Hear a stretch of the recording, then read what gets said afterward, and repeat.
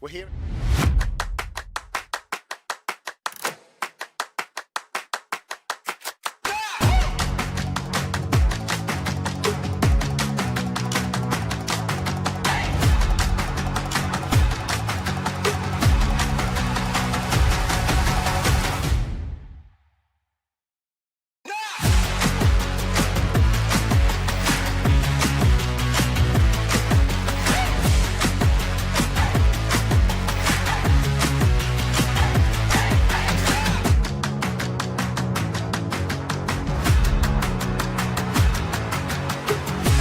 He goes. There's a little bit of contact between the two of them. Oh, there's contact. There's contact. And there's contact between Cheryl Paul and Campbell Pilling.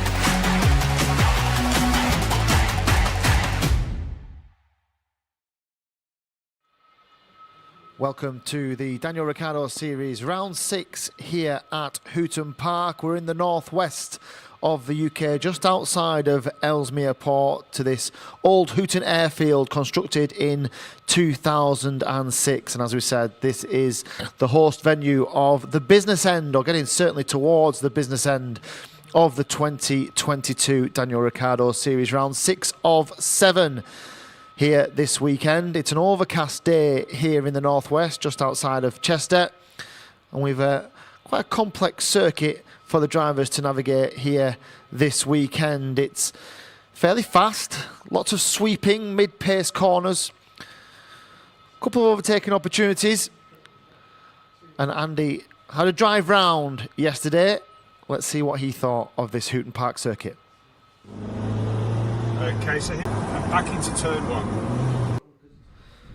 So 3 classes here this weekend, as every weekend at the Daniel Ricciardo Series. We've got our youngest of the drivers, the DRS 62s. Our junior category is the DRS 100s, and our senior drivers, the DRS 125s. The schedule allows for drivers to take part in one-time qualifying, a heat, a pre-final, and then it will all come together into the grand finals later on this afternoon. Those 3 grand finals scheduled for 4 o'clock, 20 past 4 and 20 to 5. So we've seen Andy's view of this Hooton Park circuit. I headed out this morning for a look around this track. We're here at Hooton Park for round 1 of the Daniel Ricciardo Series, where 3 classes will be looking to get their championship off to the best possible start. Let's have a look at the track. So the drivers will arrive at turn 1 very, very quickly over start finish. The final corner here at Hooton Park is a long sweeping right, so they will gain lots of momentum as they head down towards turn 1. Expect some thrills and spills on the first lap of each of our races today, and you'll notice that there's a curb on the outside to give them a little bit more of a better angle into this inside curb. There's lots of rubber on the inside curb. You can see where the drivers have been trying to get as much of a straight line through this 90 right and make their way around to the start of the opening lap.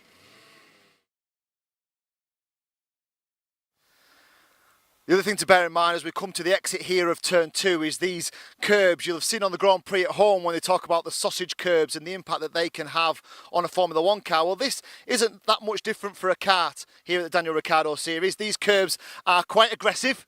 They are certainly something that the drivers will want to avoid. So the normal blue and white curbs here at Hooton Park are an okay for the drivers. These more concrete sausage curbs with the big indentations, they're more of a risk, and the drivers will be very keen not to throw a chain or have any sort of mechanical issue by running wide over these aggressive curbs. So turn 3 is where we probably expect to see most of the overtaking today. It's the first really heavy braking area on this circuit, and it's quite bumpy on the way in as well. You can see where over time karts have laid more rubber down. They've used the braking area to their advantage. It's a tight right-hander which leads them out onto the rest of the circuit. So whilst we might see some overtaking here, and we will do, the likelihood is that drivers will want to carry as much momentum to get them round the rest of the corners. So turn 4 here at Hooton Park, probably the make or break corner for your lap time. It's downhill, it's off camber, it's quick, it's tricky, and you'll see the drivers trying to get as tight to the inside of the two inside curbs as they possibly can. Gives them a run up the long straight and the little kink S's that we're about to get to, and it really just adds that piece of momentum to their lap time. I don't expect to see a lot of overtaking here, but what you will find is as drivers come out of turn 3, they swing over to the right hand side here to get the best possible line in. The opportunistic drivers might just have a little nibble up the inside.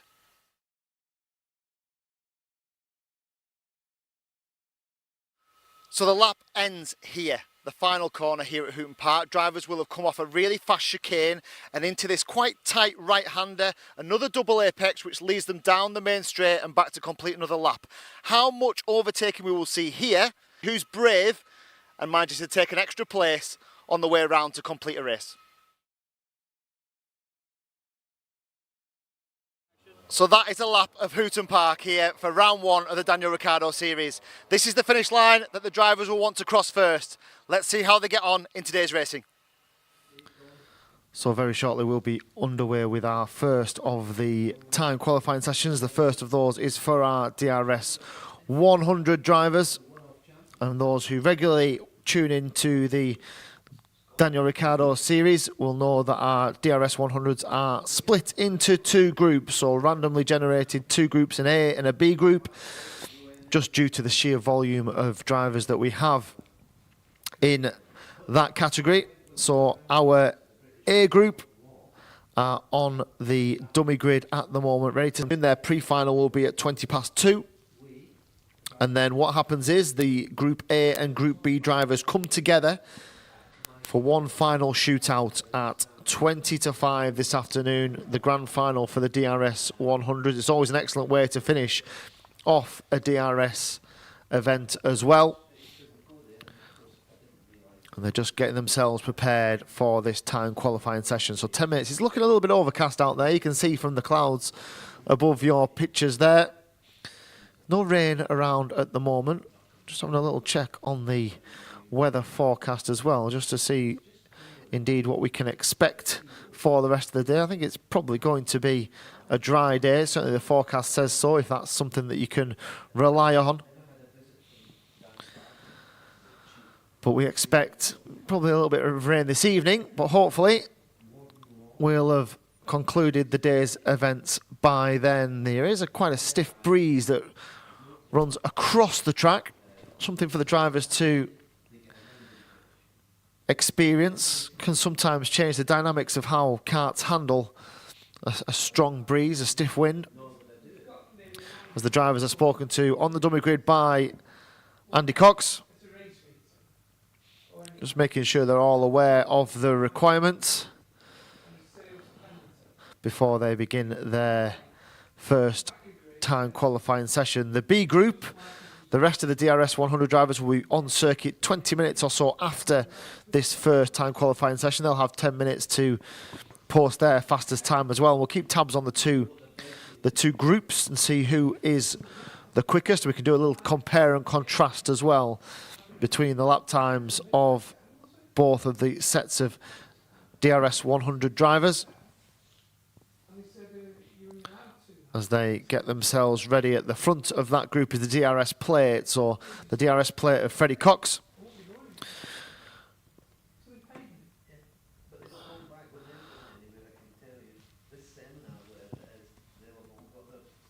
So the other thing that's worth looking at, certainly around 6 at the moment, is the current championship positions. And remember, those who are tuning in live today on Facebook or our YouTube channel, they can also follow the live timing here via alphatiming.co.uk. And you can also head there to see the 2022 championship tables. At the moment, the DRS 100 championship leader is Maximilian Salarski, who I think is in this group as well. He is there. That is the number 3 of Maximilian Salarski.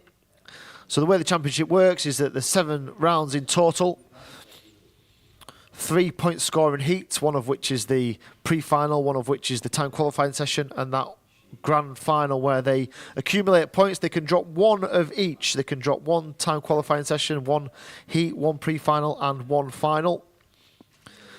It gives drivers the opportunity to recover from potentially a mechanical problem or a mistake or an accident or an incident.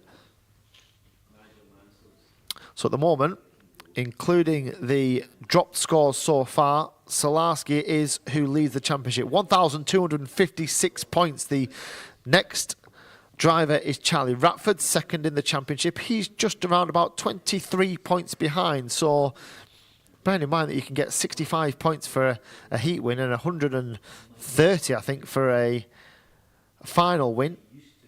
That is not a huge advantage at the moment for Salarski, but it's an advantage nonetheless. So Ratford second in the championship. The DRS player Freddie Cox third in the championship. He's only a further 7 points behind Ratford. Then Tristan Powell fourth in the championship. James Kochelek fifth. Daniel Ware is sixth. Sam Halley-Hinksman seventh. And Sherian Powell is eighth. And then Bryn Calder is ninth in the point standings at the moment. And 10th is Henry Ford. But even all the way down to fifth place James Kochelek, it's still only around about 50 points separates first and fifth. That can very, very quickly be made up due to this scoring system that we use here at the Daniel Ricciardo Series. So we've just got around about 3 or 4 minutes to go before we are underway for today's event. Lots of action to come here in the round 6 of the Daniel Ricciardo Series. So every driver undertakes that time qualifying session. They undertake that heat, the pre-final and the final.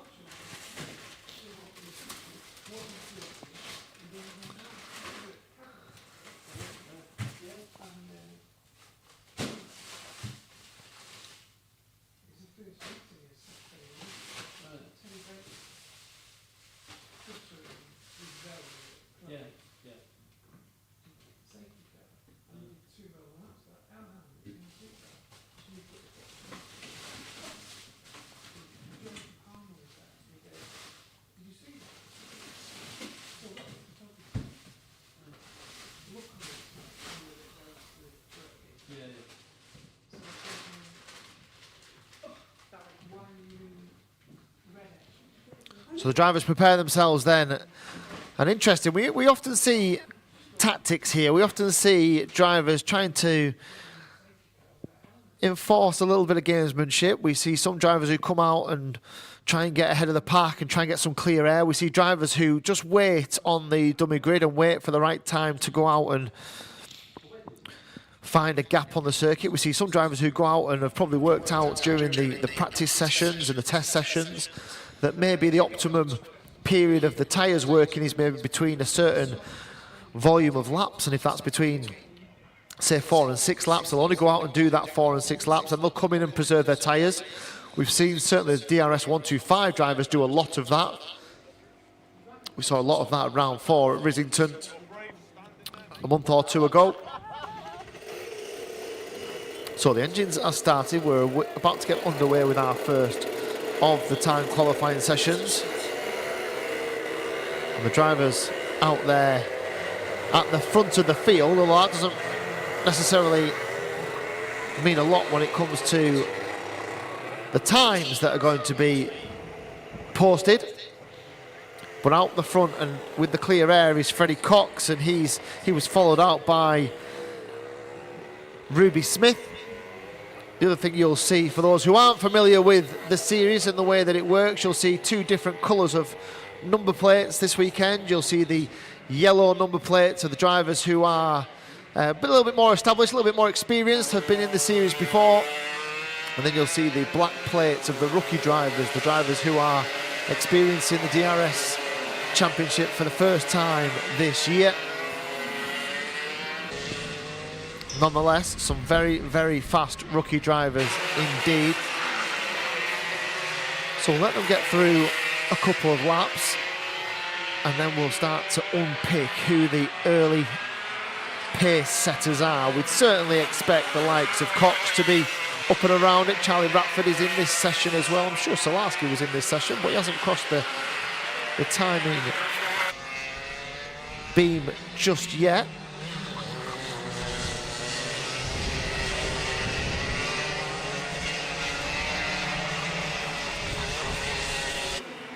So Cox, oh, there is Salarski. Okay, so this is what we were talking about earlier on. So the drivers that choose not to go out at the start of the session, the drivers that choose just to hold on, just to wait for a moment. And one of those is Maximilian Salarski. We've seen a little bit of this from Salarski before as well. He's used it to great effect as well. So the championship leader just holding a watching brief at the moment. There's still 8 minutes of this session remaining, and with an average lap time of around about 37, 38 seconds here. Plenty of time as Salarski goes on his merry way. He's followed out by the 117 of Eldon Holland. Assuming that Holland will want to just try and get a bit of a tour, just try and stay in behind Salarski. Try and get him to drag him round this Hooton Park circuit as they head up towards turn 3. This long right-hander, and then they drop down, don't they, towards the left at turn 4 for a little chicane, little chicane, and then up towards the final corner. So let's just keep an eye on the likes of Salarski. He's on your screen at the moment, just coming around the final corner here and drops right down the hill and past our chronometry position, which is on the right of your screen, comes into turn 1. So he's done his out lap. This will be the first flying lap for Salarski. And whilst he's doing that, Freddie Cox is the fastest driver on circuit. 37.363 is just around about 2/10 of a second. So 2/10 of a second faster than Charlie Ratford. So third in the championship is ahead of second in the championship. And championship leader is just about to come round and complete his first lap of this qualifying session. He goes through the long right-hander, a little bit of a wobble as he came out. What time does he post? He posts a 4th fastest, 38.116.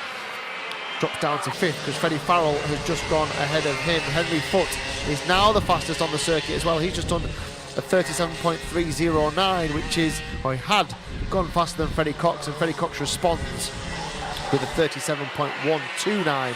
So Cox is now fastest man. We're still looking at the championship leader, Maximilian Salarski, who goes through that fast little chicane and up towards the final corner. A little bit more neat and tidy this time from Salarski as he drops down the hill here. What does he do this time? 37.5, so he's gone third fastest. So it's Freddie Cox, Henry Foote now up to second. Salarski, Ratford, Freddie Farrell, good showing from him in 5th place, the 160 kart. And then Archie Potter is 6th fastest, Jake Rudrow is 7th, Ruby Smith is 8th, Maximilian Reed 9th fastest, Tuscany Groves is 10th. So Cox then has just around about a 10th of a second advantage over Henry Foote, who is 2nd fastest out there. Is Salarski going quicker? Yes, he is. Not just going quicker, going quickest of all. So Salarski, the first driver to duck under the 37-second barrier and instantly demoted from that fastest lap time by Henry Foote. So now the times are starting to tumble. Now the circuit is certainly coming back towards the drivers in terms of that grip. The tyre temperatures come up towards their optimum, and we're starting to see drivers post lap times probably around about where we'd expect the fastest lap to be, a 36.804 for Henry Foote. It's only Foote and Salarski who are under the 37 flat barrier at the moment. 37.1 for Freddie Cox, Charlie Ratford 37.2. But the fastest driver on the circuit at the moment is that man, the number 5 of Henry Foote. As he heads up to the long right-hander at turn 3, drops down the hill, moves the kart to the right to take the left-hander. The long left, double, almost triple apex, Andy Cox was saying earlier on. Heads up the hill towards the chicane. This is fast here. Gets a little bit sideways, gets a lot sideways. I'd be surprised if this goes faster from Foote, and he's going to have to because Salarski has done a 36.5. What does Foote respond with? 36.6, doesn't go fastest. this time, and still the likes of Cox and Ratford and Maximilian Reid just can't duck under that 36-second barrier, 37-second barrier, can they, at the moment? So at the moment, the front two, Salarski and Foot, have around about 2 or 3 tenths of a second over everybody else in this field. So how long have we got left at this point? We've got 3 minutes to go here. We've got a spinner and a driver coming in from the circuit. As we look now down to Henry Foot, a real slow lap from Salarski last time. I wonder if he was just finding himself a little bit of space out there to operate within. He's got half a tenth of an advantage, hasn't he, over Henry Foot. Freddie Cox has now got under the 37-second barrier, 36.8. But Ratford 36.6 goes up to second. So good move from Charlie Ratford, just improving his time. Now what's Salarski got? Now he's got a little bit of fresh air in front of him. Can he go faster? We've got a mechanical flag for Salarski. Why is that? Why? Oh, the front bumpers come off. The front Nassau panels come off. So Salarski has lost some bodywork. So that is the end of his session. Now then, with 2.5 minutes to go and Salarski out of qualifying, can the other drivers find, well, they need to find around about 100th of a second would do it for Charlie Ratford. Let's see what he can do as he starts another lap here. So Salarski completed 7 laps before that front nose cone came off.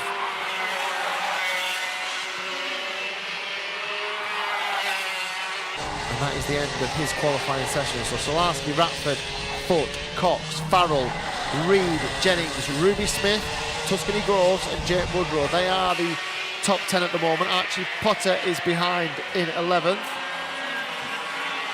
Then Ron Marsden and Mieran Evans, Ben Thorley and Eldon Holland, the last of the runners. In fact, Eldon Holland hasn't completed a lap as yet of this qualifying session. Archie Potter moves up 3 places into 8th. A good lap from Potter, 37.7, a personal best, and Maximilian Reid has just moved ahead of Freddie Farrell into 5th as well. No changes at the front. Let's just keep an eye on the likes of Ratford, the likes of Henry Foot and Freddie Cox. They're the 3 that are most likely here to displace our current fastest driver, and we're under a minute to go here. We've just got around about 50 seconds. So the drivers, as long as they've crossed the line before the checker flag is waved, they will get to complete that extra lap. So they'll all be looking to scamper around before the checker flag drops. Just looking out towards Ratford, who's just coming up towards the fast chicane. Just a roundabout here now. There he is, Charlie Ratford. Slightly wider line through the final corner here. Drops down the hill. Does he go faster? No, but the driver who has gone faster is Freddie Cox, and also close to displacing Maximilian Salarski. He's just 0.06 of a second slower than Salarski. The only thing to be aware of here is Salarski nailed that time down within 6 laps. It's taken your likes of Freddie Cox and Ratford and Henry Foot. It's taken them 14, 15 laps to get to that sort of pace. Now in a race situation, Salarski would be up the road, he'd be out the way, he'd be gone. So they need to get that pace a little bit quicker, a little bit sooner for the likes of Ratford and Cox. Ratford's completed his last lap, so he will not do any better than 3rd, but Cox is still on his last lap. Has he got a grandstand finish for us here as he crosses the line in just a few moments' time? Does he go any faster? No, he doesn't. In fact, I don't think he has crossed the line yet. He's just crosses the line now. He'd actually backed off, I think, before he got to the line. He was a couple of seconds slower as he came into the paddock. So it's Maximilian Salarski with a time of 36.594 who takes the fastest lap in the time qualifying session, obviously subject to any post-race scrutiny and checks, of course. All the drivers are weighed, the equipment is checked to ensure it meets all the legal specifications. So Solarski fastest, then Freddie Cox second, Charlie Ratford third, Henry Foote fourth, Maximilian Reed fifth fastest. There was around about half a second between the top five. George Jennings, Freddie Farrell, Jake Woodrow, Ruby Smith and Archie Potter the top 10. And then Tuscany Groves, Rowan Marsden, Nearing, Evans, Ben Thorley and Eldon Holland, the last of the 15 runners.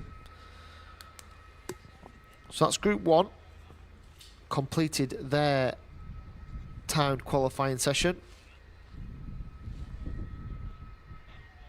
And Group 2, which is everybody else, will be on circuit in just around about, what 7 or 8 minutes time before that time qualifying session begins, with a couple of drivers just being recovered from this Hooton Park circuit. And so we'll be back in just a few moments time with that time qualifying session for the DRS 100s.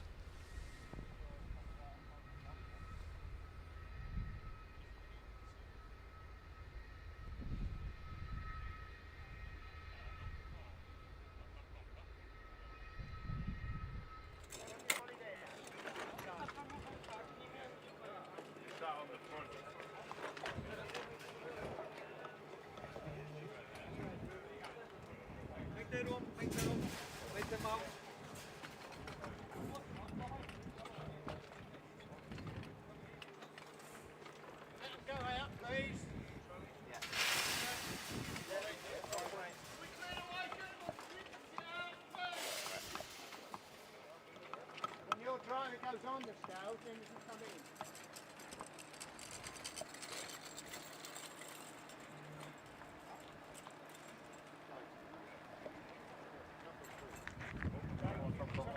Yes. Yes, if you can.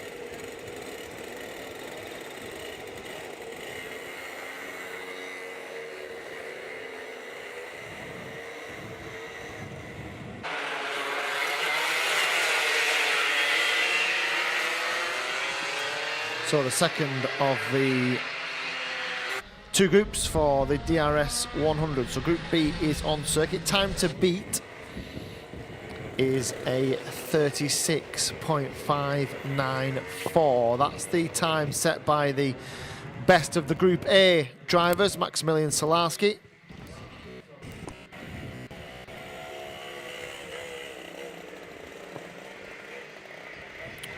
So all the drivers on circuit with the exception of Sherry-Ann Powell, who now joins at the back of the field. She's joined, well, not right in front, but fairly close to the front of the initial early runners. So she will get swallowed up by a couple of those, you would imagine, because they're a lap better off in terms of tyre temperature. As they descend onto her now as they go into the left-hander of, and she gets very sideways, doesn't she, Sherry-Ann? She'll get a couple go past her, but she'll just follow and form in behind them. And then get a little pull along, little tow along as well from that group of drivers. We've got one who's just had a little spin and rejoin.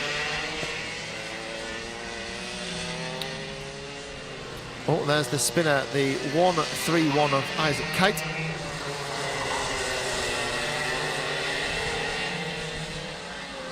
Just on the way into turn one, I think that incident from the previous lap. So we're getting up towards the second flying lap for these drivers. We'll start to understand what sort of pace this Group B for the DRS 100s has.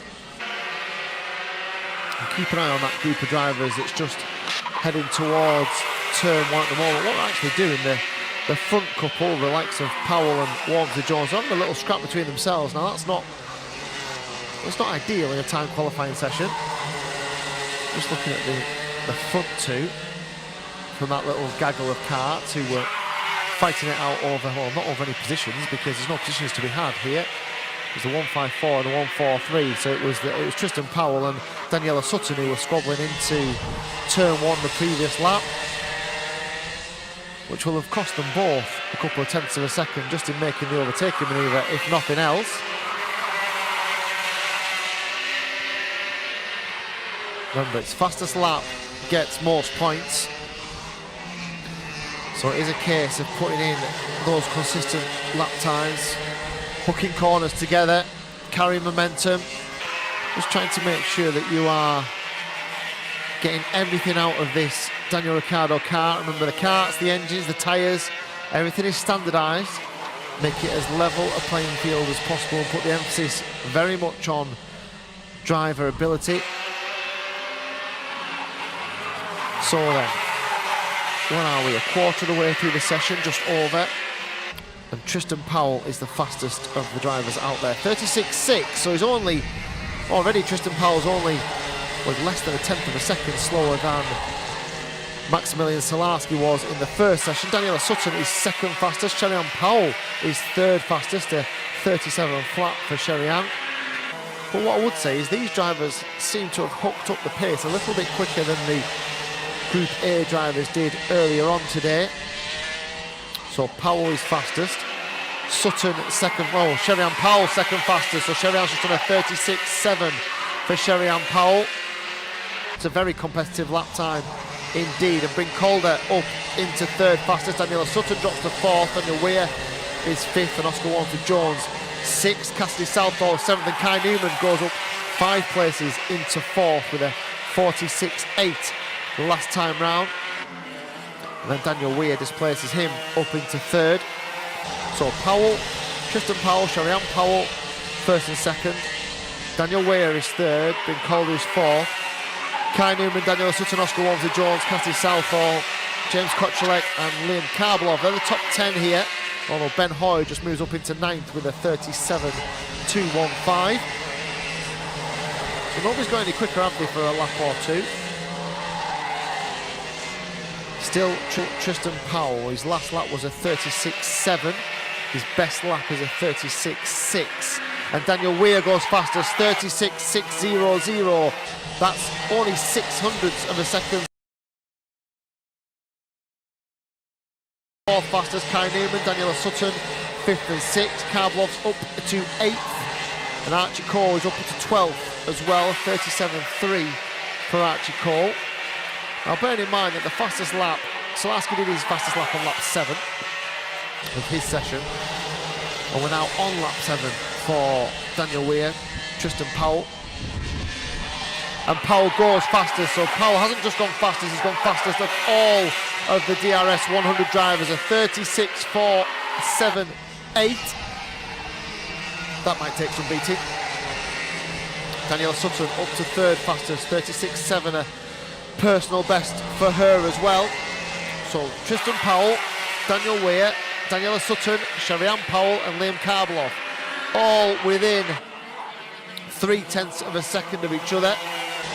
Kai Newman's a couple of tenths further back. He's the 6th fastest driver out there at the moment. As Calder goes up to 3rd, so 36.6 for Bryn Calder, up to 3rd. I reckon we've got 7 or 8 drivers here that are all going to be within a tenth or so. We've got used to, haven't we? We've been spoiled by the DRS 100s this season. And they are certainly looking like this is going to be very close indeed. Last year here, it was round 1, and Maximilian Salarski was the winner of that round, so he knows what it takes to win round here, as the 1-3-1 of Isaac Kite has another spin through the double apex left-hander of turn 4.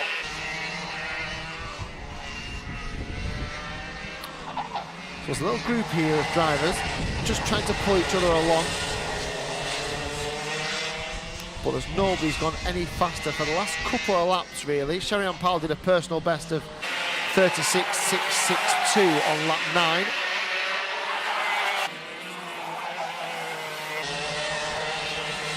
That's just, well, what is it? 0.2 of a second, less than 0.2 of a second off the fastest lap of the session so far, but all the way down in 5th place for Sherry-Ann Powell. That gives an indication of how close these drivers are. Has anyone got anything late on here? We've got still a quarter of the session to go, and there was a couple of drivers in the first session who threw in their best time, their best lap time late in the sessions.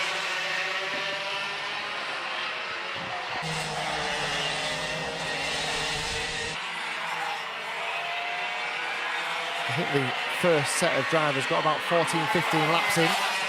There's something similar here as we look at the fastest driver on circuit at the moment. It's Tristan Powell heading up towards the right-hander at turn 3 and then swings back to the right for turn 4. Long left-hander. Drops down a little dip into this fast chicane. They go right, left, then try and keep the car onto the left-hand side for the long, another long sweeping right-hander, and it drops all the way down this start-finish straight here at Hooton Park into this 90 right. Who's gone faster? Oh, Bryn Calder's the personal best, so Bryn Calder up into 2nd. 36.524. Now that's also faster than Salarski did earlier on in this first session. So Calder then 2nd fastest now, and we'll be on the chase here. He might get another couple of laps in, he might get 2 more at the end of this one.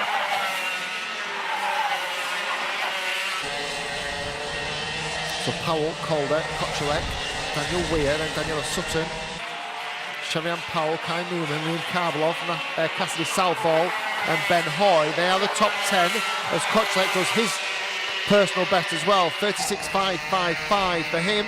He's good enough for 3rd fastest. Drops Daniel Weir to 4th, drops Daniela Sutton to 5th, and Karlovov goes up to 2nd. So Karlovov a 36.514, and the times are starting to tumble here. Tristan Powell, Liam Karlovov, Bryn Calder, James Kochelek, Daniel Weir, Daniela Sutton, and then Sherry-Ann Powell in 7th. We're down. This will almost be, will Calder get over to do one more lap? It'll be really tight.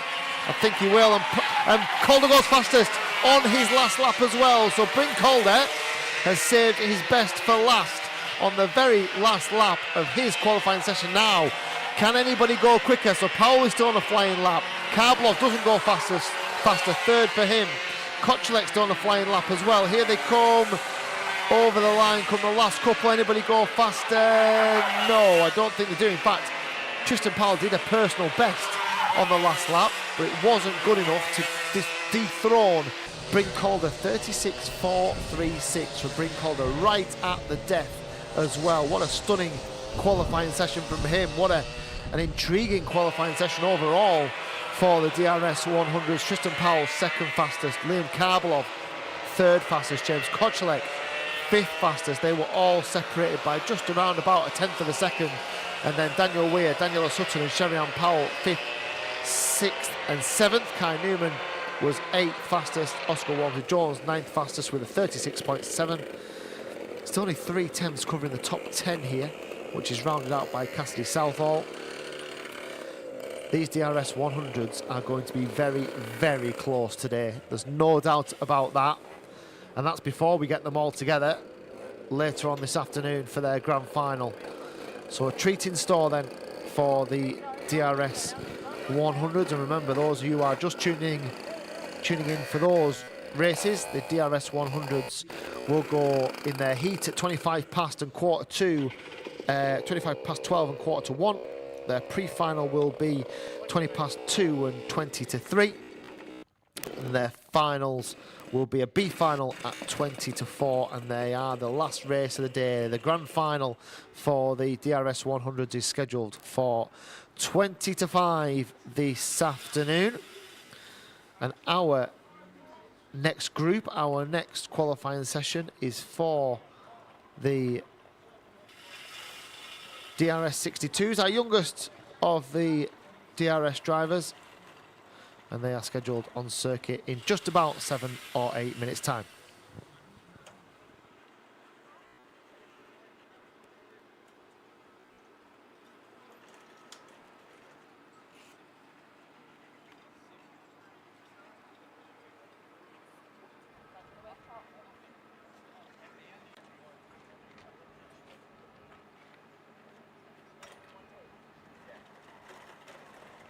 Chris, put it over here, please. Sorry, here. Chris.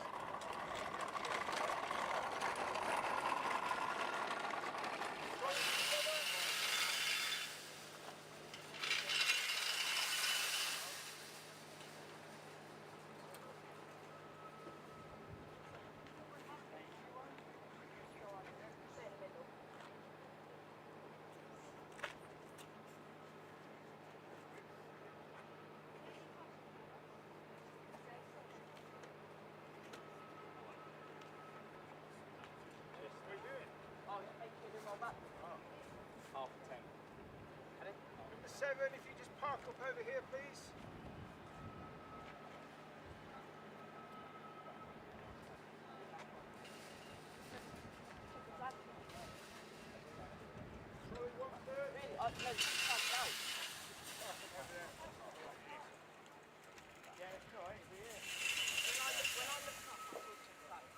It might not counted, but when I looked up, yeah, but he wouldn't let you go past, then he waved it to when green. I looked up, it was flashing, so I didn't know.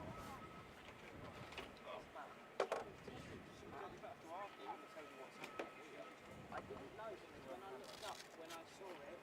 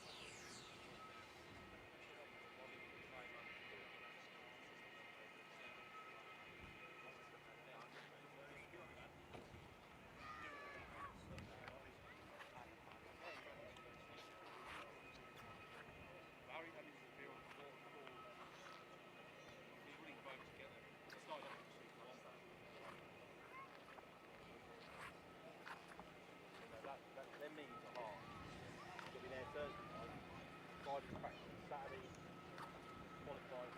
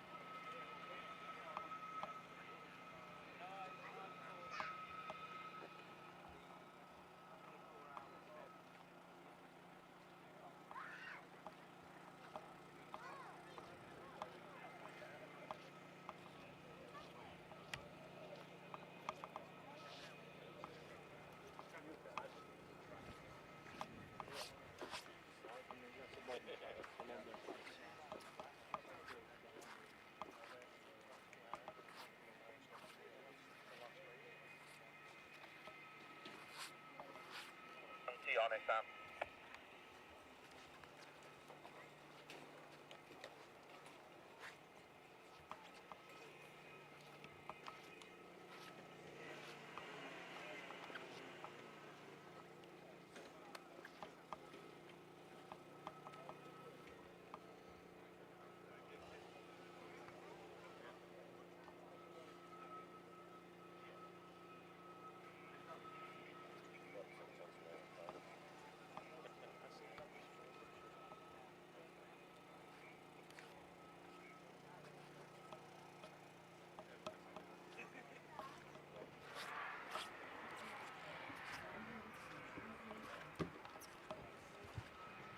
So the DRS 62s about to get underway for their time qualifying session. Around about 2 minutes to go before that session begins, and we can take a quick look at their championship standings at the moment. After 5 rounds of the Daniel Ricciardo Series, it's Jack Robinson, the DRS player, with a slender 3-point advantage at the front of the field.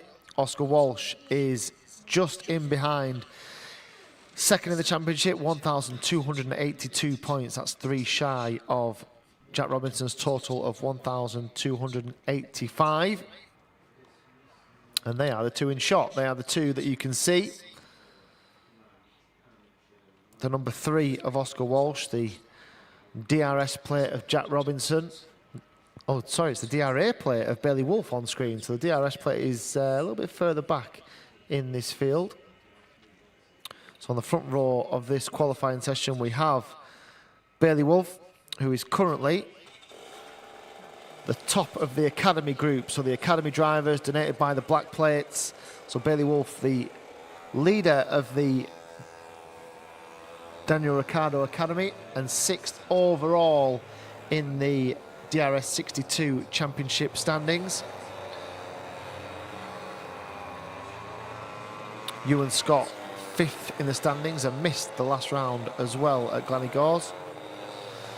And then Benjamin Baker, 4th in the championship. Nat Johnston, 3rd in the championship. And we've got a problem in getting Aston Redpath underway, the 105.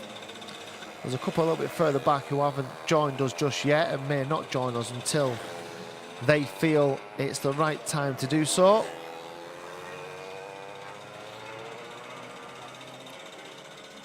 So just trying to work out what to do with Aston Redpath. And a couple of mechanics and helpers and parents on hand. But at the moment, they don't look to be having much luck, do they, in getting that started? And what you can see, I wonder what he was doing there. I wonder if he was just nipping the the fuel pipe, so sometimes any sort of kart engine can get effectively too much petrol through it. And sometimes you need to starve the engine of fuel just to light the ignition.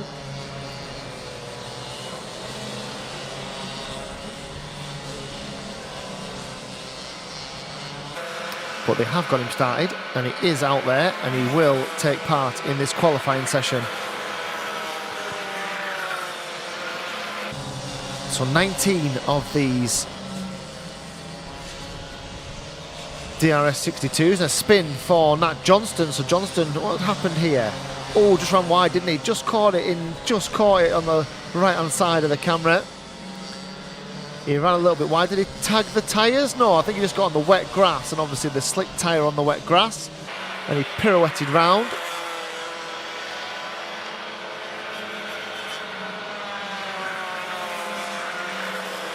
And he's rejoined. I don't think in any harm at all. He's back out there. There he is, just going through the shot into turn 1 here. And everybody just starting to put their first couple of flying laps together. The only one still to post the time is Redpath, but we know that he's out there, and he has just posted the time. In fact, he's posted the 6th fastest time, so it's a decent outlap from Aston Redpath. And there is the fastest driver on circuit at the moment, the number 3 of Oscar Walsh. So Walsh second in the championship then. He's won 2 of the 5 rounds so far.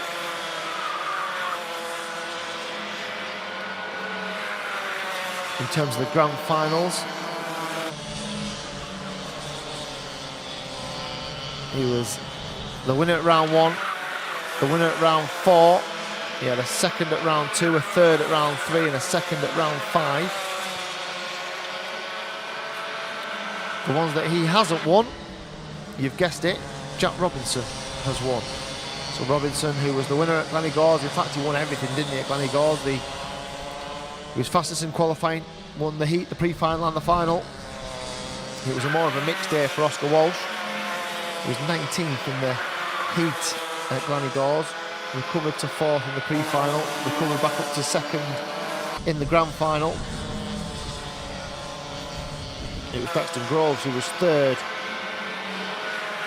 at Gleneagles. And where's Daxton Groves today in terms of this qualifying session?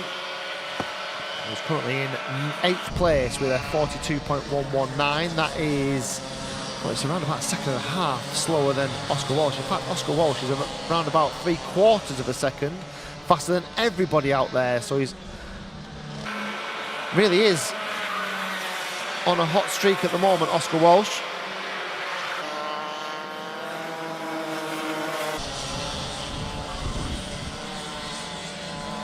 So Robinson 41.229 as Walsh does a 40.809. So nobody's under the 40-second barrier other than Oscar Walsh, and Robinson's getting a little bit closer. Personal best last time round. He needs to find nearly half a second at the moment, Jack Robinson. And that's unusual, isn't it, for DRS 62s, certainly the dry conditions, to be spread out by that amount of time. We've got just under half distance here to go in the qualifying session.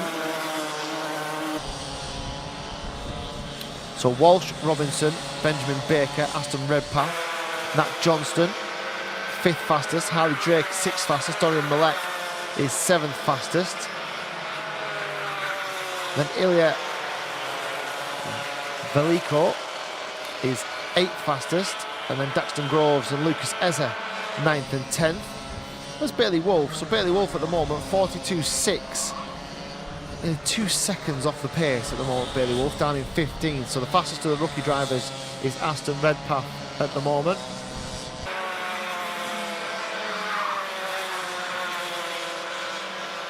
So I'm also being reliably informed that we have some lap records tumbling at the moment. So Brink Calder for the DRS 100s of 36.436, a new lap record for the DRS 100 class.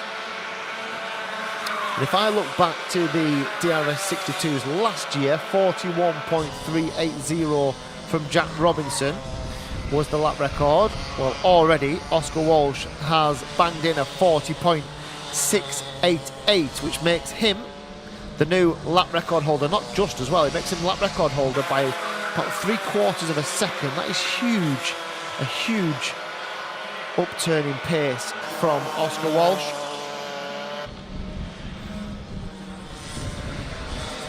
And the front two have really dropped off the pace, haven't they? Last couple of laps. 46 for Walsh, 45 for Robinson. They're back on it now. And there is Jack Robinson. Needs to find something here, doesn't he? He needs some pace from somewhere if he's going to get on terms with Oscar Walsh, who's trying to close that championship lead down as well.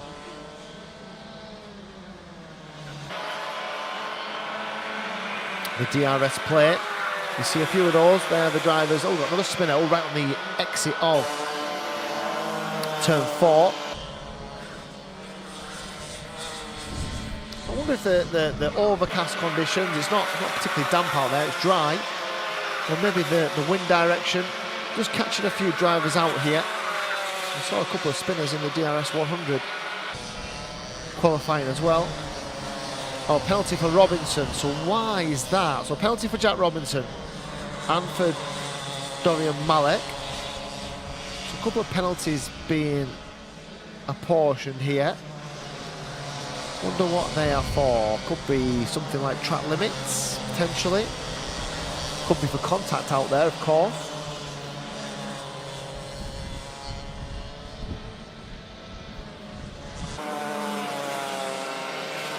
And a mechanical flag for Cruz Dalton. So the number 64 of Cruz Dalton, who is, where is he in terms of the times? He's 13th fastest, 42.315, and he's into the paddock this time round. And just keep an eye on Dorian Malek, who's up into 3rd in terms of his pace, 41.5. So that's still 4/10 slower than Robinson. It's nearly a second slower than Oscar Walsh. So a real difference here as Nat Johnson moves up into 3rd, 41.5 for him. Oscar Roach is up into 9th, jumps ahead of Daxton Groves and Lucas Ezza. So Walsh, Robinson, Johnson, Malek, Benjamin Baker is 5th, Aston Redpath is 6th. So Malek is now the fastest of the academy drivers. Then Harley Drake, then Valico, and Roach and Groves and Ezza, and Bailey Wolf is now 12th, and Cruz Dalton is 13th.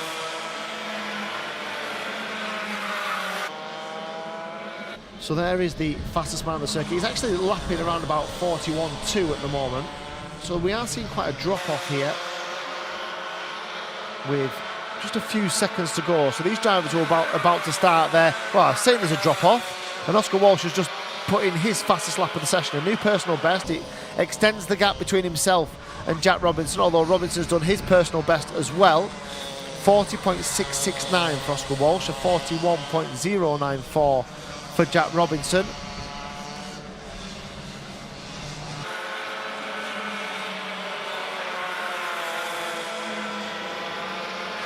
A little bit further down there, Nat Johnson's just completed his final lap. Malek 4th, Daxton Groves 5th, Baker 6th, Redpath 7th, Valico 8th.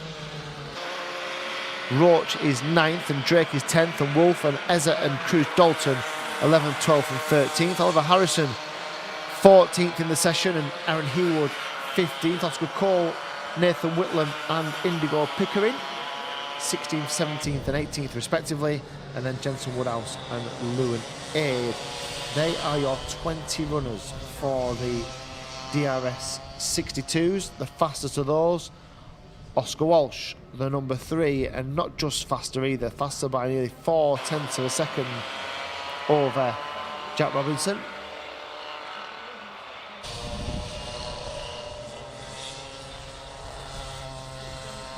So that is your order for the DRS 62s. Next up then, the final qualifying session of the day, the DRS 100s, 10 minutes or so before our senior class will be with us, and we'll be back with you in a few moments' time.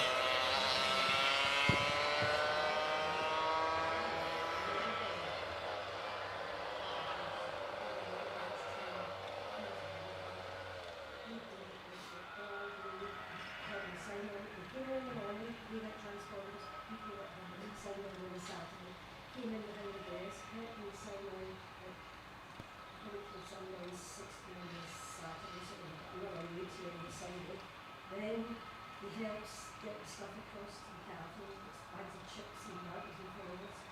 Then he did all the trophies for us, like the racing certificate, and there's about 40 trophies. And I lay them out, and I give him the thing for the day. So it's about time you got somebody responsible doing the trophies.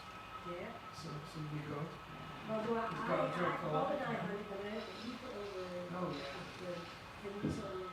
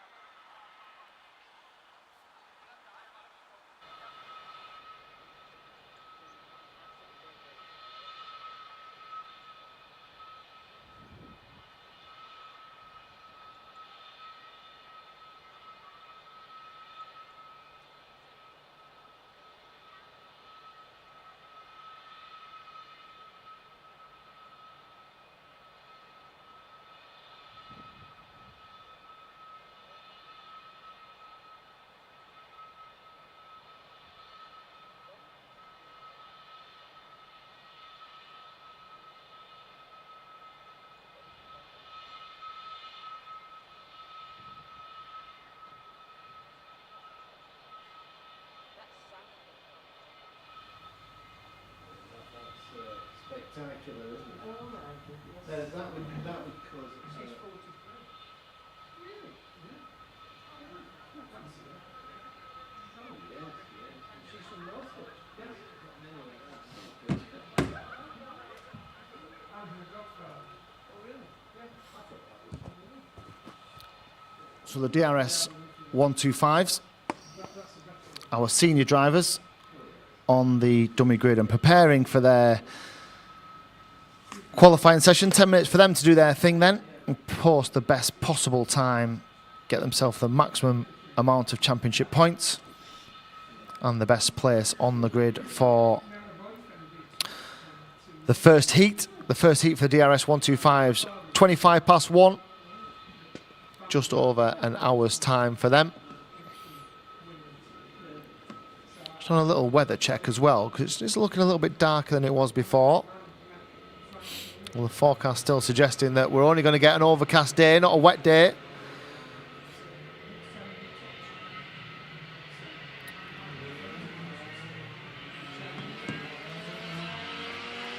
As out come the 125s, and now we see some of them just waiting, just holding off, just knowing that they don't have to go and complete all of this 10 minutes. Indeed, they'll be happy to ensure that they are not putting maximum wear into the tyres.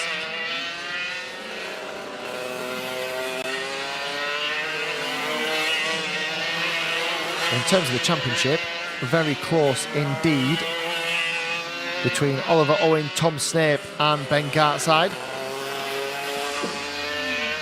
About 10 points separates the front three. There's only another 9 points back to first Bill Basie.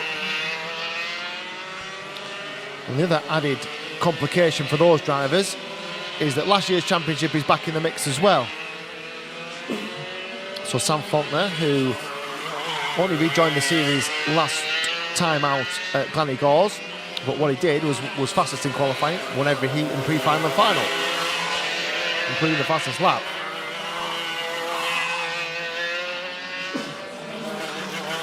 So Faulkner may be a sideshow here, because he isn't going to affect the overall championship standings, due to the fact that he only joined us at round 5.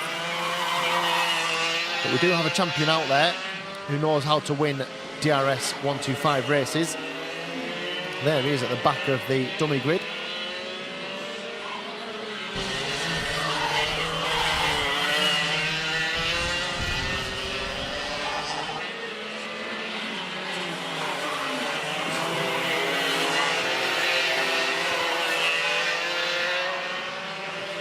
So the first drivers are out there. We've got 2 minutes complete of this session so far.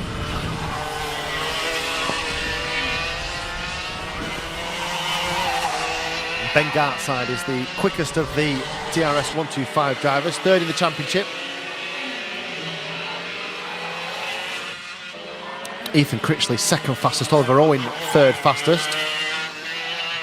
Tom Snape isn't out there yet. The DRS of Firas Bill Basie, I don't think he's out there either.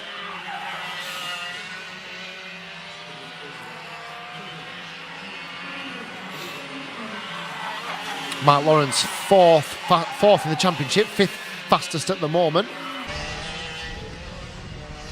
See, Mark Lawrence on 1,167 points is only, what, 55 points behind championship leader Oliver Owen.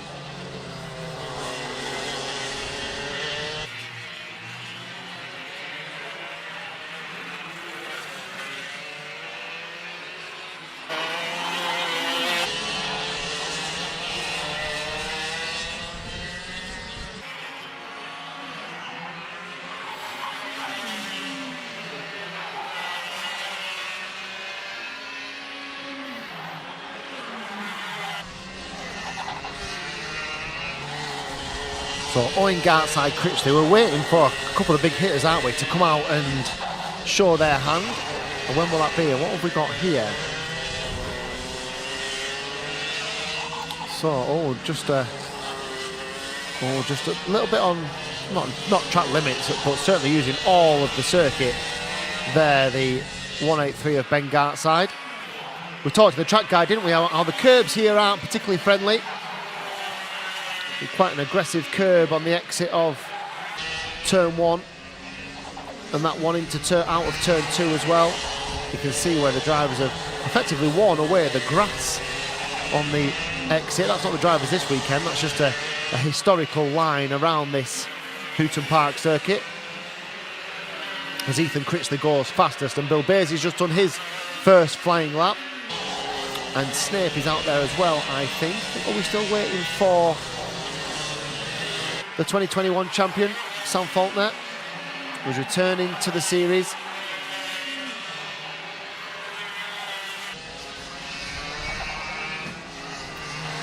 So there is Gartside, third fastest, third in the championship.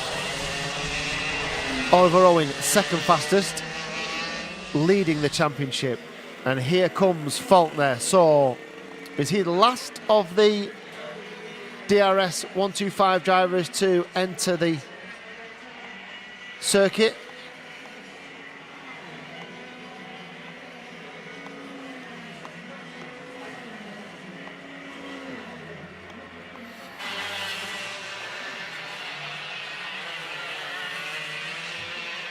I think he is. So what's Faulkner got then, and how quickly can he get up to speed? We've got 4 minutes and a half of this session remaining. As he just tries to put as much heat temperature through the tyres as he possibly can. He's he's very wide, and he lost it on the way into the turn 4. He looked very wide as he went in, and he must have just dropped a wheel onto the grass. He went straight on and hit the tyres. Let's have another look there. He turns. It doesn't react, he gets all kind of sideways, then tries to correct it, can't get it in one place, and just nerfs it into the tyres. It's quite a big impact for Sam Faulkner. He looks okay, he must be okay because he's back out there now. Is there any damage for Sam Faulkner? Well, it's a bit of human error, isn't it, from Sam? That is something very, very rare from the champion. Has he got damage? Looks like the Nassau panel is a little bit, well, it's not aligned, is it, to the front of the cart. Looks like he's going okay. I don't think that Nassau panel's causing a particular issue. I don't think would it warrant a technical flag? Here he is, back at the scene of the incident. Does he get it in this time? He does. Ooh, wasn't that great that time either, was it? Loads of opposite lock. I think he was just trying to get as much heat into the tyres as quickly as he could, and he just dropped it on the way into turn 4, the long left-hander. Let's see how quick he is now. So this is just his outlap, effectively. It's 36.9, so it's quite a distance off. I wonder if he's got a problem. Let's just see. I would expect an outlap to be a couple of seconds probably off the pace. I wonder if he's done something like bent a track rod, or maybe he could have just tweaked it. I mean, the impact was that heavy, he could have tweaked the chassis, couldn't he? Let's just have a quick look at how he goes this time out. Still Ethan Critchley is the fastest, by the way. Ben Gartside, first, Bill Baisey, third fastest. Tom Snape is up to 4th. Here is Faulkner then. What does he do this time? He goes 6th fastest. 36.1 against Gartside on a 35.8. So he's 3 tenths off the pace. Faulkner on his really second flying lap. That's okay, and he'll know that's okay. So Gartside, Critchley, Bill Baisey, Snape, Owen and Faulkner. Then it's Kurt Fordry. Snape's done 5 laps, Bill Baisey 6. Gartside's still out there on 11. Let's have a look at what Sam Faulkner does this time. Does he go quicker? No, he doesn't. I think he's probably got a bit of a handling issue from the impact. I am pretty sure there is, when they get that kart back, there will be some sort of remedial work that needs doing. I think Sam Faulkner's probably just driving through it at the moment because he has to. It looks kind of out of shape, doesn't it, when he goes left, lifts the rear wheels up. It is quite a coarse surface here. There is a bit of bumps and bounces. There is some curbs that you can take as well. Here he comes for another lap. Does he go faster? Yeah, a little bit. 35.9 this time from Faulkner. So he's only a tenth off the pace. So we're not saying it's disaster here, but by some Faulkner standards, we usually expect him to be certainly out front within a couple of laps. He's coming up against a bit of traffic. He's going to run out of time if he's not careful as well. So Fordry 7th, Mark Lawrence 8th, Roberto Minoni is 9th, JJ McGing 10th, and Carl Watt 11th, and Peter Hugler is 12th fastest, a 38.5 for him. So we're watching Faulkner just come up to this traffic. Oh, he's gone fastest. He has gone fastest, 35.7 for Faulkner last time round. So he actually used the traffic to his advantage. He used the traffic to drag him along a little bit, just to use them as a bit of a chasing mechanism. He's going to have to dispatch of them now as he tries to do on the inside of turn 4. Doesn't manage to make anything stick there. And this will now hold him up, but he's done the damage, hasn't he? He's already done the damage, 35.7. He's a 10th.5 quicker than Ben Gartside. And Faulkner is a very eventful qualifying session. Now enters the pits, done enough, he thinks, as the rest of them continue. Now that'll be interesting to see how the state of that, the front end. Let's have a quick look, see if we can get in on the front of that car. Certainly around the front left as he sits in it. So the opposite side is the bit we're interested in. I think we might be is there a bent track rod there? Can we get a little bit closer? It's hard to see, isn't it? He's having a little look as well. It's so hard to see. If we can get the cameraman round the other side, just where he stood, and focus right down on that inside left tyre, we might have an idea. Oh, there we go. What can we see with our eagle eyes? Everything in place. They are robust, these Daniel Ricciardo karts, there's no doubt about that. Just looked like an awfully heavy impact for Faulkner. And I couldn't see anything glaringly obvious. There was nothing at a 90-degree angle, nothing hanging off. So maybe he's gone away with it. Certainly the time would suggest that. 35.7, fastest lap of the qualifying session for Sam Faulkner. Ben Gartside, second fastest, 35.8. There it is. Can we see anything? No. Not even that much bumper damage, really, is there? He's not gone to it and really had a look. The NASA panel probably took the brunt of it, but he's not really gone and started to look at areas where it's struggling. It seems to be pushing in a straight line, doesn't it? So, yeah, I wonder if he's got away with it a little, the error there. He certainly got away with it in terms of lap time. So Sam Faulkner fastest then, Gartside second fastest, Critchley third fastest, Bill Basie fourth, Oliver Owen fifth, Tom Snape sixth. They are your top 6 for the DRS 125s. There's about 3/4 of a tenth between Faulkner and Gartside.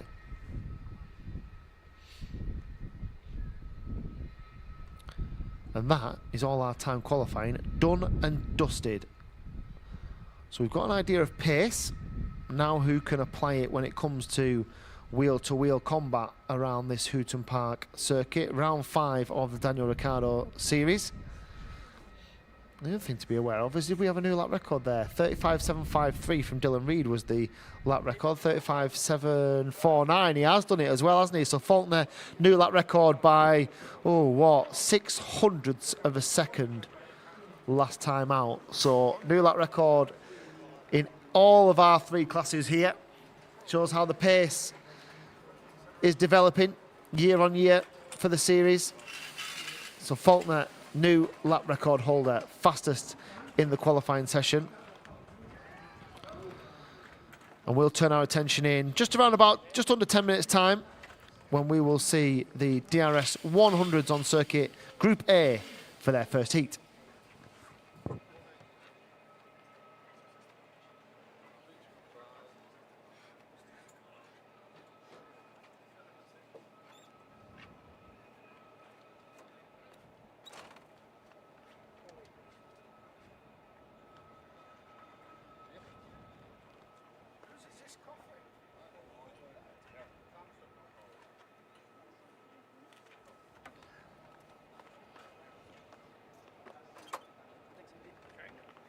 She can go. Number 5.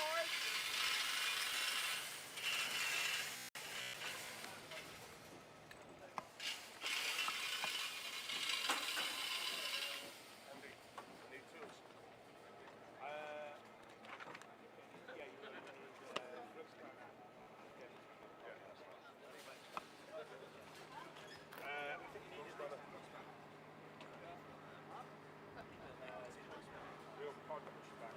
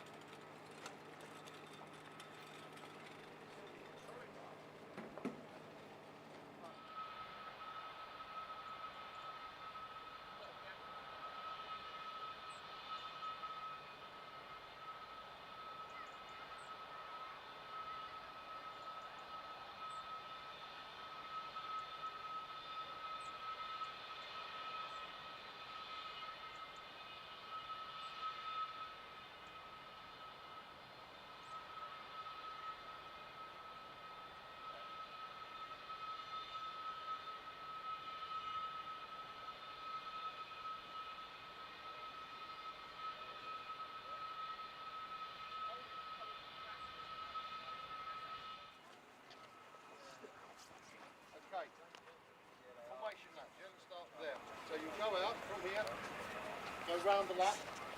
That's your first lap, that's your engine clearing lap to get it settled, yes?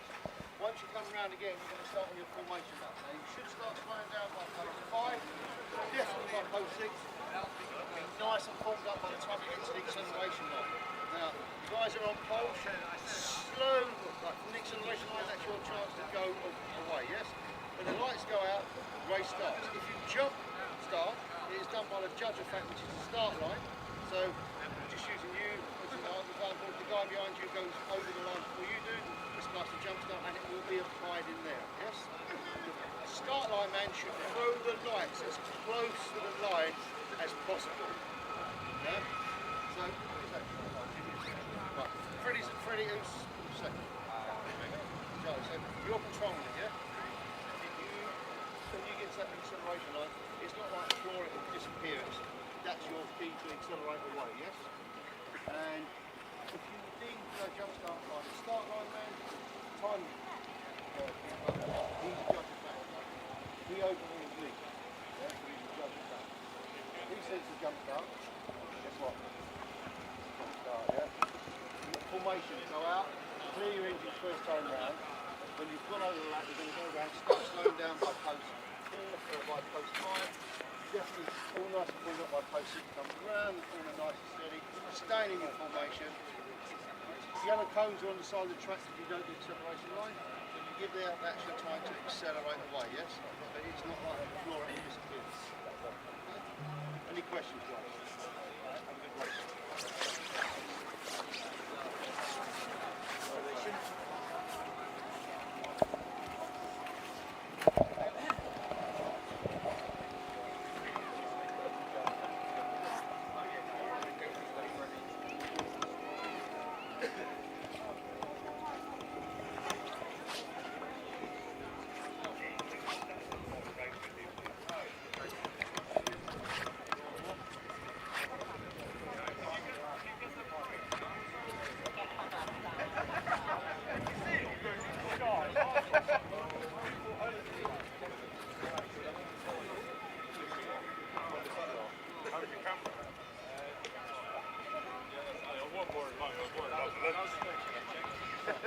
Before your leg.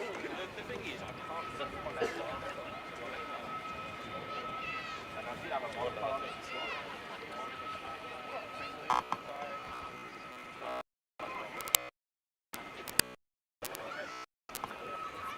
Well, it'll be fine.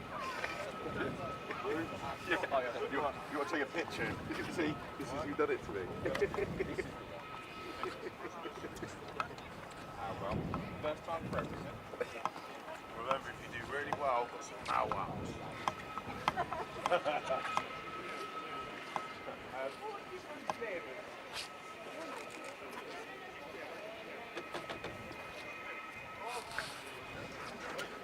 So our first of the combative race action of the day, the DRS 100 Heat 1 for Group A.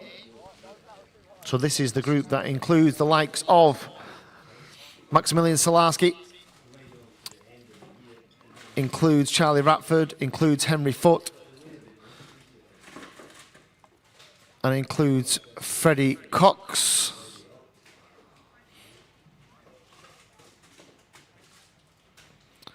So it's a front row of Cox and Ratford. And an opportunity with the championship leader, Maximilian Salarski, a little bit further down this field, or indeed at the back of this field. An opportunity, although Freddie Cox has dropped it on the way out of the dummy grid. What's he done there? He's just caught a few out, hasn't it? Oh, he's just dropped it. Literally just lit up the rears, spun him round, and he can just rejoin. No harm done for Freddie Cox. He'll just rejoin and he'll just work his way back up to the front of the field. But we've seen a few, haven't we? We've seen Sam Faulkner do it on an outlap. We saw a couple of the drivers in the DRS 100 B group time qualifying. just struggling the first couple of corners. Just give you an indication of how cool it is out there. It is quite a cold day. And it certainly has caught a few out, hasn't it? The cold tyres. So Cox will scamper his way back through the field. Put himself back onto the front of the, inside the front row, where he will now dictate the pace of the session with Ratford alongside him.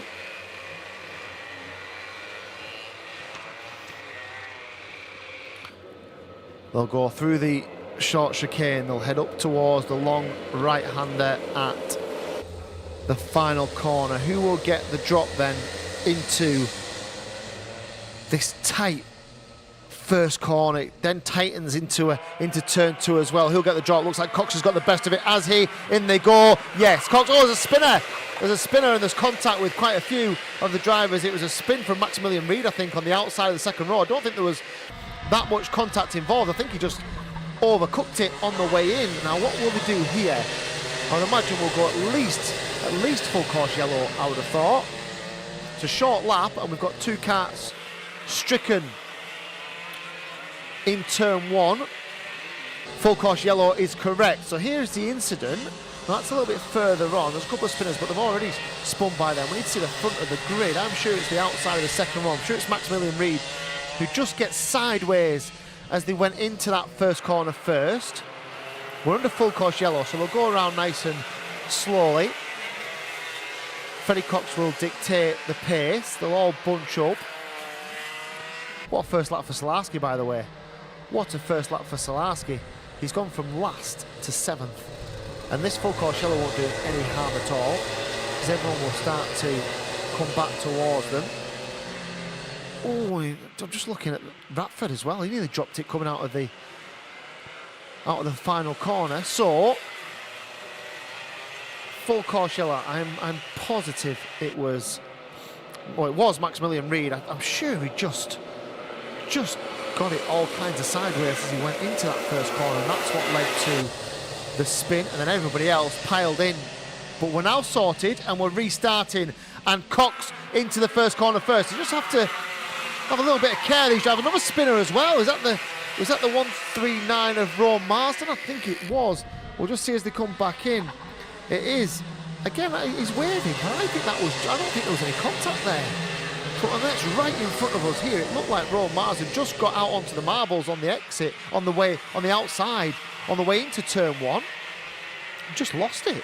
So the drivers have got to be careful here, and it's a bit of an indication, isn't it, to the rest of the field as well, that this circuit, the temperature of the circuit, tyres maybe just not coming up to heat as quickly as you'd expect them to, and then you're trying to get the absolute maximum out of your DRS car to ensure that you have the best possible track position. Well, it can lead to problems. It can lead to a spin. There's the 136 of Maximilian Reid. He was involved in that first corner incident. So all that's been going on. We still have a motor race going on, and we've still got 5 minutes of that motor race left to go here. Keep an eye on Solarski, because he's now, what is he, 4th? There's a group of 3 led by Freddie Cox. So it's Cox, Ratford and Foote. And then a gap back to Solarski, who is absolutely on a charge here. Jake Woodrow is 5th. Good start from him, wasn't it? Archie Potter, Eldon Hullum and Ben Thorley are 6th, 7th and 8th. And Tuscany Groves is 9th. Into the long left-hander, turn 4. Up and into the chicane. Right, left. Keep the cart to the left-hand side for the final corner. Dive into it. Almost reset the apex halfway through. Turn right again and head all the way down this long back straight. Fastest lap from Freddie Cox last time round. Solarski goes faster. 36.9 from Solarski. Let's just keep an eye on the gap between Foote in 3rd and Solarski in 4th. They drop down now towards turn number 4. The double apex left-hander. Ratford just trying to get on terms with the race leader, just trying to close that gap to Freddie Cox. In doing so, he'll just repel the advances of Henry Foote, who before long might just have to look over his shoulder and see Salarski, but Salarski hasn't really made that much of an inroad, has he, on the last lap or so? And it's a new fastest lap for Ratford. So these four are going quicker lap after lap after lap. In fact, Ratford, we're just saying how important it was that he tried to close this gap to Cox. He's almost done it, hasn't he? He's still got Henry Foote behind him. It would make absolutely no sense at all for Henry Foote to attack Charlie Ratford at the moment. All that would do would present Freddie Cox with a race win, probably. So if Henry Foote wants to play clever here, he sits in behind Ratford, just edges him back towards Freddie Cox, and then it's a three-car battle to win the race in the closing stages. That would be the smart play.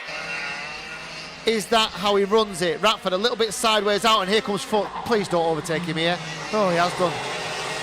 That makes no sense, and now these two are going to squabble, and now Freddie Cox is going to scamper away at the front. It's not genius racecraft from these two. Well, not sure as much from Ratford could do about it.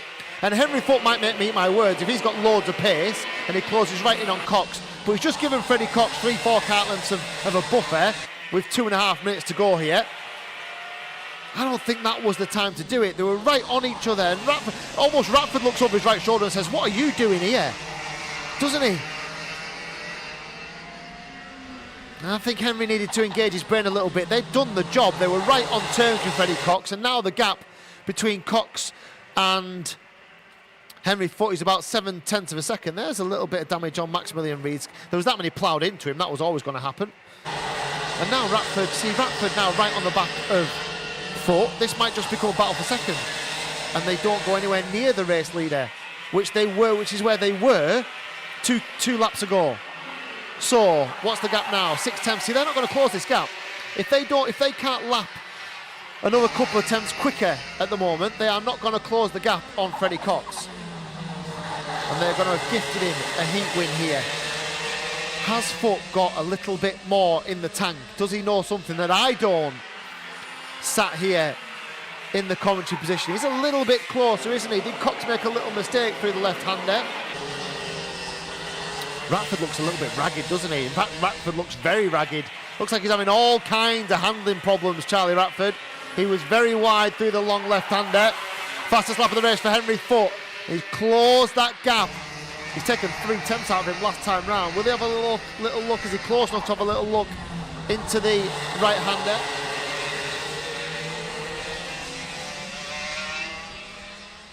And down towards the left then. Oh, just kicked the inside wheel up, didn't he? Just to got a little bit out of shape, Henry Foote, and then collected it all together as they go into the chicane.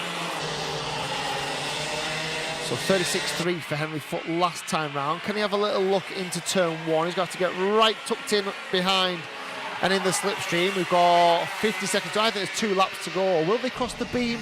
No, 3 laps to go probably, including this one they are on. So into the right-hander now, turn 3.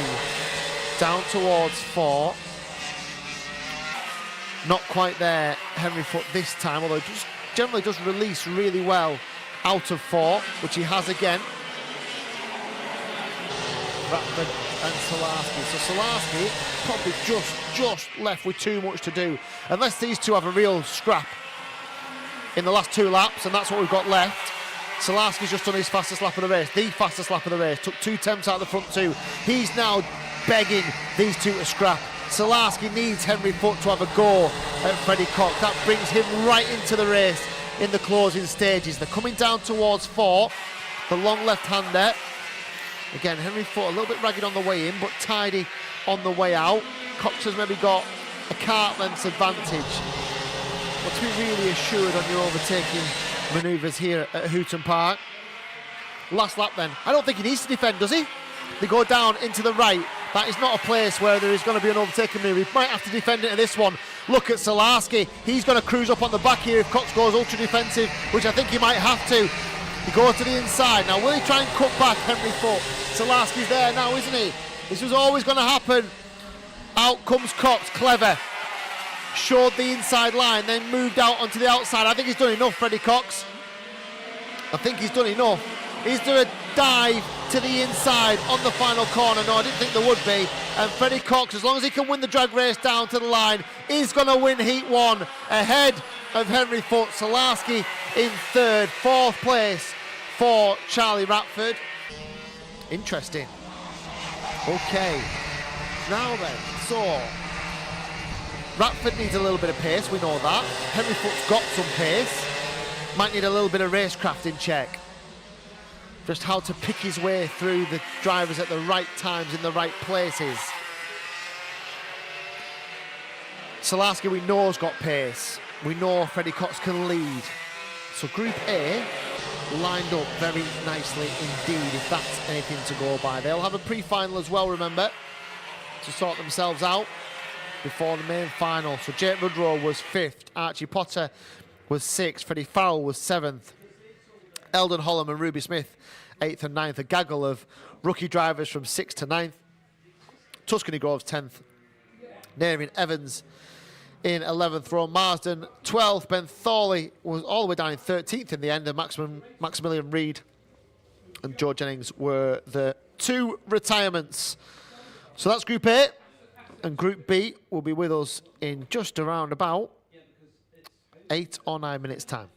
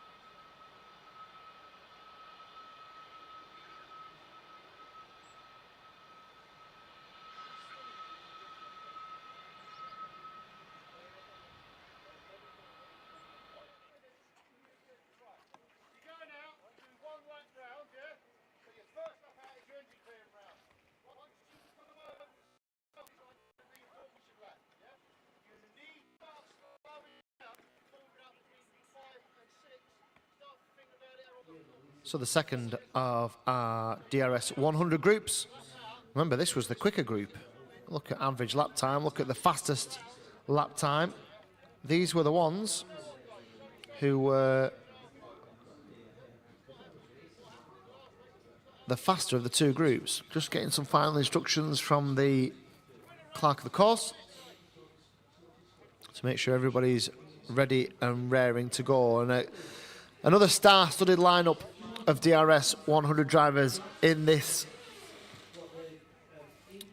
Group B as well. Bryn Calder, the new lap record holder for Hooton Park for DRS 100, is on the inside of the front row. Tristan Powell alongside him. The outside of the second row, Daniel Weir, alongside on the inside of the second row, James Kochalek.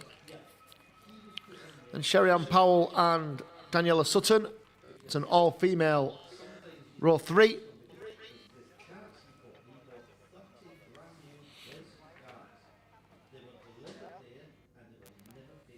And then the 155 of Kai Newman alongside the 128 of Oscar Walmsley-Jones. I wonder how many of these drivers have just had a bit of a reminder from their teams about how slippery this Hooton Park circuit is at this point in the day. Oh, we've got a problem here. Have we got a problem here for Tristan Powell? What's happening here? Have they left? It looks like they've left the spark plug loose. Have they? Surely not.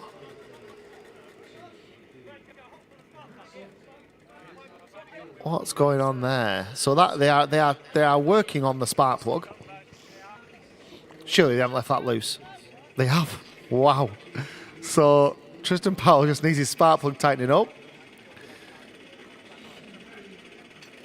Don't think I've ever seen that before. It's sorted. Don't worry, Tristan, it's sorted. And away we go then. So, bit of drama on the dummy grid. Drivers have their engines fired up and are about to enter the circuit. I think they're just checking that everybody has the opportunity to get off the line. And out they come then. Group B for the DRS 100 drivers. Just one slow getting away. Was it Kai Newman? I think it probably was. In fact, if it is Kai Newman, he's stopped on the way through. Is that the 155 of Kai Newman? It is indeed. So then, what happens here? Let's try and get him restarted. They usually give the opportunity for these drivers to catch up if needed. They've got it fired up. It's just needs to clear. Does it just need to get it cleared out? It doesn't look like those wheels are moving particularly quickly.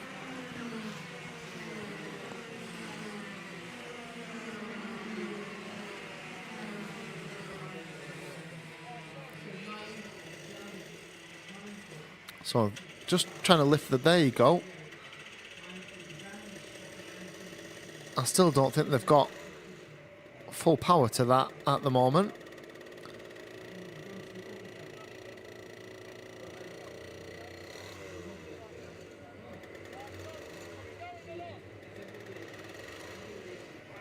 Okay, so they're maybe just going to get him out. I would just be tempted to chuck him out there, give him a push and let him get started. Now they're looking, I think they're now looking down the grid. Oh, it's sluggish, isn't it? There you go, it should clear.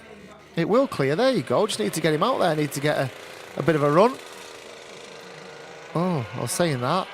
Has it cleared? Surely we've not gone, have we? Surely we've not started the race. Have we? No. For a moment there, I thought we got started. Newman is really struggling to get that clear, isn't he? He's at the front of the field. And he just can't get, it just doesn't look like he can get any sort of traction at the moment. And for a moment, I thought we started the race with him right in the middle of the circuit. But we haven't. And we are just about ready to, I think we'll get started this time. Newman has had the chance to get back into position here. He's still circling, so see if it will clear. Right then, back to the front, and let's see who can get into that first corner first. We do go this time. There's a little bit of contact. Calder, I think, gets in there first, and they all managed to get through. Yeah, a little bit sideways for a few of them. Sherry-Ann Powell was one of the ones who was a little sideways as he went through turn one. They all stream up towards the right-hander at turn three. Newman's got a problem, hasn't he? He hasn't managed to get clear. He's at the back of the field. He is circulating at a pace, but certainly doesn't look like race pace, and it's certainly not going as quickly as it should do for young Kai Newman. So the rest of them then, led by Bryn Calder, are on their way down the start-finish straight once more. So Calder is who leads. Second place, the 150 of James Kochelek from the outside of the second row. Calder, Kochelek, Tristan Powell, Daniel Weir, Daniela Sutton, Sherry-Ann Powell. Top six as they go into turn three. A little bit wide then from Calder. Kochelek comes alongside, just gives him a little reminder as they go into the left-hander, long left-hander at turn four, and up the hill towards the chicane. They all stream through, no overtaking there. And to be honest, when you've got to the chicane, there isn't really an overtaking opportunity unless you are very, very brave on the way into the final corner, which is quite high speed. So then, the top six, pretty much absolutely together, aren't they? Calder, Kochelek, Powell, Ware, Sutton, Sherry-Ann Powell, and wide again. Really wide from Calder. Did he say there was contact there? Is that what he was pointing at? Didn't really look like there was. We'll maybe see it again. Is he saying he had a little shove on the way into turn three? Because he was wide, wasn't he? Bryn Calder. Here we go. Let's have a look. Oh yeah. Oh yes, did he? Got a big shove from James Kochelek. Oh, officials might look at that. Certainly under braking. What I would say is, Bryn Calder had a huge handful of understeer, so he turned and didn't go into the corner, so that didn't help. Kochelek does get a warning. There's a little bit of a dive down the inside from Weir and Kochelek, and they wave at each other. It was just a half-cooked move from Daniel Weir, who might come under pressure from the travelling drivers in behind. Sherry-Ann Powell is one of them. Tried to look down the inside of Daniela Sutton, didn't make it stick through the chicane. Through all that, a little bit frantic. Bryn Calder still holds on to the lead. Kochelek. There's a lot of waving going on here, isn't there? There's a lot of arms and gesticulations going on between these lot. Might be just as well getting on with it, boys and girls. Oh, as I just seen Powell get a horrible run out of turn two. They just got swallowed up on the inside of turn three, and has gone back down the inside, I think, of his number 9, isn't it? Daniel Weir. So Sherry-Ann Powell took the place, lost the place, then took it back again. Okay, 4 laps gone. 5 minutes to go. Calder. Very, very, very sideways from Tristan Powell. So sideways as he went down into turn one. That is not the fastest way into turn one. Calder is who leads. Can Tristan Powell close this gap? It's around about half, well, it's not half a second, is it? It's around about 2 kart lengths at the moment. It's very wide goes Powell. They do seem to be struggling for grip, some of them, don't they? Feels a little bit frantic, feels a little bit edgy for some of these drivers who are just trying to stay at the front of this field. Calder then. So these two are absolutely together, aren't they? Calder, Powell and Kochelek. Then there's a gap back to Daniela Sutton, and Sutton has Tristan Powell, Sutton has Sherry-Ann Powell just in behind in 5th place. It's a decent recovery drive from these two, and they'll now be looking to close in on, the 3 that are now in front of them. So 3 in front of them, followed by penalty. My screen is showing penalty Tristan Powell. Why is that? That's interesting. It flashed up and has flashed away again, so we're not sure whether that will be the case. And we're looking now as they come up towards us. There's a move for the lead then. Down the inside on Brincalder. Can he make it stick this time? He has. He's just held them off, hasn't he? Brincalder. There's a little look over his right shoulder. They come down. What that has done is just dropped Powell back again behind the 150 of James Kochelek. He didn't make it stick, did he? He made the move for the lead, didn't make it stick, then lost the place, as often happens in wheel-to-wheel kart racing. You don't make a move stick, somebody makes a move stick on you. And then a little bit ragged from Powell as well. He clouts the curb on the inside of turn 1. And Brincalder then still holding on to this lead. How long has he got left here? He's got 2 minutes and 45 seconds. A three-way battle for the lead. Now what the likes of Daniela Sutton will want. Where has Sherry-Ann Powell gone? Just looking now to see where Sherry-Ann Powell had gone. She came through in 5th place. I'm just looking, I can't see her now behind Daniela Sutton. So where's she gone? I'm just watching her tumble down the timesheet now. And I'm trying to look out of the window here to see where she is. Oh, she's right at the top of the circuit. So Sherry-Ann Powell is a retirement. She's at the very top of the circuit on the way into the final corner.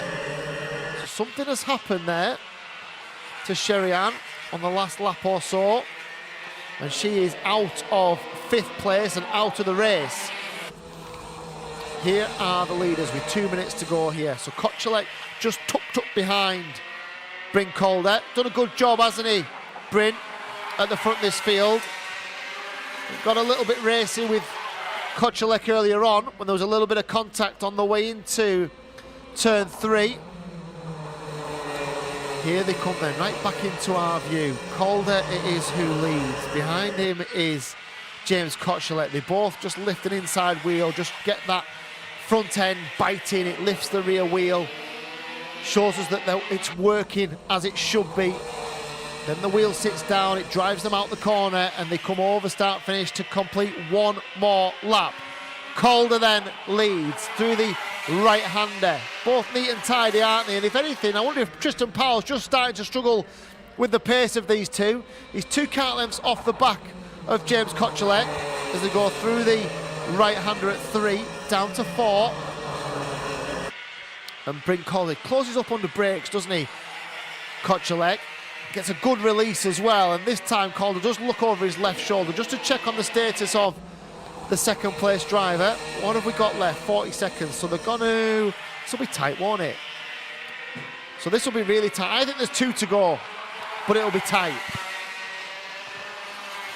A little bit further back, Daniela Sutton. Just far enough away not to worry these 3, but close enough that if they do have an almighty squabble in the closing stages, she could close up onto the rear of this 3-way battle for the lead then. Will they cross the line before the time ticks away? Will this be the last lap this time? I think it probably will. It'll be close though, and the 159 of Joe Wood spins, and the 131 of Isaac Kite as well. Last lap then it is. Oh, wide from Calder, really wide from Calder. Made a mistake on the way into 1. He's lost the lead on the first corner of the last lap. Can he respond then as they go up the hill? A little bit of a push, I think, from Calder into the back of Kochelek. Just probably a reminder of what happened to him a few laps ago. But he made a mistake, didn't he, on the way into the first corner of the final lap. Here it is. Oh, he's just hung it out. Oh, he's just caught the rumble strip on the exit. That's what happened. Ran in wide, lost the place. Shows you how much pressure these drivers are under when it comes to these final stages of the race. He's not going to win the drag race either, I don't think. No, he's not.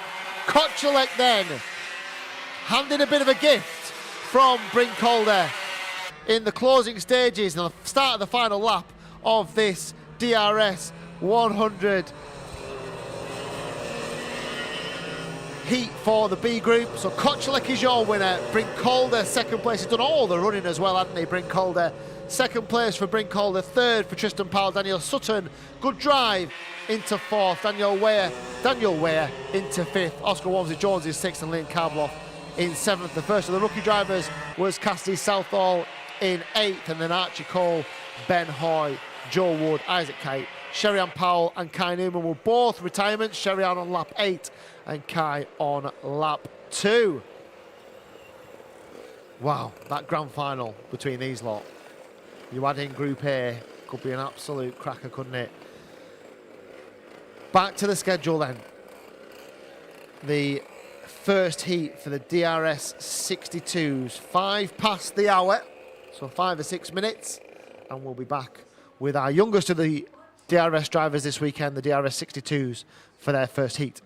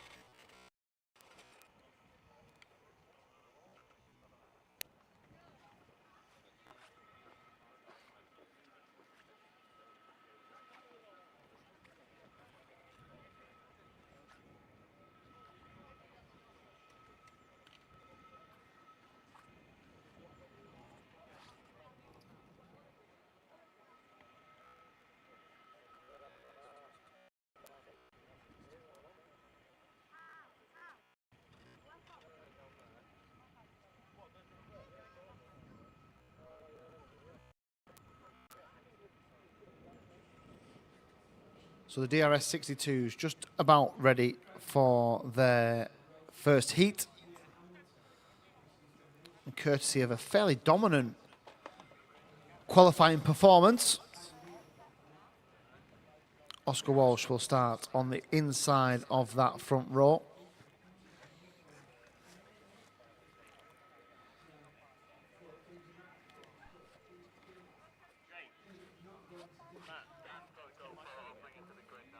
And there they are. So Oscar Walsh on the inside, Jack Robinson on the outside of the front row. He's got a couple of attempts to find, hasn't he, Jack Robinson? Remember, these two are very, very closely matched in this championship. And every opportunity that they're on circuit counts. Every chance to add to their total of championship points.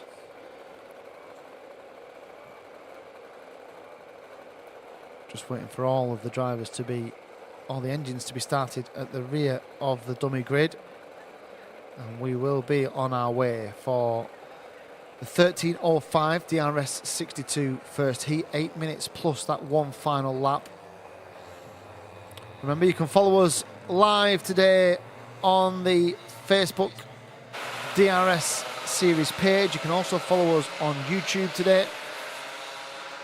All live, courtesy of the Daniel Ricciardo Series.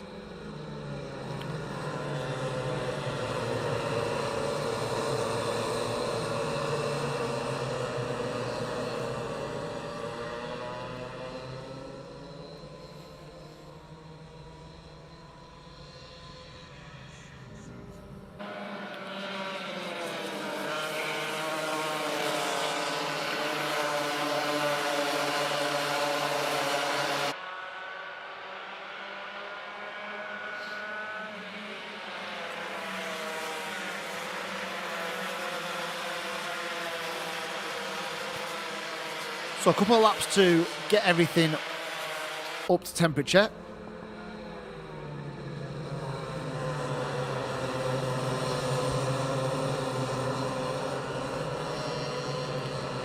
These 2 laps certainly needed based on what we've seen, certainly from a grip perspective, from the first couple of heats earlier on today.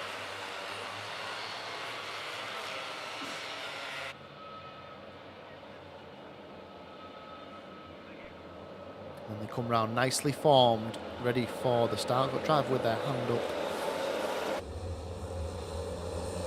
So the folks will be on the front 2, locked together in a championship battle. There's a big gap appeared, isn't there? I wonder if this will not go first time. They won't, no. And there's a big gap appeared there. I wonder why that was as they went down. It was a gap. I think it was behind Oliver Harrison.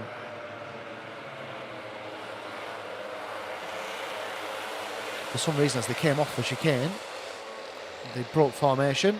Not the front 2, but there was a gap appeared, and the starter decided that he would have them round once more.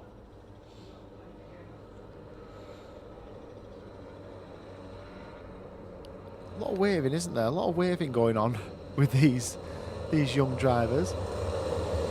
You'll see they miss a section of the circuit out on their formation lap.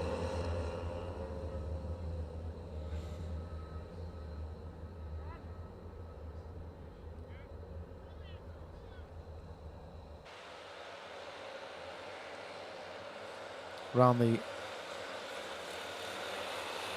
double left and then up the hill towards chicane. Look fairly well formed this time round, don't they? They're all looking around at each other, just scoping out the competition here. And up towards that final corner they come. They'll turn hard right and accelerate down towards the first corner for the first lap. Who will get the jump from the front 2? Inside is Walsh, outside is Robinson. Walsh has got it then. Robinson tucks right in behind. They do go this time. Out of turn 2, up towards 3 as Robinson has a little look over his shoulder. He needs to absolutely focus here on Oscar Walsh. He needs to try and stay in touch, certainly based on the qualifying performance. It looks as if Walsh had a good 3 or 4 tenths of a second advantage over Jack Robinson from a pace perspective. So can Robinson stay on terms when it comes down to the start of this first heat for the DRS 62s? They come round to complete their first lap down this long start-finish straight here at Hooton Park, and the two of them are pretty much together as they go through turn one, through the right-hander of 2, and then up towards the double apex of 3 under braking. Probably the best overtaking opportunity on this Hooton Park circuit, as demonstrated by Benjamin Baker, who moves up ahead of Nat Johnson and into 3rd place. Look at the gap developed between Robinson and Baker, already 2nd and 3rd, over a second's difference, and there is the overtaking manoeuvre. Nicely done by Benjamin Baker, and gives a wave to Johnston, as if to say, come on then, let's get after these front two if we possibly can.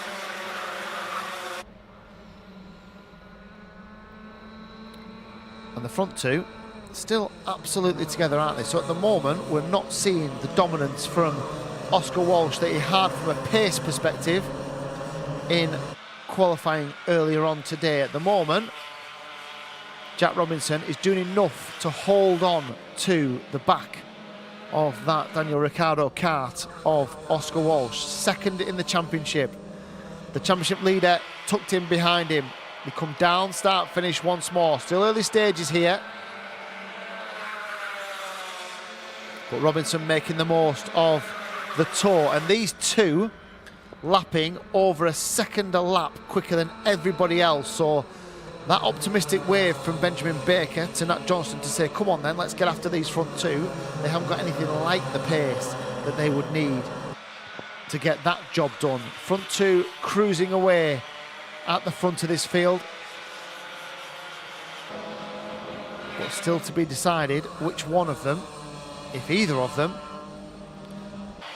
can get it done in the next 5.5 minutes. So Walsh and Robinson, Baker, and down the inside, we've got a change in the lead. We have got a change in the lead. So now was the point. After 4 laps, Robinson thought, I've had enough here of being sat in behind Oscar Walsh. I will find my way through. And he has done it on the way down the start-finish straight. He now has the lead for the first time here. And he's just got a little gap, hasn't he? Just put a couple of really good corners together.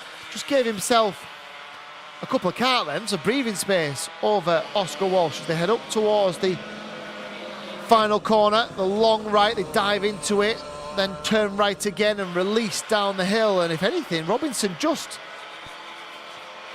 just struggling to keep on the coattails of Jack Robinson. Could do with a couple of really tidy corners just to make sure it doesn't get any worse for the 2nd place man. Benjamin Baker, Nat Johnston behind. Aston Redpath is in 5th. He's the best of the academy drivers at the moment. Daxton Groves is 6th. Lucas Eza is 7th. And then Harley Drake is 8th. And Oscar Roach is 9th. And Oliver Harrison is in 10th. Ilya Veliko is in 11th place. And Oscar Cole. Where is the likes of... Just having a look to see where the likes of Bailey Wolf are. Not seeing Bailey Wolf out there at the moment. Certainly not showing up on our timing screens.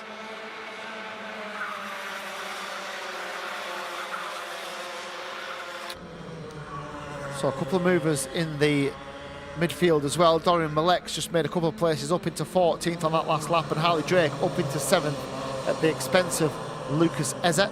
That's your battle for 3rd and 4th between Benjamin Baker and Nat Johnston. And them two might as well scrap it out, because the gap between themselves and the front two, 6 seconds between 2nd and 3rd. Here are your race leaders through to complete another lap. Still holding on is Oscar Walsh, just about. And they're already on the way up to turn 3 as the battle for 3rd and 4th approaches start-finish line. Fastest lap of the race so far is with Oscar Walsh, 40.680.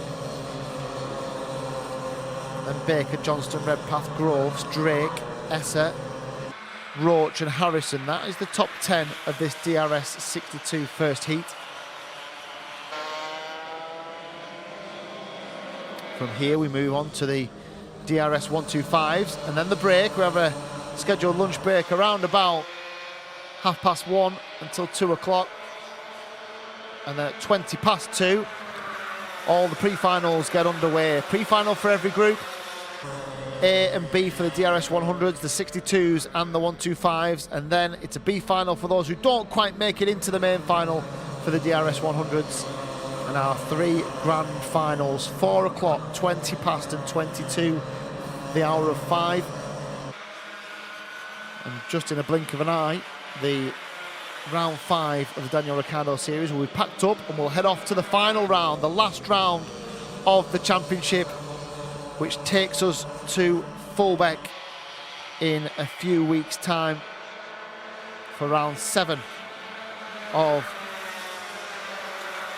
this great series. So at the front then, Oscar Walsh has had enough of being sat behind Jack Robinson. He's found his way past an 8.5 seconds clear of third place Benjamin Baker.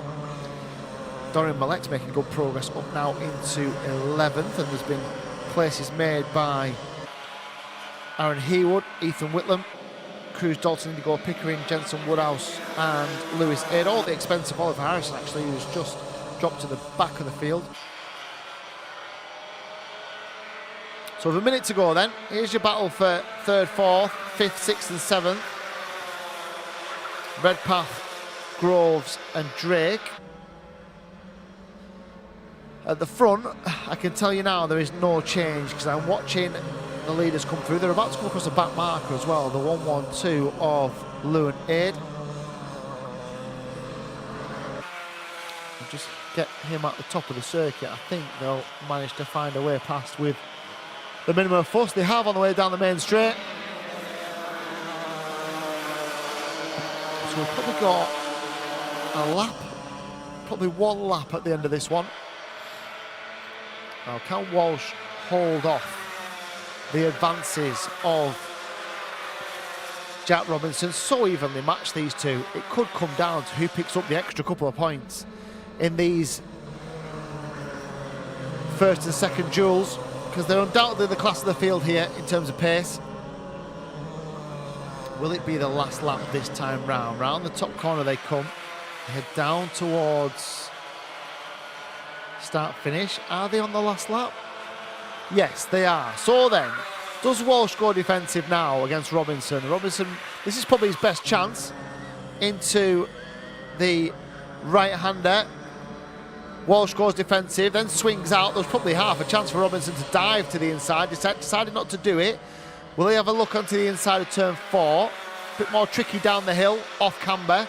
Not a real hard braking zone. He's going to need something really exciting here. He's going to be really brave if he wants to find a way through. It'll have to be into the final corner. They come up to it now, but the entry's so fast into that final corner. Now it's just going to be a drag race between the two of them down towards start finish, and it is going to be Oscar Walsh then who comes through to win the first heat for the DRS 62. Jack Robinson will finish in 2nd place. Here come the drivers in behind. Who will it be? It'll be Nat Johnston, I think. Yes, it will. So he got it done on the last lap as well, past Benjamin Baker, Aston Redpath in 5th, Daxton Groves in 6th, Harley Drake in 7th, and Lucas Hezza came through into 8th.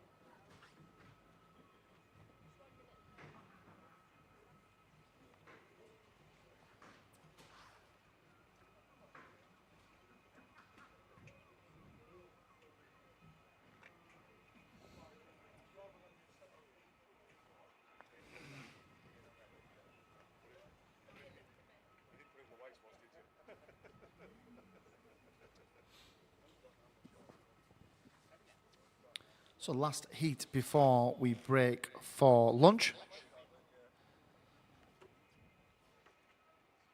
The DRS 125s are on circuit. And as a result of their qualifying positions earlier on, and a new lap record for Sam Faulkner by a couple of hundredths of a second, he will line up on the inside of the front row. Behind him, Ben Gartside, or alongside him rather, Ben Gartside, the 183. I wonder if that's doing any work on Sam Faulkner's Daniel Ricciardo kart. He's just having a little play with the front nose. So behind them, the 325 with Ethan Critchley. Good showing from Ethan in the qualifying session. And then it's the DRS of Firas Bilbezi on the outside of the second row. High quality field this, 13 of them. Led by a high quality kart racer in Sam Faulkner, who managed to park it into the tyres on his out lap of his qualifying session, drag it out, restart, and set a new lap record all within 5 minutes.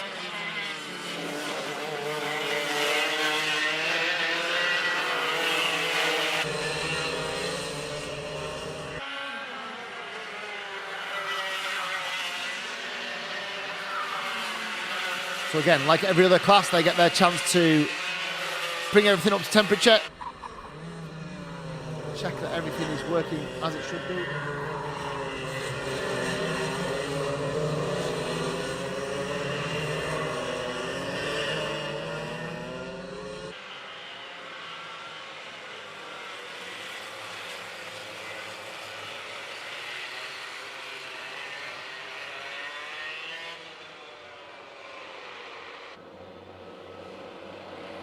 And now they come under the orders of the starter, and hopefully we'll get away at the first time of asking. So, Faulkner and Gartside. Well, there's an interesting subplot, isn't there? Because Faulkner isn't a threat to the championship, so the drivers have got a great start, by the way. It's the drivers that are almost behind him. Do they make decisions to get in a scrap with Sam Faulkner and risk their own championship position? So it's a really interesting wild card situation with Sam Faulkner in the field. Critchley it was who got the best of the rest from a start perspective, and it wasn't the best of starts for Ben Gartside. He's just tucked in behind Critchley in third place. Next to number 4 of Tom Snape. Where's Oliver Owen, the championship leader? I think he was just one further back in 5th. Just one going over the rumble strip at the end. That quite a great, got a spinner as well, the 2.9 Carl Watt. So Carl Watt at the back of the field. Wasn't Carl's best showing in qualifying earlier on. He's got a spin as well at the start of the session. A little mistake from Tom Snape. Just got a little bit bogged down into turn 3. Had to have a shuffle in the seat. Tried to distribute his weight a little bit more evenly as Faulkner goes through. A little bit ragged from Faulkner as well, it has to be said. And Critchley, well, he's still not a million miles away, is he? He's maybe half a second difference between the two, and Critchley's just done the fastest lap of the race as well. So what sort of response do we get from Faulkner based on that scenario?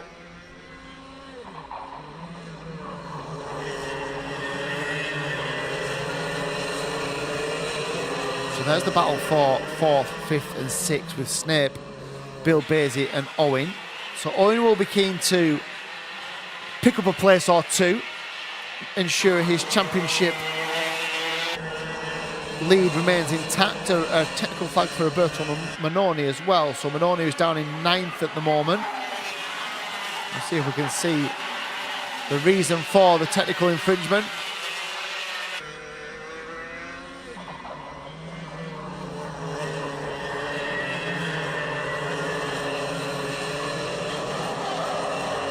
So Owen right on the back now of Bill Basie as they go down into turn 4. Long left-hander double apex.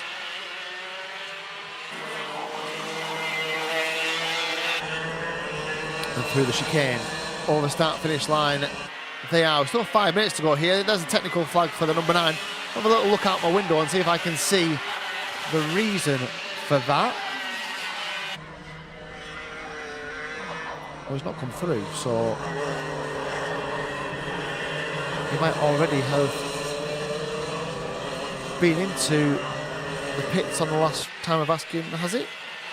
The 3-2-4, no, he is still circling, is Roberto Manoni. Let's see if he comes in this time. Down in 9th place at the moment.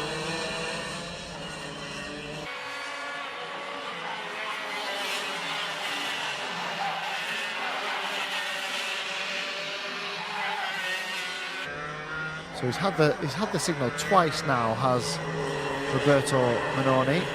I would imagine that if he ignores that again, that would turn black. That flag would go from black with an orange disc, which is the mechanical flag, to just a black, which is the effectively disqualification flag.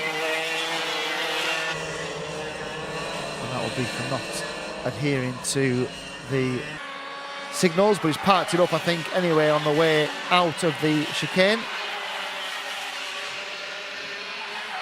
In virtue of that, JJ McGing, Peter Hugler and Carl Watt will all jump up a place into 9th, 10th and 11th. So then, here is the battle for 4th, 5th and 6th. The gap between Faulkner and Critchley is stable. It's just around about a second.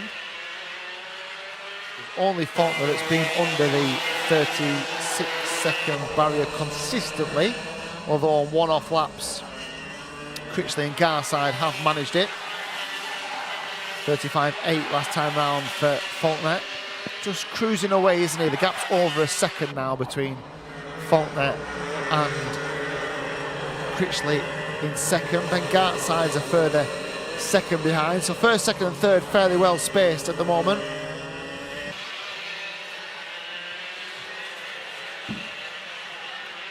And then Snape, Bill Basie and Owen are in this battle, and here's the more of this battle between the three of them as they head up towards the third turn.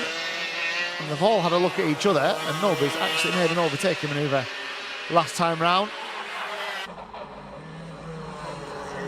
So 3 minutes to go in this 8-minute plus a lap heat for the DRS 125s. From a championship perspective, Tom Snape will take some points back now, won't he? he'll take some points away from. In fact, they may go into the, if it stays as it is, I think they would go into the pre-final absolutely level the two championship contenders. And where does Ben Gartside? Well, Ben Gartside is going to pick up a handful of points over Owen and Snape as well, isn't he, at the moment, if it stays as it is. Because Gartside's third, Snape is fourth, and Owen is fifth. And he's fifth because he's managed to get past Firas Bilbezi at the last time round. And all those overtaking manoeuvres are important. That's an extra couple of points for Oliver Owen. And they'll be aware that every point will count to get as many on the board as they can. The gap between Faulkner and Critchley is 1.3 seconds now. So although he's not been a couple of attempts, 3-4 attempts a lap quicker, he's just done enough, hasn't he, Faulkner? A tenth here, 2 attempts there. Just broke the resistance of Ethan Critchley. And he is now in a fairly lonely second place. Gartside, Snape, Owen and Bilbezi in behind, and then Kurt Fordry is the 7th place driver at the moment.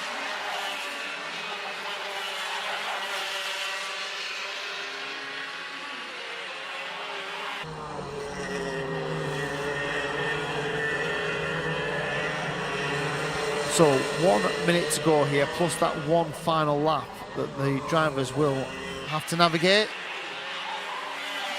before they complete our first heat activities. Will there be any movement here in the DRS 125s? Probably the most likely is this battle here between Owen and Bilbezi.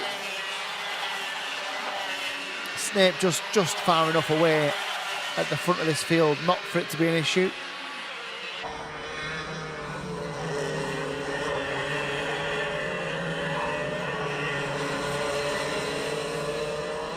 So I think there'll probably be 2 more here to go for Sam Faulkner. He's gone across the timing beam before the 8 minutes is up. This is coming around the start-finish line now.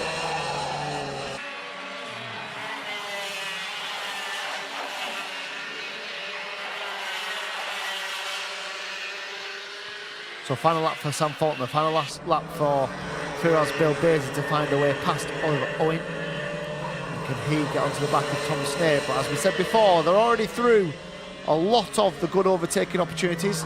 Last lap overtakes here, not that straightforward. If you haven't done it by the time you come out of turn 3, your life is significantly harder to get that sort of job done. They go through the final corner, head down to see the last lap board. What's Bilbezi got up his sleeve? So where's Faulkner then? In fact, what's happened with Faulkner and Critchley? I'm just looking, the only reason I'm saying that is I've just seen the gap between them just dropped significantly. Has Faulkner got a problem here in the closing stages? Critchley coming at him really strongly. What's happened? So he's still out front, he's still going to come round and win, I think. He's just got enough of a gap, as long as it isn't a power issue. He's going to come back, but he lost 7/10 of a second in the closing stages there. And it meant that Critchley and Gartside closed right up. He must have made a little mistake, because he lost 7/10 on the second to last lap of the race. It brought the two behind him. Well, it brought them to within half a second. It brought the gap down to half a second. And then virtue of Ben Gartside really turning the screw and putting in a really quick lap, we nearly got some last lap frantic change at the front of the field. As it was as you were. Faulkner, Critchley, Gartside, Snape, Owen, Bilbezi, Kurt Fordry was 7th, Mark Lawrence was 8th, JJ McGinn 9th, Carl Watt 10th, and Peter Hugler, the last of the remaining finishers, in 11th place. And that is the end of our heat. Our schedule takes us to 2:20, which is our first of the pre-finals. And we'll be on a break till then. We'll look forward to you joining us again for the finals action here at round 6 of the Daniel Ricciardo Series at Hooton Park.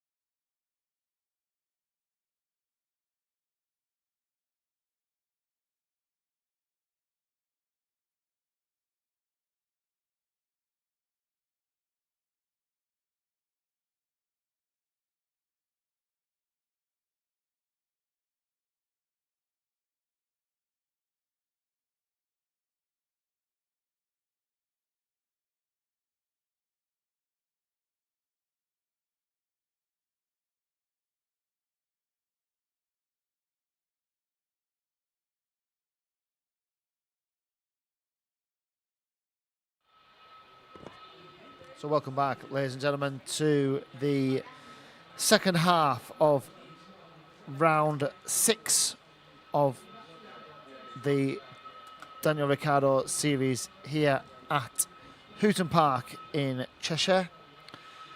For those who are just joining us, it's a mid-power circuit for these drivers. Certainly lots of long, sweeping, flowing corners. Overtaking sometimes at a premium, but certainly can be done, especially on the way into turn 3 here at Hooton Park. And for those who want to see exactly what the drivers will come up against this weekend, we went out and took a look to take a look at this circuit earlier on today.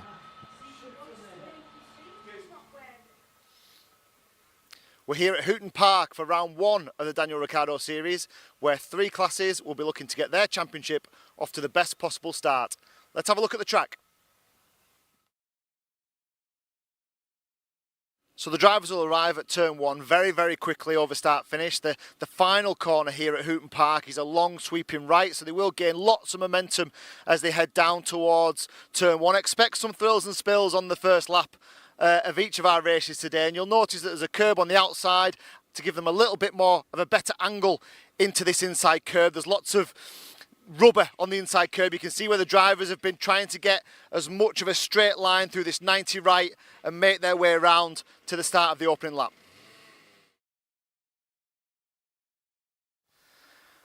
The other thing to bear in mind as we come to the exit here of turn 2 is these curbs. You'll have seen on the Grand Prix at home when they talk about the sausage curbs and the impact that they can have on a Formula 1 car. Well, this isn't that much different for a kart here at the Daniel Ricciardo Series. These curbs are quite aggressive.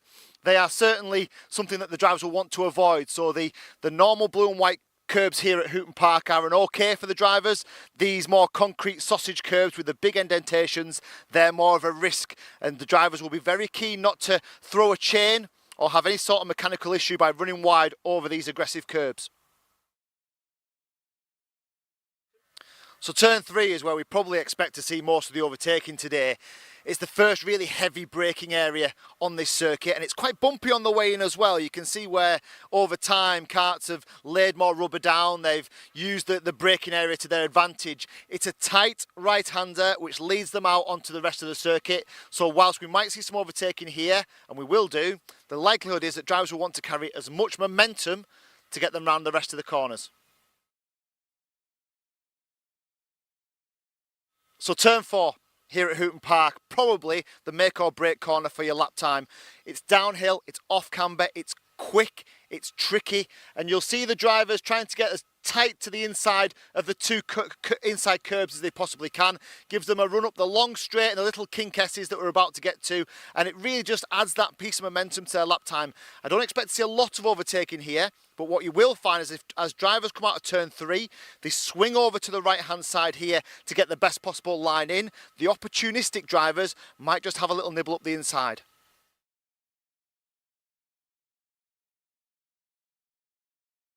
So the lap ends here, the final corner here at Hooton Park. Drivers will have come off a really fast chicane and into this quite tight right-hander, another double apex which leads them down the main straight and back to complete another lap.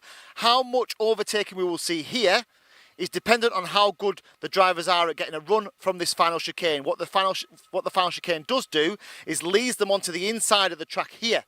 That is the overtaking opportunity as drivers swing out to the left to get the best possible angle into the corner. There is an opportunity to dive down the inside. This could bring us some very entertaining final lap, final corner incidents today. Let's see who's brave and manages to take an extra place on the way around to complete a race.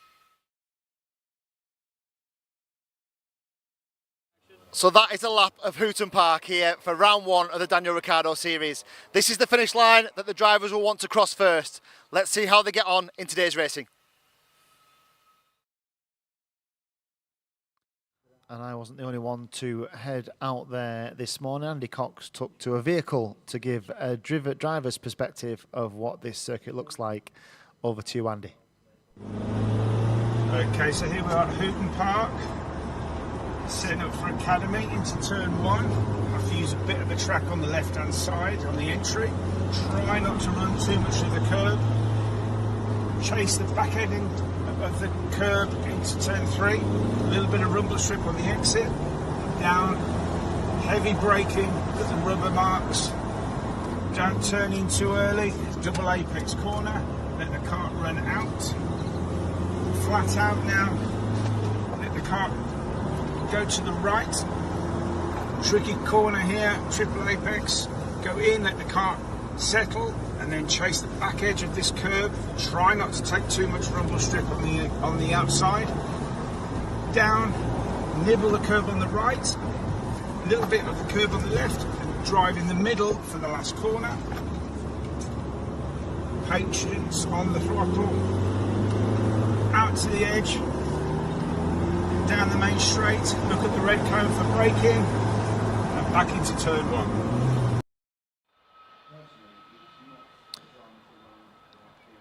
So that's the task that the drivers have to navigate round this weekend.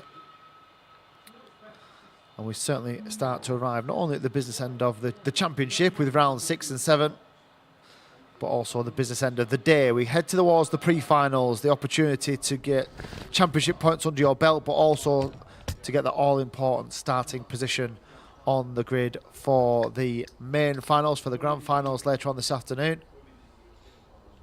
The first of those pre-finals is for the Group A of the DRS 100 class, junior drivers. So scheduled off in around about 4 or 5 minutes. The grand final for the DRS 100s, when they all come together as a group, is scheduled for around about 20 to 5.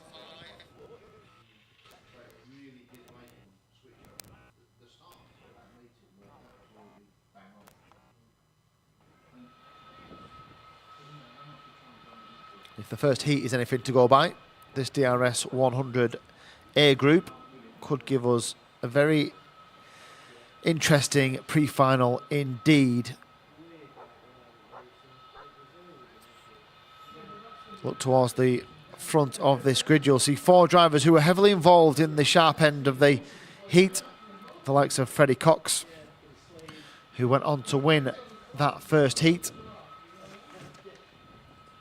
Henry Foote, who finished in 2nd place, and then Max Salarski, who came from the back of the field all the way through to finish in 3rd place, just ahead of Charlie Ratford. And all those drivers are very much in the mix when it comes to the championship standings as well.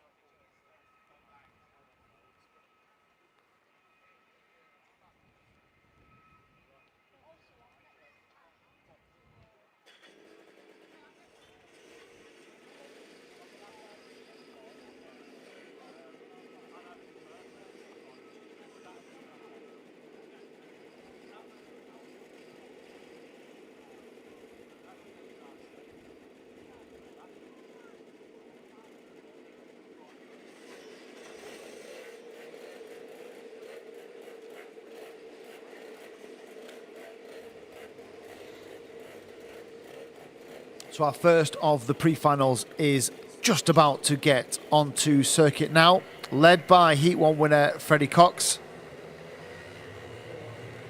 And they stream onto this Hooton Park circuit. Certainly a few more clouds gathering than there was earlier on.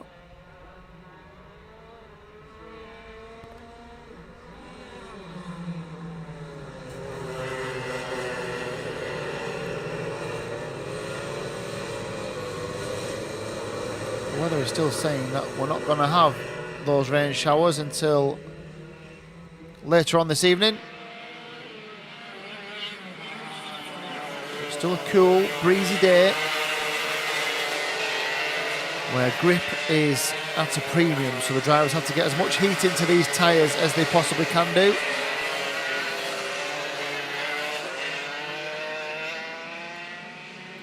And certainly when they head down to that first corner on that first lap, it is a case of holding on, isn't it? We've seen a couple of very sideways moments for a few of the drivers. Really key, critical times. See how our DRS 100 drivers navigate these early challenges here at the start of the pre-final.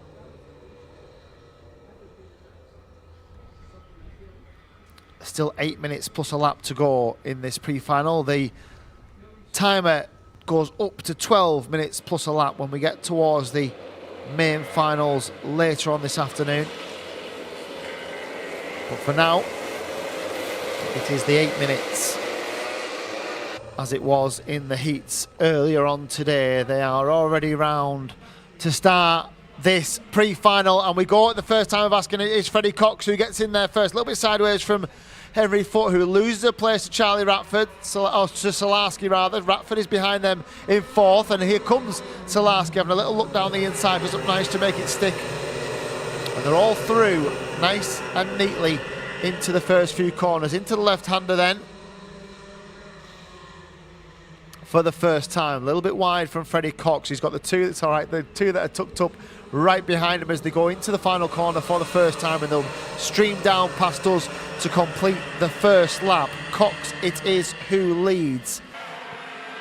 Second place, and looking ominous, is the championship leader, Maximilian Salarski. Henry Foote right there in third as well, and they're joined by Charlie Ratford. So four drivers then, absolutely together as they go around turn 3 for the second time now, these four.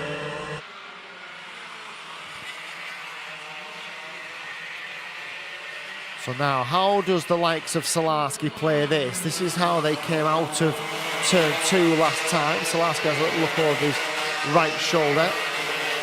He's got a face full of Henry Foote. Oh, and Salarski, all kinds of tied up under braking on the way in last time round. Throws it sideways, but managed to get it all back in a straight line by the time. And here he comes then down the inside. Is this the move? It is, and Henry Foote fancies a bit of that as well. And round the outside goes the DRS plate of Freddie Cox. Can he hold on to third? That's the question as they go into left-hander. He does, just about. So Cox from first to third in the space of just a corner. And shows how quickly these drivers can be demoted a couple of places. Foote almost had a look at the lead as well, didn't he, as they went down the inside last time round.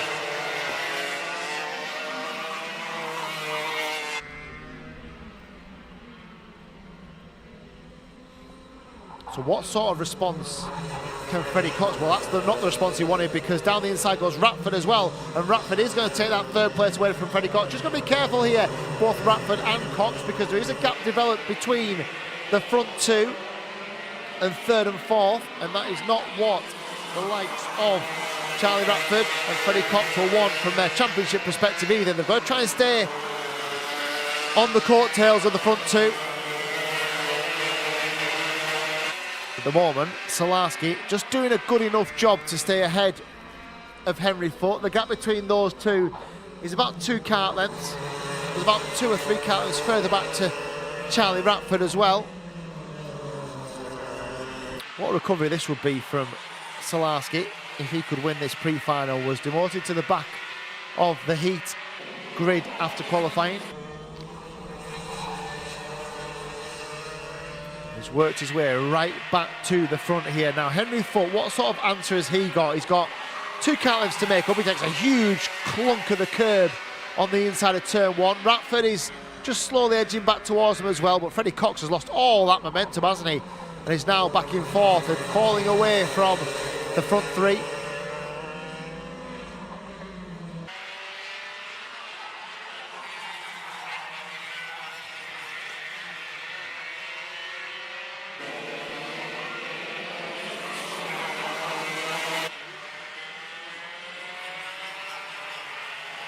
So let's just keep an eye on this gap. So the gap was 0.2 of a second between first and second. I think the bigger issue for Henry Foote at the moment is Charlie Ratford, because he's now closed up to within 2 kart lengths just in behind and will be challenging for second place, you would imagine, before too long.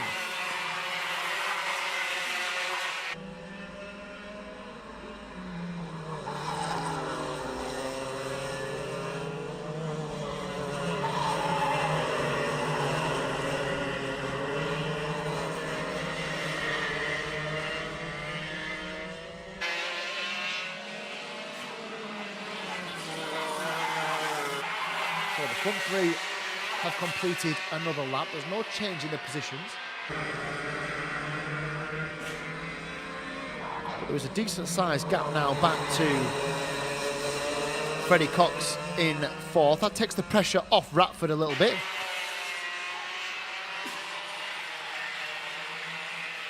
And he can focus on the task in hand, which is to get on terms with Henry Foote. And then ultimately to try and find a way past. It's interesting from Ratford, isn't he? He struggled a little bit in the heat. They've obviously found a little bit of pace from somewhere, and these front 3 are now absolutely together. We'll have a little look further down the field. Ruby Smith, what a stunning drive up into 5th for Ruby. Jake Woodrow into 6th. Maximilian Reid, good recovery so far into 7th. Eldon Holland is 8th, and then Tuscany Groves and Neeran Evans.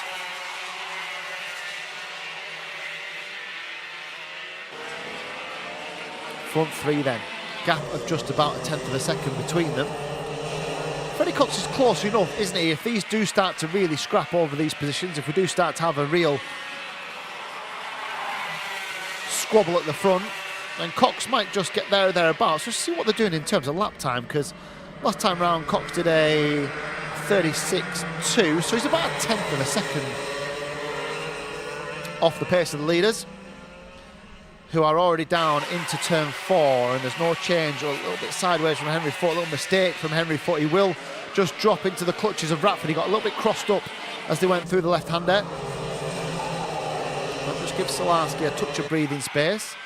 It also means that Ratford is in the box seat to make a move. Now what does he do? Because this is actually role reversed from the heat. So we were a little critical of Henry Foote for making a move too soon. Does Ratford take a leaf out of that book and say, right, I'm going to wait for Henry Foote to make this move. I know he's going to make it at some point.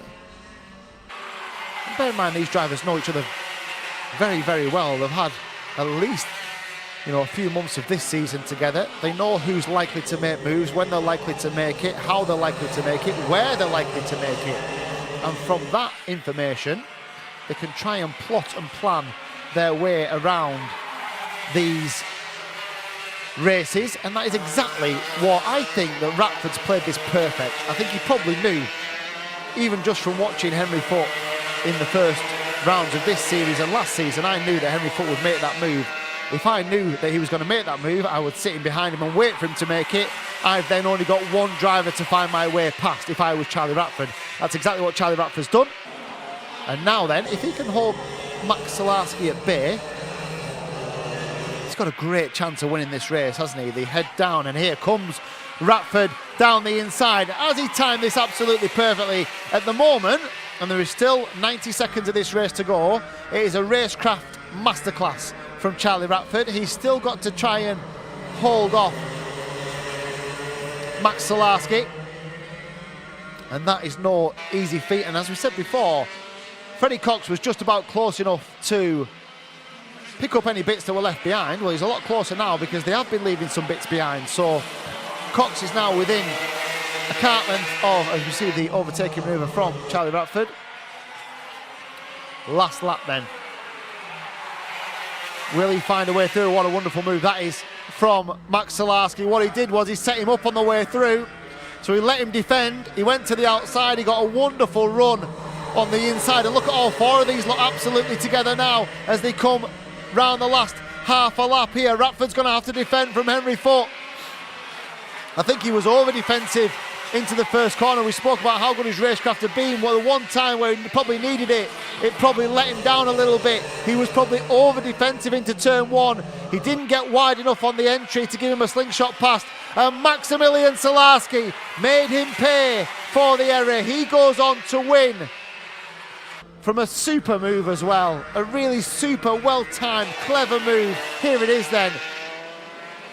Down the inside, just let Ratford run wide. Picked his pocket, didn't he, on the exit? Super move, super drive. To be fair, Salarski and Ratford, both very, very good, it has to be said, in terms of how they've tried to pick their way through this pre-final. Henry Foote third, Freddie Cox fourth, Ruby Smith came home in the end in fifth place.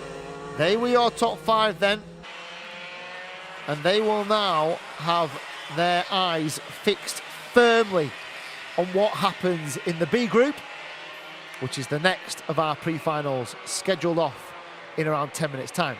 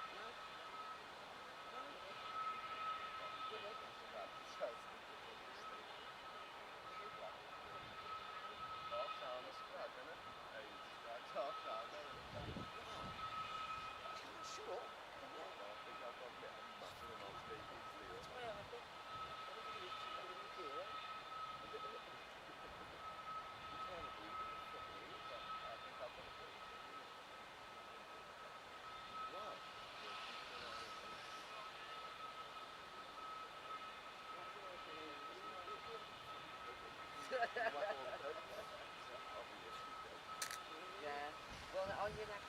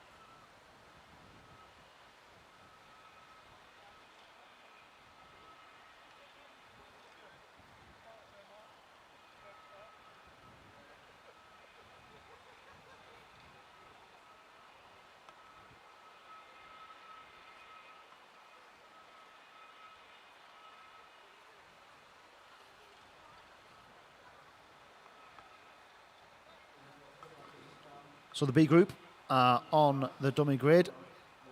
He's gave us some last gasp, last lap action, didn't they, as well? So expect more of the same from these young boys and girls. Led out by the heat winner, James Kochalek.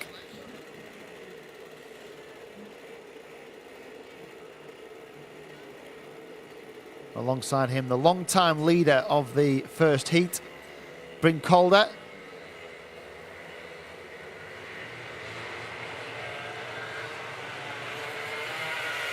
And a couple of drivers at the back of this field in Kai Newman and in Sherry-Ann Powell that we would expect to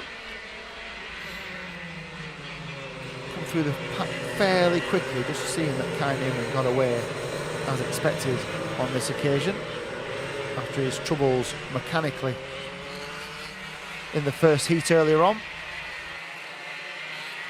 It looks like they're all away and it looks like they're all circulating as they should be.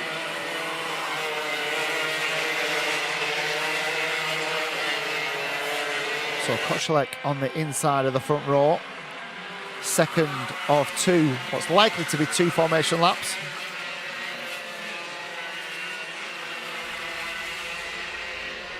Bryn Calder alongside.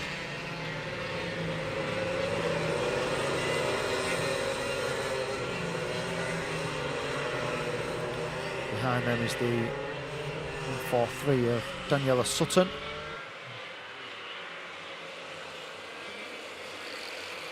And the number 9 of Daniel Weir on the second row. Looking fairly well formed, aren't they, as they come up towards the final corner. Question is, do they go at the first time of asking? We're just looking at them coming back into our view. Kochalek and Calder, who'll get the best of the starts. It's very tight. Kochelek, I think he might lose out. Daniel Sutton as well. Bring Calder. He has. In fact, he's going to lose a couple of places, I think, as they head down towards turn 2. He manages to go around the outside and hold on to that 3rd place. I think the one who's benefited mostly from that is Daniela Sutton, who's moved up into 2nd as they drop down the hill then towards the left-hander for the first time.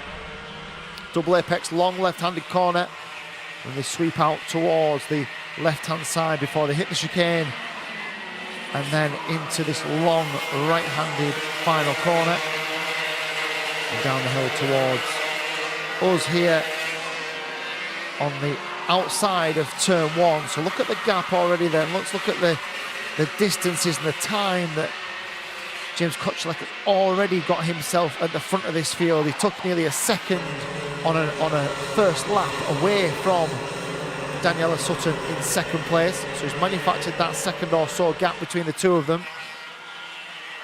Now Calder, who we know has pace, is going to have to find a way past Daniela Sutton quickly. If he doesn't, James Kochelek could already have a fairly unassailable lead. We've got one driver just rejoining the back of the field.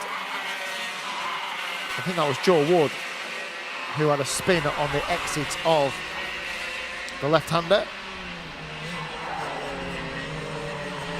There he is, just going through to finish his 2nd lap of the race so far. Remember, 8 minutes plus that one final lap. We've still got 6 of those minutes remaining. And there is the squabble over 4th, 5th, 6th and 7th with Weir, Karbalov, Tristan Powell, Oscar Walmsley-Jones. What sort of progress has Sherry-Ann made? She's up into 11th at the moment. Kai Newman's made 1 place up to 13th. And if anything, Kochelek is driving away. He's got the gap up to 1.8 seconds now, James Kochelek. Here is that battle further down the field as Weir just about holds off the advances of Liam Karbalov, who remains in 5th place with Powell just tucked in behind, and Oscar Walmsley-Jones just ready to benefit from any issues from the places in front. They're coming over to complete another lap. Kochelek is already past us and into turn 1. And what sort of response has Daniela Sutton been able to give on the last lap? A 37.1 as opposed to Kochelek a 36.9 last time round. So the gap has extended to 2 seconds between 1st and 2nd. Bring Calder a couple of attempts further back, 37.2 last time round. So not really being able to make inroads. In fact, Daniela Sutton is quicker at the moment. There's a contact warning for Karbalov, who's in 5th place. And there is Weir in 4th. The battle for 2nd place continues between Sutton and Calder. Just can't get close enough, Bring Calder, to make that move as they go up into turn 3. Turn right and then head down to 4. At the moment, James Kochelek, very cool, calm and collected at the front of this field. He's got himself a lovely advantage, 2.1 seconds. He's quicker than Sutton, who's behind him, but Calder has just done his fastest lap, and that's just been replaced by Kochelek, who it was Calder did a 36.7, and then the next lap Kochelek responds with a 36.6. So we're trading fastest laps at the moment. But from a track position perspective, Calder needed to get past Sutton and has got past Sutton. So Bring Calder's now up into 2nd. The problem is the advantage between, or the gap between Kochelek and Calder is going to be around about 2.5 seconds. So he's going to have to lap at what? Half a second quicker at least? Very, very unlikely. He's going to have to rely, I think, on a mistake from James Kochelek to close that gap. Daniela Sutton is still up there in 3rd. Had a really good start, didn't she, Daniela Sutton? And the advantage of that is, as the race has panned out, she's going to find herself in quite a lot of clear air here. There's a big gap between her and Daniel Weir in 4th. And Weir's got his own worries in terms of Liam Karbalov, Tristan Powell and Oscar Walmsley-Jones behind him. Just looking at Sherry-Ann Powell, who's moved on to the back of that group as well, which also includes Archie Cole and Cassidy Southall for the top 10. And we've got a driver who has spun or certainly hit the tyres on the exit of turn 4. I think they probably need some. It's the 156, isn't it, of Archie Cole? So Archie's just slowly getting himself back out of the car. We've gone full course yellow now. This is interesting because this will play right into the hands of Brink Calder, because he will close and cruise right up onto the back now of James Kochelek. It'll play into the hands of Karbeloff and Tristan Powell, who got past Daniel Weir, because they'll cruise up onto the back of Daniela Sutton. So expect all these drivers to get quite close to each other. They're not going very slowly at the moment, are they? Is the full course yellow even out at the moment? Yes, it is. But they're not really slowing down. So the pace probably needs to drop quite rapidly here from James Kochelek. Driver is out of kart, so that's encouraging. Archie Cole. How long have we got left? That's the other question. We can't really see, can we? Because it says on the full course yellow has the graphic. We've got 2 minutes plus a lap. So Archie Cole, they need to slow down a little bit. They're a little bit fast, these. The fact that everybody else is still at racing speed to keep up with them and to close the gap says that Kochelek is driving too quickly at the front of this field under full course yellow. They're just about getting to the point where they're in line astern as they should be. Kart is in a safe position. I think we'll probably go green this time. So we are going to have a bit of a shootout here for the last minute or so, plus that one last lap. This has made it interesting, hasn't it? Kochelek, Calder, Sutton, Karbeloff, Powell. Top 5. Where will they be in a lap's time? So they're about to restart. Kochelek hits the gas as he comes out of the final corner. He's got Brink Calder within a kart length now. Sutton a little bit further back. Karbeloff on the back of Sutton. Behind Karbeloff is Tristan Powell. Daniel Weir is there as well. And then Oscar Walmsley-Jones, who's made the best of the restart then. Can Brink Calder take advantage of that fortunate full course yellow from his perspective? Can he find a way past the race leader? Kochelek had this sewn up, didn't he? We said it was going to take a mistake. We didn't factor in it could take a full course yellow to bring these two back together. Can Calder take advantage? So Kochelek just got to stay calm here as Calder absolutely wallops the curb on the inside of turn 1. That won't have done him many favours. In fact, it's lost him a couple of kart lengths. Just a little bit of inaccuracy there from Brink Calder. Round the right-hander of turn 3, down towards 4. Is he close enough this time? No, not quite. And he's a little bit ragged as well, isn't he? Brink Calder, just when he needs to keep it nice and neat and tidy, just when he needs to cruise onto the back of Kochelek. And I wonder if that's because Kochelek has set such a strong pace here that Calder's just having to try and stay with him and work so hard to stay in touch with him. He's not going to be close enough to make a move at the moment, and this is the last lap as well. Kochelek's done enough here, hasn't he? He has a look over his shoulders. Calder did come from quite a long way back under braking into turn 3. You would imagine any chance to make this move has probably been and gone for Brink Calder. Looks like it's going to be second place. It'll probably be a second row for the grand final as they come down the hill to take the flag. It is indeed James Kochelek who wins. Brink Calder in second place. It's the 1-4-3 of Daniela Sutton, who did hold off the advances of Liam Karbeloff to hold on to third place. Tristan Powell 5th, Daniel Weir 6th, Sherry-Ann Powell in 7th. The recovery drive from Sherry-Ann and Oscar Walmsley-Jones finished in 8th place. The top rookie driver was Cassidy Southall in 9th, with Ben Hoy finishing in 10th place.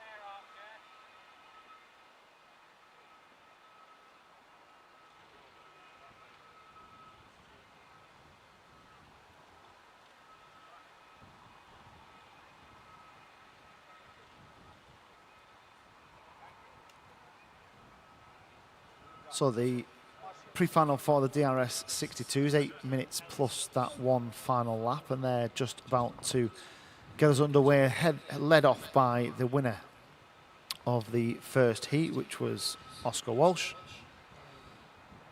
Alongside Oscar, the DRS play of Jack Robinson, and then Nat Johnston and Benjamin Baker just behind, the pair of them occupying row 2.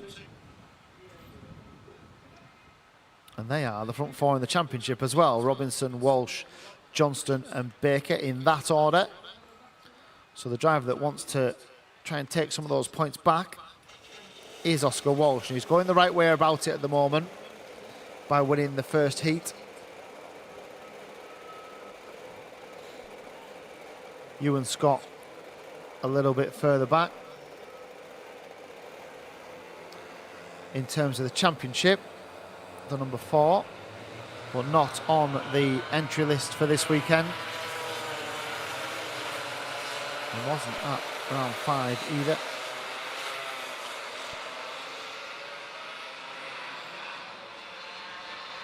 So they stream out towards their first of the formation laps, just trying to get operating temperature. And we've got one, Bailey Wolf. So Bailey Wolf, who missed the last heat. I wonder if that was something mechanical that they were having to sort and fix. But certainly that young man's been at the front end of the DRS 62 championship. He's leading the championship from the academy perspective. Aston Redpath will be looking to try and recoup some of those points deficit. He's second in the academy championship at the moment. In terms of the academy drivers, third in that championship is Lucas Eza. So they're claiming good points against Bailey Wolf this weekend so far. See how Bailey Wolf can recover through this field as they're about to start their pre-final. 8 minutes plus that one final lap. We've then got the DRS 125s. We've then got a B final for the DRS 100s, and then we are at the business end. 3 grand finals to come, all 12 minutes plus that one final lap.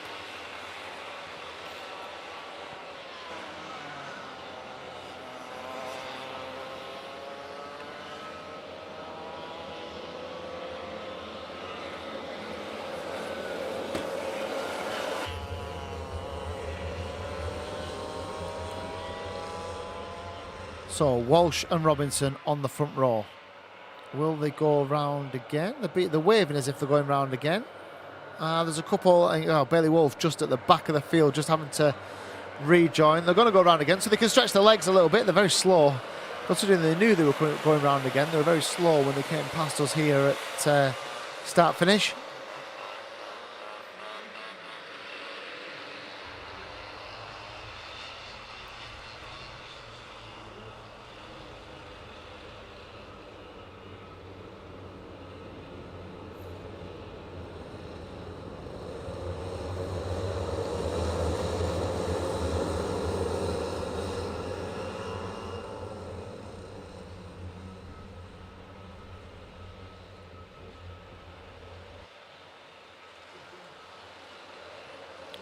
So, round 6. I wonder how many of these drivers are thinking about this championship at the moment. There's certainly still several in with a chance. And does this just become about winning a pre-final?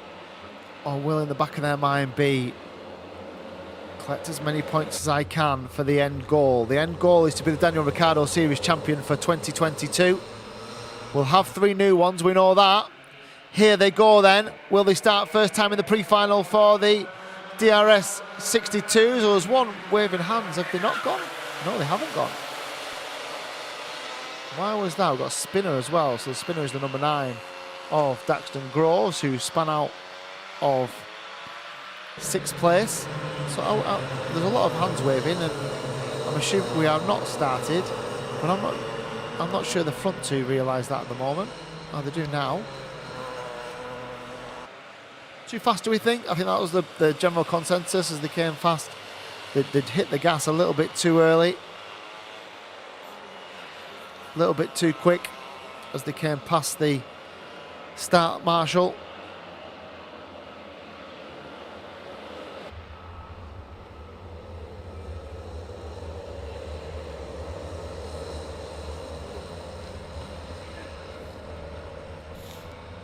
So Walsh and Robinson. For the third time of asking, do we go this time? It looks like we have done. Has Robinson got the drop? No, Walsh has. Can Robinson get in behind? He can. Just behind them is the number 7 of Benjamin Baker. So Baker got ahead of Johnston. In fact, Johnston's lost another place, I think, back into 5th place. Round the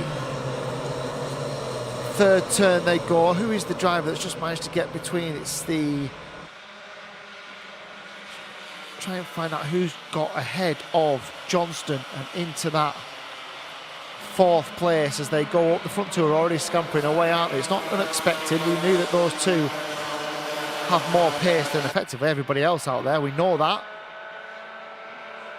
I think the only chance that somebody like Benjamin Baker had was to try and get in between them in the opening stages. He's already got 10 or 12 kart lengths to make up on the race leaders. So it looks like it's going to be a 2-kart battle again for the pre-final win. Who takes points off each other? It's going to be... Will it be an extension to the championship lead for Robinson?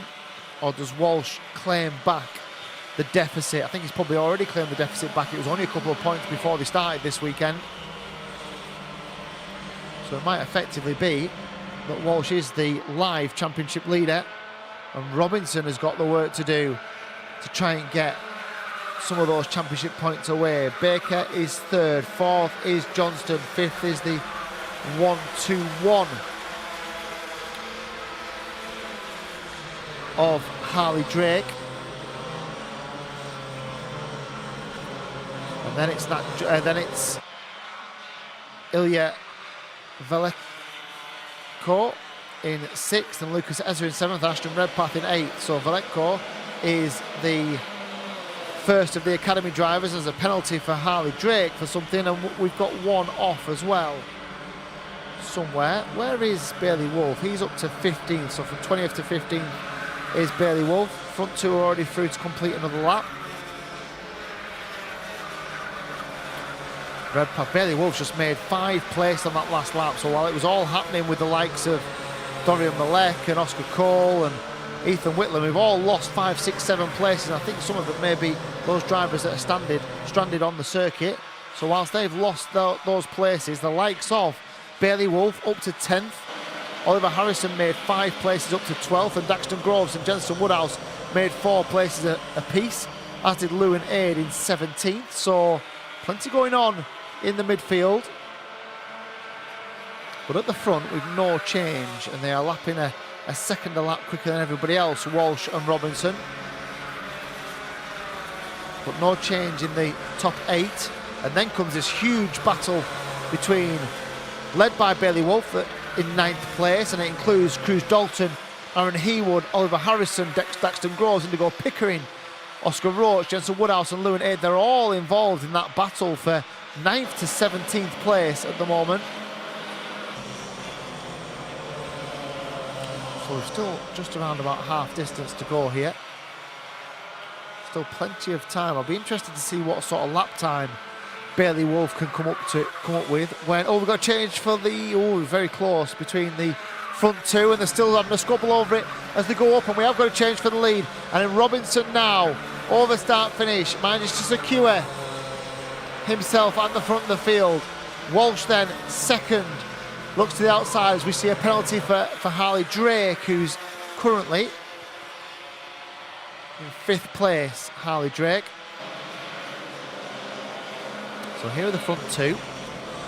New race leader. It's the turn of Jack Robinson. Oh, and he went a little bit wide, didn't he?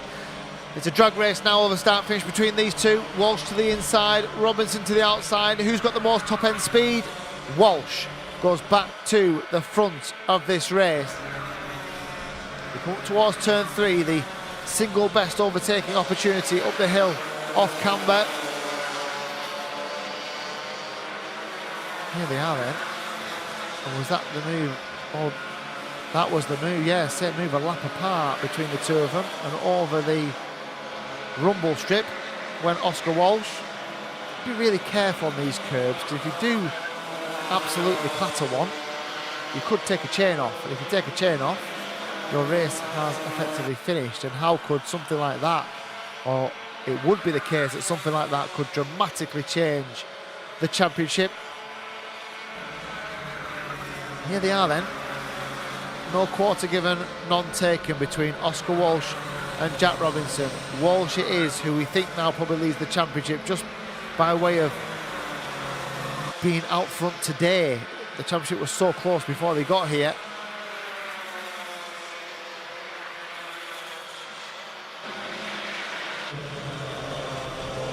Robinson with a watching brief in second place. Now he can just plot and plan here. He's got 2.5 minutes to go. Doesn't need to make a move too early. Needs to make sure he's happy with it. Needs to work out the best place to make the best move. Where can he make the move where there won't be where there's less risk of a counter attack from Oscar Walsh? Turn 3. Is that the place to do it? If you can find a way past from here to the end of the lap, that would always be a lack of opportunity to be countered. Just because of the sheer speed of the corners involved, the chicane, the long right-hander over start-finish.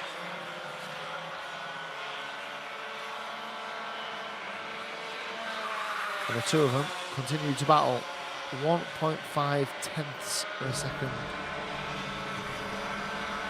between these two drivers. We're now down to 90 seconds. So let's have a little look further down the field. Benjamin Baker is still third. Nat Johnston still fourth. Harley Drake, although subject, we think, to a penalty, in fifth. There's no change behind them as well. Laia Villeco is in sixth, top of the academy drivers. Ashton Redpath behind in seventh, and then Lucas Esser and Bailey Wolf 8th and 9th. Good recovery drive from Bailey Wolf, whatever happens from here, to start 20th, to get yourself up into the top 10. What sort of lap times is he doing as well? 42.6. Wow, a second and a half. A second and a half slower than the race leaders. They are setting a real intense pace at the front of this field. What have we got left now? Probably 2 to go after this. Where does Robinson make his move? The DRS plate. They head up towards the S's. A little bit wide from them. Nothing doing there. This will be, or won't be the last lap. So 2 to go then. Does Robinson try and get it done now? And the reason he might try and get it done now is before Walsh goes extra on the defensive, although he was quite defensive into turn 1 last time round. Will he defend into 3? It's an overtaking opportunity. He does. Looks over his right shoulder, then his left shoulder. It's a drag race between the two of them. Oh, he had a little look, didn't he, Robinson, as Walsh went to the outside. Robinson had a little look, then didn't want to make it stick, just tucks in behind. Might actually have just given Oscar Walsh a couple of kart lengths by doing that. There's a back marker coming here as well. This could make a difference. We'll probably come across the back marker on the main straight. I would imagine the back marker will exit stage left and get out of the way. He didn't really, did he? Just might have cost Oscar Walsh a little bit of time, and now Walsh goes defensive, and now he'll have to preserve this lead with a lap to go. They're into the final lap then. Turn 3 is the best opportunity. Where does he have a look? Down the inside? No, because Walsh is defending. It's a drag race between the two of them up towards turn 3. Has the chance gone then for Jack Robinson? Will they have a look down the inside? No, into 4. Such a hard corner. It falls away from you on the entry and then lifts you out back onto the camber on the exit. It's going to have to be a last corner lunge. I don't think it's the place to do it. It's not. It's going to be a drive down to the start-finish line, a drag race between the two of them. But it will be Oscar Walsh then who comes through to win the pre-final for the DRS 62. Jack Robinson in second place. Benjamin Baker is a 10 seconds distant third. He's just coming through now to take third place ahead of Nat Johnston. Only just. And then Villeco and then Ashton Redpath will cross the line with Lucas Esser and a good drive from Bailey Wolf. They are the top 9. Oliver Harrison will come through in 10th. And that is your running order, your finishing order, subject to the post-race checks, of course. That's your finishing order for the DRS 62s. And we're heading towards our final pre-final, the one for the DRS 125s, which is scheduled to be in about 5 or 6 minutes.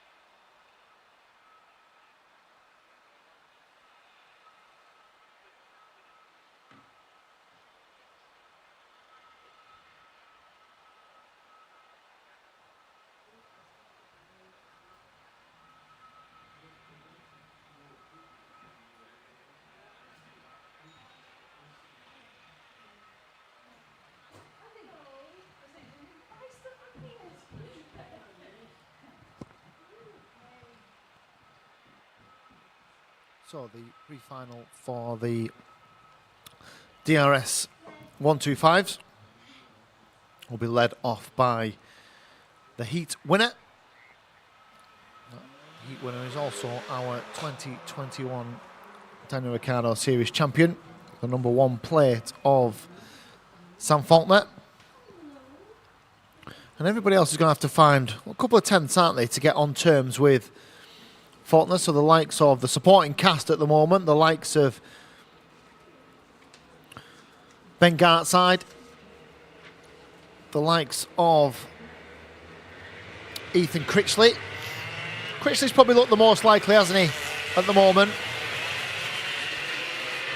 He's been the closest that we've seen to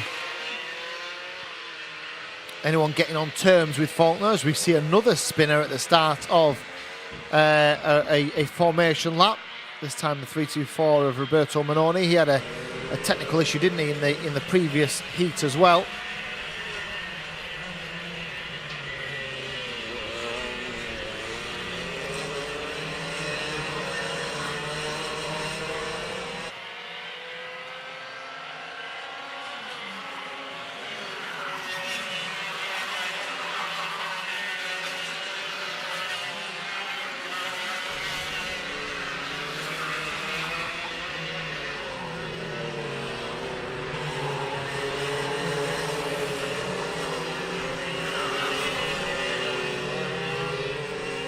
Talked many times for those regulars to the Daniel Ricciardo Series footage. We talked many times about the strategies that can be deployed to prevent a breakaway driver. So we don't see it all the time, don't see it that often, but sometimes you get a driver who is clearly the class of the field in terms of pace.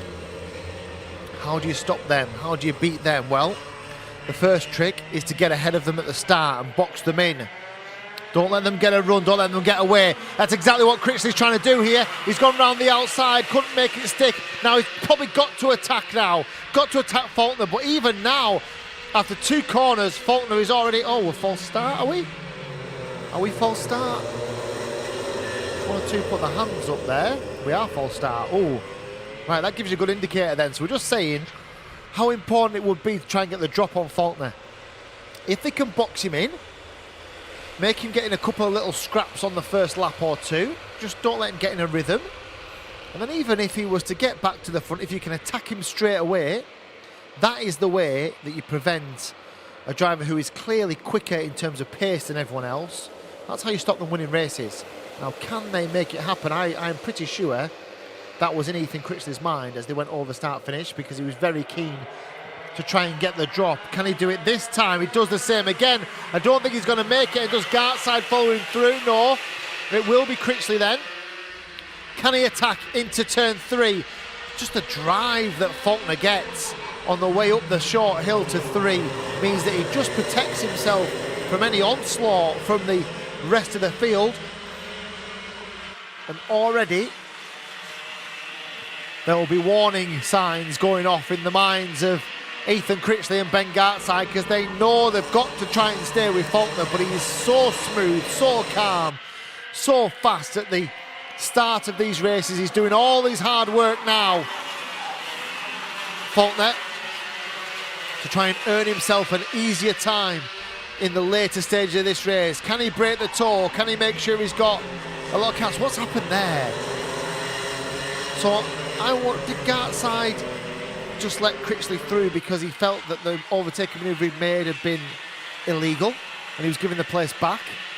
It was a very obvious switch between the two of them.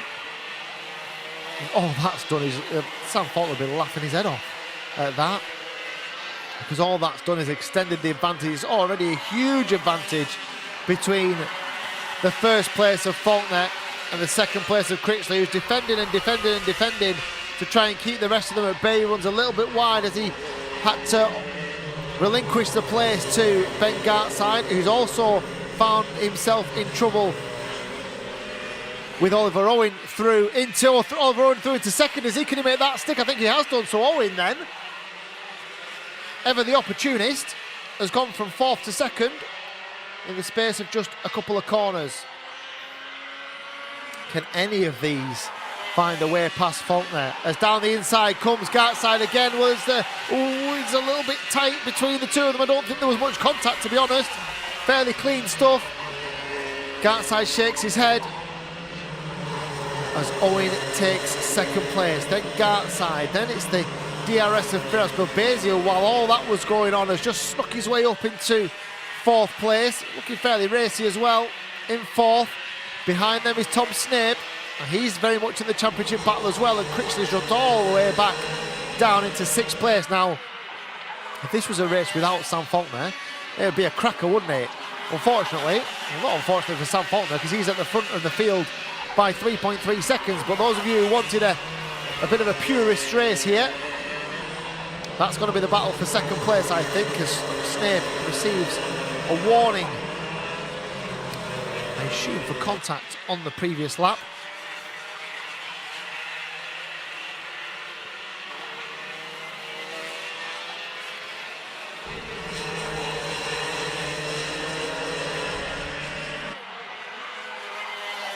So the leader goes through to complete the lap. He's done 5 laps of this Hooton Park circuit. Oliver Owen is 3.3 seconds further back. What's the time difference? What can they do in terms of fastest lap? So 36.1 for Sam Faulkner, 36.2 for Oliver Owen.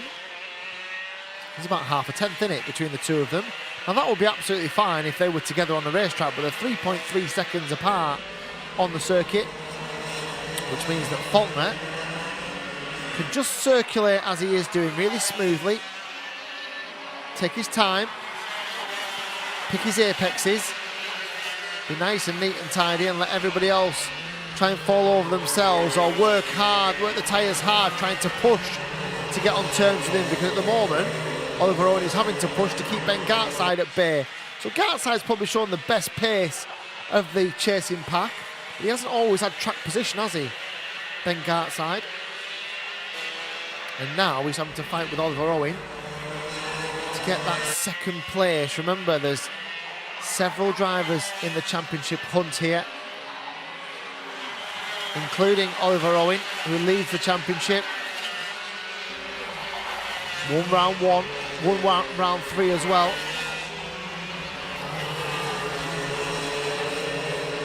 Tom Snape and Ben Gartside. So Oliver Owen and Ben Gartside, second and third. First and third in the championship. So this will mean something. There's points to be had here. If Gartside can find a way past and certainly push Oliver Owen back towards the chasing pack, let him lose a few more championship points.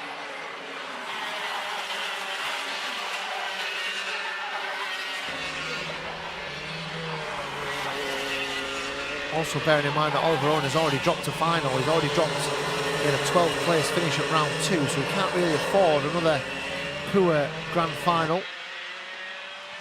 So despite leading the championship, there is a measure of vulnerability about Oliver Owen's lead in this DRS 125 championship.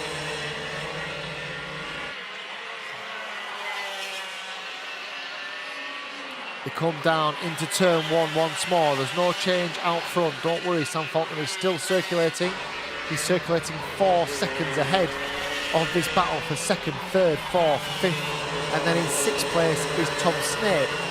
So Owen Gartside, Bilbezio, Critchley, second, third, fourth and fifth. Then Snape. Kurt Fordry is second, Matt Lawrence is 8th. Roberto Manoni is currently 9th with Carl Wharton, JJ McGee, and then Peter Hugley. All 12 runners are still running at the moment.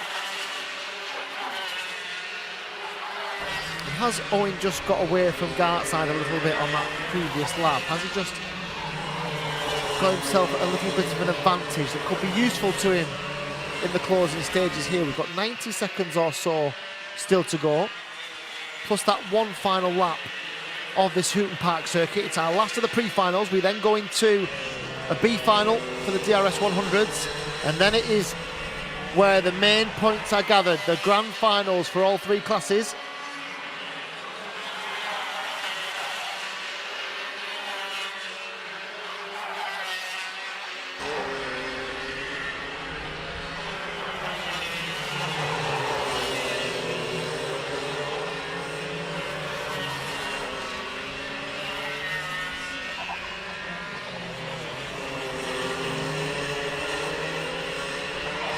So closing stages then. We've got just around about a minute. A minute for Sam Faulkner just to make no mistakes here. The contact warning for Bill Basie, I think, as Roberto Minoni has moved up at the expense of Mark Lawrence into 8th. And the fastest lap of the race belongs to Tom Snape. So this is the interesting thing in this situation for the DRS 125s. A lot of them have got the pace. So on one-off laps, they can match Sam Faulkner. They can even go quicker than Sam Faulkner. The problem is Sam Faulkner is such a master at the start of a race. His first 2 or 3 laps are so good. The damage is already done. He's already broken the toe. He's already broken the hearts of the remaining DRS 125 drivers. And then just from there, he just disappears in the distance. And then no matter how many one-off laps, Tom Snape, 6th place at the moment. He's done a lap time which is a couple of hundredths quicker than Sam Faulkner, but not consistently. You look at their last lap times, a 35.8 for Faulkner, a 36.2 for Snape. There's 0.4 of a second that's been taken away on that lap alone, so it's okay matching him, but you've got to match him on every single lap, and you've got to have track position, which is something they haven't got when they're coming up against Sam Faulkner at the moment. Oliver Owen still in 2nd place, and this will do his championship no harm at all. He'll get a nice handful of points, won't be worried about losing out on points to Faulkner at all, doesn't need to be. Faulkner isn't a threat from a championship perspective, but Gartside is, Snape is. Several drivers still in the hunt on the last lap here. I don't think we're going to see many changes, and Sam Faulkner goes through to claim his pre-final victory, his 2nd win of the weekend. He won the heat. He was fastest in qualifying. He set a new lap record on his way to being fastest in time qualifying this morning. And he goes through to claim another pre-final win and will start on the front row of the grand final for the DRS 125s. Oliver Owen in 2nd place, Ben Gartside in 3rd. Fields Bill Basie finished in 4th place, with Ethan Critchley. Be disappointed, won't he, to come home in 5th, but it was ahead of Tom Snape, Kurt Foundry and Roberto Minoni. And that is the last of our pre-finals. We have a B final to follow. So the B final for the DRS 100, the drivers who didn't quite make it into the main final, that's scheduled off in about 7 or 8 minutes time. And then after that, we are down to our 3 grand finals.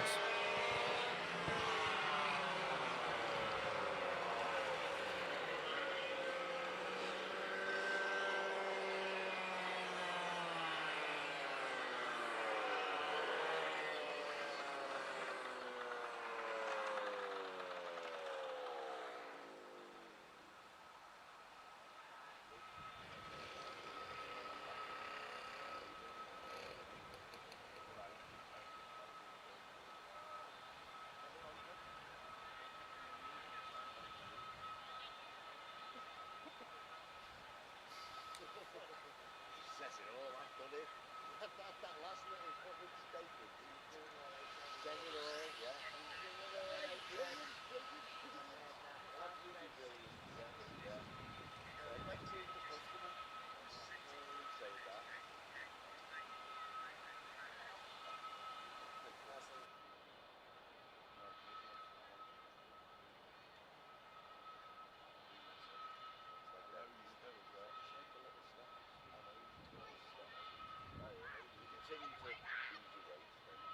I mean, because, well, you know, while you have lost weight, I suppose you did well with the boxing thing, but you remember, yeah, right, yeah, I'm doing it.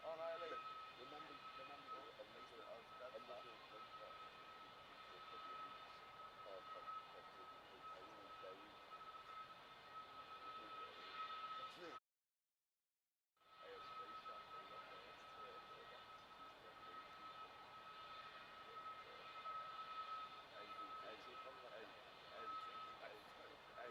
fuck off. Shove something in.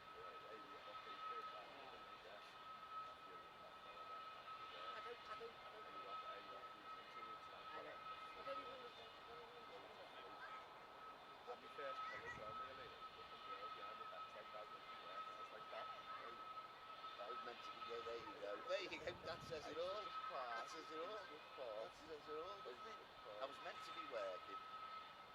Eastwood Park. Yeah. I mean, why have you could have done it when your night off? Done that night off. You must have. Yeah, no, we had one night a week. So there you go. But every night So is that's your a blowout party. night, isn't it? No, it is a party every night. And you must Party. finish work at some time. Yes, yeah, absolutely. And I'm sure people carry on and party. Yeah, you do. So, So what do you mean? some nights though, I got a drinking band. It's about. Hey, I so got a you've got drinking band, I could drink till Just after there. no, you probably One of the lads, hey, one of the sound. You probably could have still been there having a great time. If you would have played the Allardyce, but you due back. But you know what I mean? Is you could have extended that. I'll go back next year. Well, you're fucking on your own.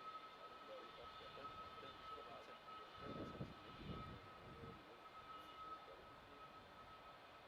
Hey, Josh, go. Hey, Josh, go. We're going back. So she's going to the passport. Hey. Oh, Joe, what? Don't hear about it. Okay. Saying how great he was and What? How many times you that?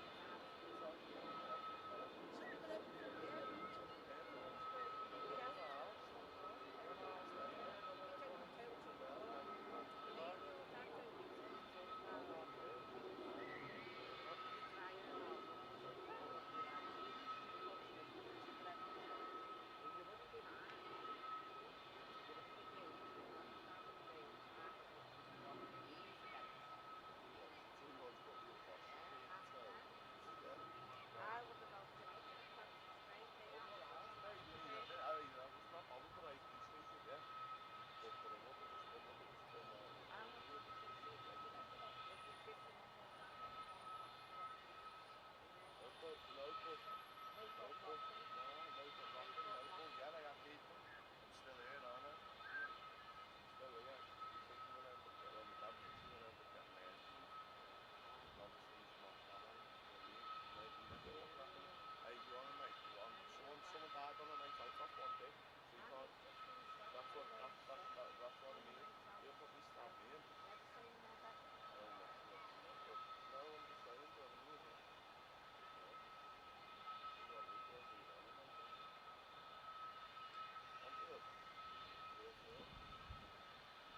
Yeah. I'm thinking about next year, or you're thinking about is Spain. more war across Sure. the town. Well, no, I don't want to talk about Spain. I was just reminding you when you were going on about the fantastic part of it. That it wasn't that great for other people. Wasn't. So that's. I know that, but You were talking. So I'm gonna correct you when you start talking about what to fucking shout. He looks like that caravan over there. Looking on caravan. I don't think that's very good. You get on me there. Like something.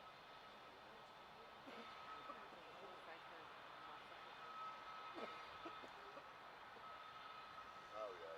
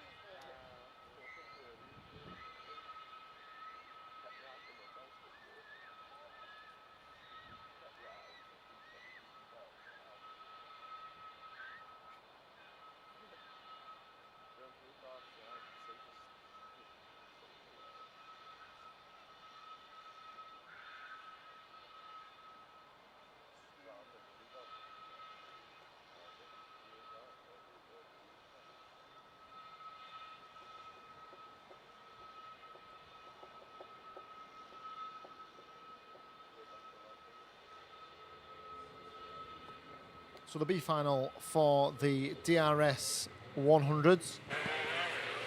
The opportunity for the drivers who didn't quite make it into the grand final later on this afternoon.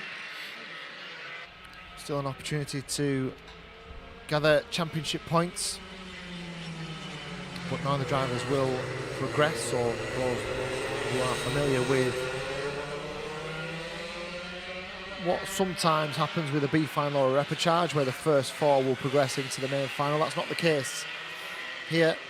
It's a case of just another opportunity to get out there, to have another competitive race, to gather some championship points. As we see an early spinner on the formation lap, the 164 of nearing Evans. So 5 drivers in this B final. It's a 10-minute plus a lap race. So Ben Thorley, Joe Wood, Isaac Kite, Ron Marsden and Nearan Evans. And of course, drivers can be in the B final for a whole host of reasons. It certainly doesn't necessarily mean that they've not been the fastest of the drivers that have been out there today. You could have had all kinds of issues, mechanical, you could have had a technical problem, you could have been involved in an incident, which just means that you just didn't scrape through to that main final. So this is another chance to try your best to get a good result to finish your weekend. And here they come to get us underway then in the B final for the DRS 100s. They're all through the first corner fairly neat and tidy. And they head up towards turn 3 for the first time, and the early pace is set by Ben Thorley. Joe Wood just tucked in behind the 159. So the 1 and 2 on the grid are now 1 and 2 on the road. And Isaac Kite is up a place, isn't he, into 3rd. And then Ron Marsden, who certainly has shown decent pace throughout this season so far. I think it's the first of the B finals that Ron's had to be in. And Nearan Evans at the back of this field at the moment. So 5 of them then head up towards turn 3 once more. This long right-hander opens up, and then they'll swing themselves back towards the right-hand side. Oh, a little bit of contact between Wood and Thorley. So Wood had just managed to get alongside. They had a little bit of a touch between them.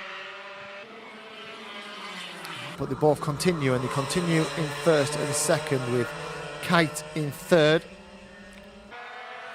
Then Marsden in 4th and Evans in 5th as they come through the first turn once more.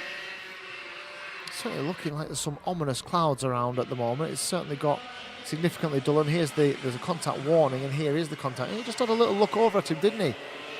Ben Thorley just looked over at Wood and just slowly edged towards him. And Wood held his ground, and there was definite contact between the two of them.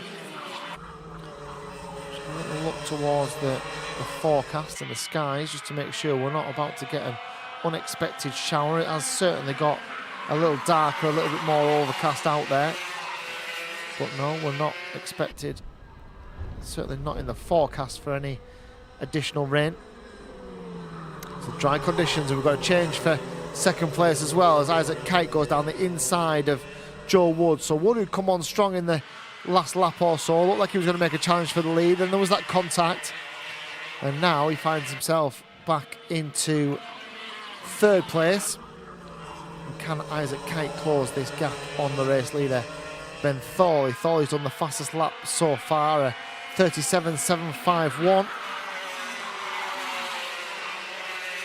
Only Thorley and Kite are the two to have ducked below the 38-second barrier. And there is the move. Late on the brakes from Isaac Kite, but nicely done. And now he can set his sights firmly on our race leader. The gap was around about 9/10 of a second. Let's see what it is as they come back into view this time. Oh, he's made a mistake. He's made a mistake. He caught the curb on the way through the chicane, and he knows it. He made a mistake as he came. You can see the lines on the circuit, can't you? As he came through the chicane. He was just going out a shot when he looked like he was all kinds of sideways. And he's just caught the curb there, didn't he? Just caught the curb. Marshall was fairly brave as well. Has to be said. He kind of jumped over the other set of tyres. So, Isaac Kite, has he managed to rejoin? Just having a look. He hasn't. He has managed to rejoin, I think. Just see if he comes through next time round. But there's no change at the front then. So Thorley still leads. The benefactors of Isaac Kite not making it through the chicane last time round are Joe Wood, Rowan Marsden and Neeran Evans. They all move up to second, third and fourth respectively. And a little mistake there from Marsden, who clouts the curb on the inside of turn 3. As we head up towards the halfway mark, I'm just looking over. No, that is a well-parked DRS kart of Isaac Kite. So his day has ended. 4 laps into the B final. He was looking fairly promising as well, wasn't he? I don't know if he had the pace to catch Ben Thorley, but he's certainly done a decent job of dispatching of Joe Wood, who is now on the chase. Now, can Wood close this gap? He took a tenth of a second last lap out of Ben Thorley. He's going to need more than that. You would imagine he's going to need maybe 2 or 3. In fact, it's 1.6 seconds. He's going to need about 0.3 of a second a lap to get back on terms here.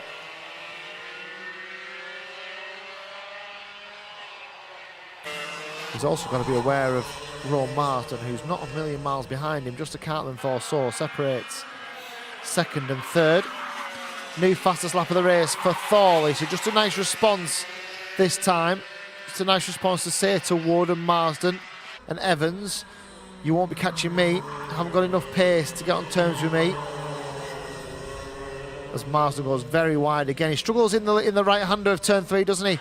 Very, very wide line. Almost like he can't slow the kart down quickly enough. It's going to hurt him on his exit speed as well. So let's just check the distance this time between Thorley and the rest. 1.9 seconds it was last time. 1.9 seconds it is this time. So no big change between Thorley and Wood. Marsden, Evans and Kite is the retirement.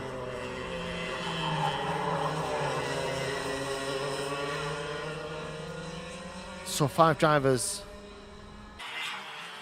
still on this circuit, still looking to get the best possible finish in this B final. They've completed 9 laps. They've got about 4 minutes still to go here.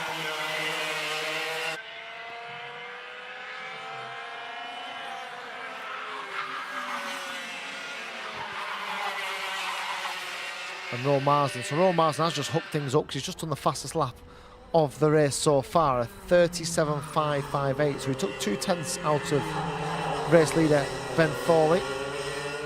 But that won't be enough, will it, in the closing stages here? What have they got left to do? 3 minutes, probably get 6 laps, 5 or 6 laps still to get through.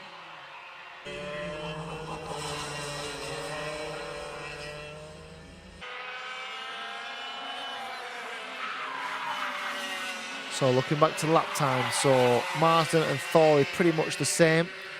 Joe Wood, a 38 flat for him, so he was about half a tenth slower than the front 2.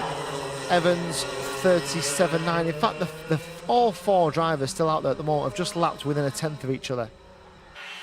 So another good advert for how close this racing can be.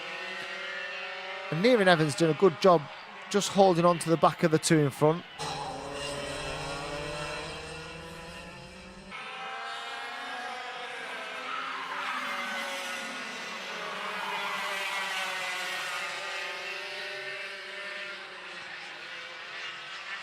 So 37.7 for Wood. It's a personal best for him.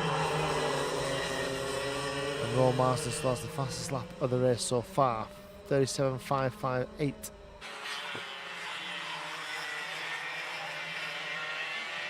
And the gap between first and second, 2 seconds. The gap between second and third, well, around 2 kart lengths at the moment.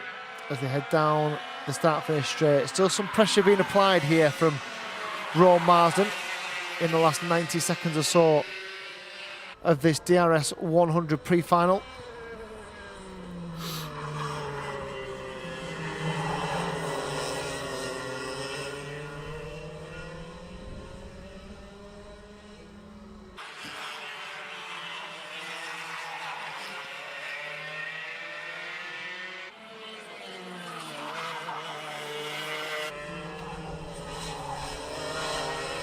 So Marsden again, that wide line through the last corner. Just lose him a can't or so, doesn't it? Just lose him a little bit of time if you could tidy that up. It would certainly let him get on the back bumper of Joe Wood as they came over start-finish line to start another lap. It might give him a chance to overtake on the way down the start-finish straight. Let's see where these guys are in terms of the championship. So Joe Wood, 30th in the championship standings at the moment. He wasn't present at round 5. Isaac Kite, 27th in the championship. Rowan Marsden, 22nd in the championship. His best finish was a second at round 2.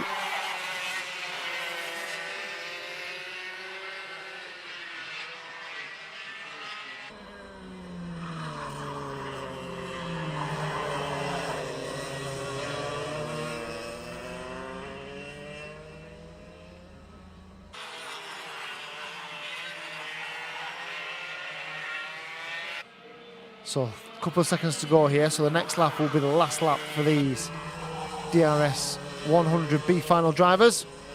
And our race leader, Ben Thorley, is on that last lap. If these two made any inroads, they've taken about 3 or 4 tenths in the last couple of laps.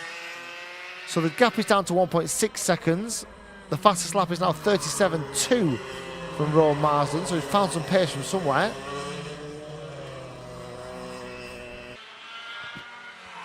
So will there be a move to finish with here from Rowan Marsden? Has he got anything up his sleeve in the closing stages as they come towards the checkered flag then? It's going to be a B final win for Ben Thorley. He crosses the line then to win the B final. Second place will be Joe Wood. There was no change there. Rowan Marsden was 3rd. Nieran Evans was 4th. And Isaac Kite, the only retirement.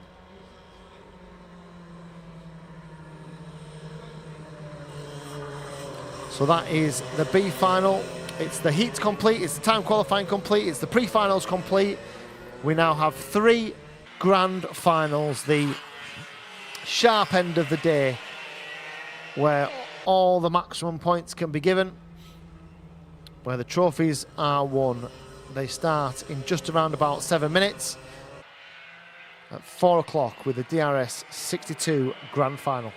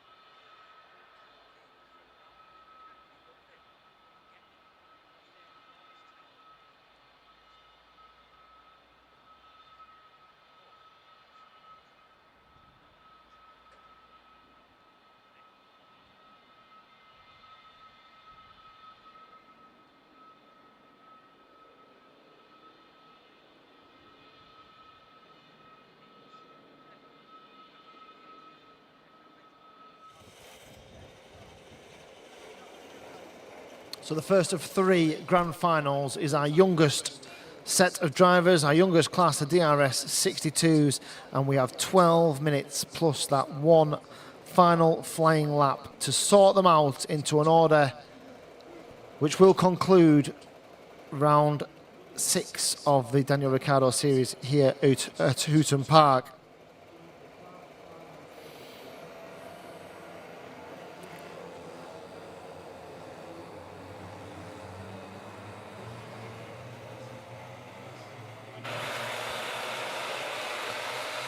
Led as a result of, gridded by the results of their pre-final, which means we have a familiar front row in the shape of Oscar Walsh and Jack Robinson. A familiar second row, indeed, of Benjamin Baker and Nat Johnston. I wonder if Baker and Johnston can get in amongst these front 2. Could they go on a very early attack here? Could they try and find a way past the front 2? Make this really interesting for us. It's a long way, 12 minutes plus a lap here. I'd imagine.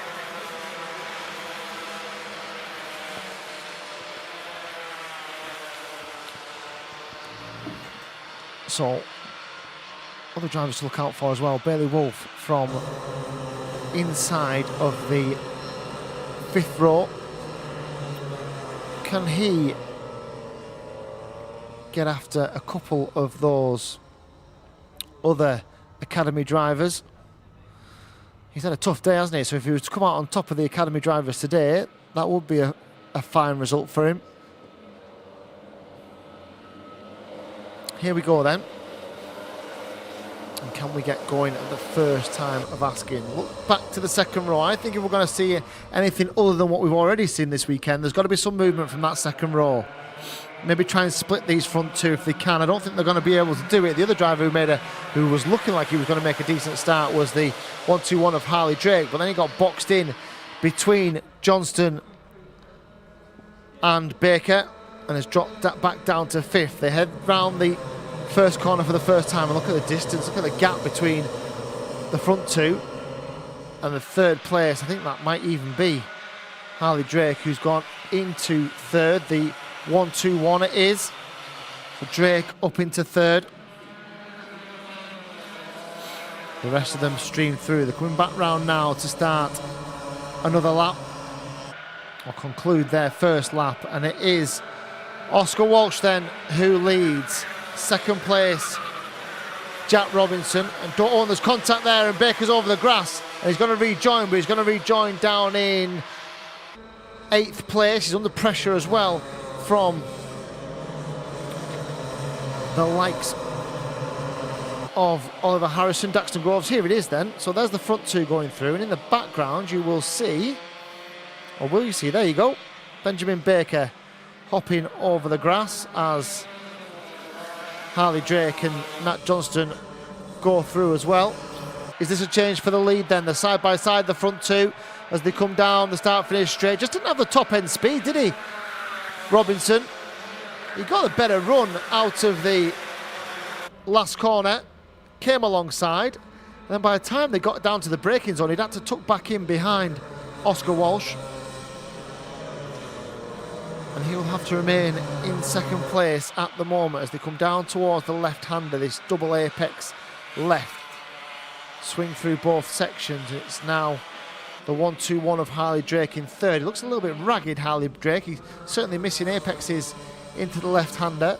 Now goes through the right of the final corner. And although he's got some pace, looks a little bit ragged. And under a little bit of pressure from Nat Johnston as well. Where did Benjamin Baker come back after his little excursion? He dropped back into 6th place last time round. Aston Redpath is the first of the academy runners. So the academy leader is Aston Redpath. Bailey Wolf is 2nd of the academy runners. He's in 9th place. And Oscar Roach, 3rd of the academy runners, in 10th. So Walsh and Robinson 1st and 2nd. There they are, First and second in the championship, absolutely nothing between them in the points totals or out there on the tarmac at the moment. Harley Drake third, Nat Johnston fourth, fifth place is Aston Redpath, then Benjamin Baker, Aaron Hewood is seventh, Oliver Harrison is eighth, Bailey Wolf is ninth, and Oscar Roach is 10th, Daxton Groves 11th. Then we've got two more of the academy drivers, Lucas Eze and Ilya Veliko.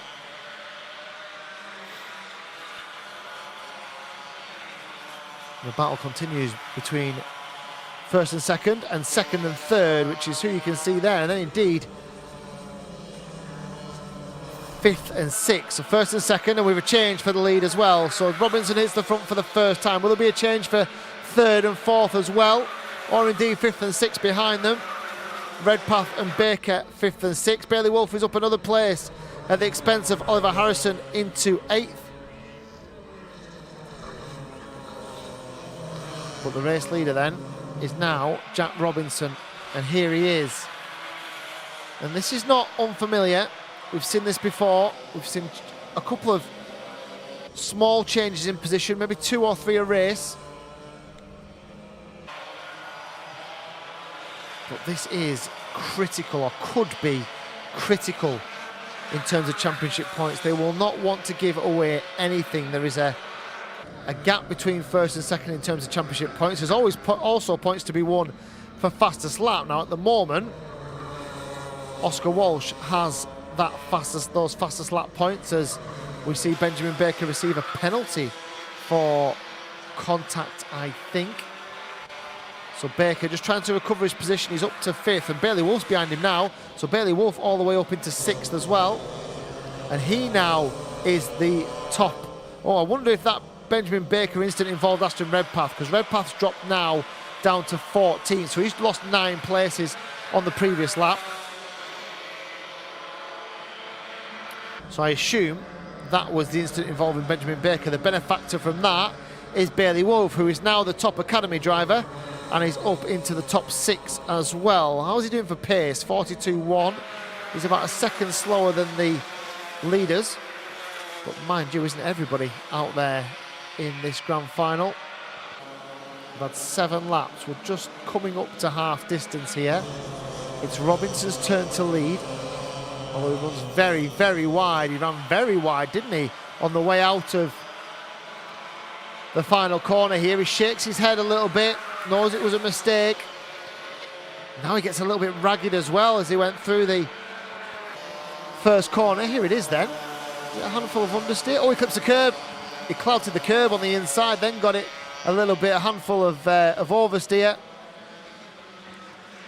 And he allows for Oscar Walsh to retake the lead. As easy as you like for Oscar Walsh. But he's still there, Robinson. Still on the coattails. Just that one, just goes to show you how one small mistake can just magnify into a change of position. He also lost 2 or 3 tenths from it as well. The two of them then head through the second corner and up towards turn 3. Veliko up to 10th at the expense of Daxton Groves. In fact, Veliko up to 9th. He's gone past Oscar Roach as well.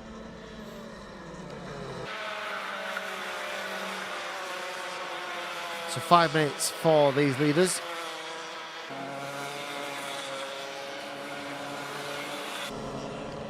So Walsh, Robinson, Drake, Johnston, Baker, Wolf, Hewood. They are your front 6. Leaders have just gone past to complete another lap, and then the gap back to Harley Drake's huge. He's still got Matt Johnston there with him. Long way back to Baker, and then another gap of around about a second or so back to Bailey Wolf. So they're all fairly well spread out as the leaders take a back marker on the inside of the left-hander. The back marker was the 112 of Lewin Aid. It's currently circulating at the back of the field. So what does Robinson do here? Watch him brief for a couple laps. He's going to come across another back marker as well. They've got a 7-second advantage over Harley Drake, which just shows you the sort of pace that they are running at the front of this field.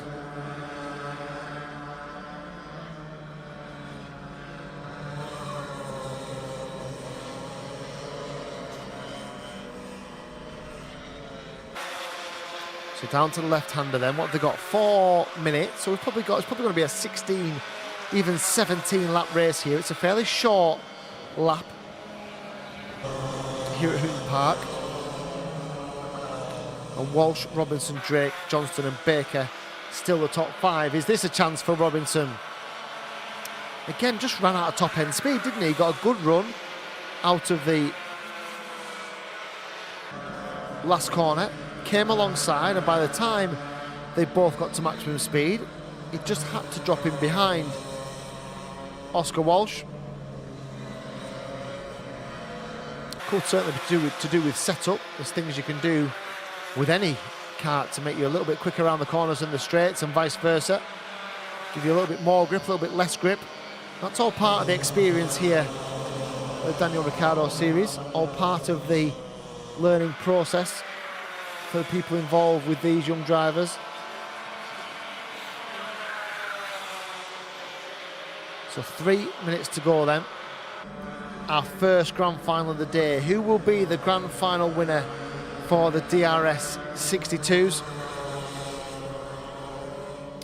You would think it's going to be one of these two, unless something very dramatic is due to happen in the remaining 2.5 minutes here at Hooton Park. They go through once more. We'll keep our eyes on the leaders. There's no change further back.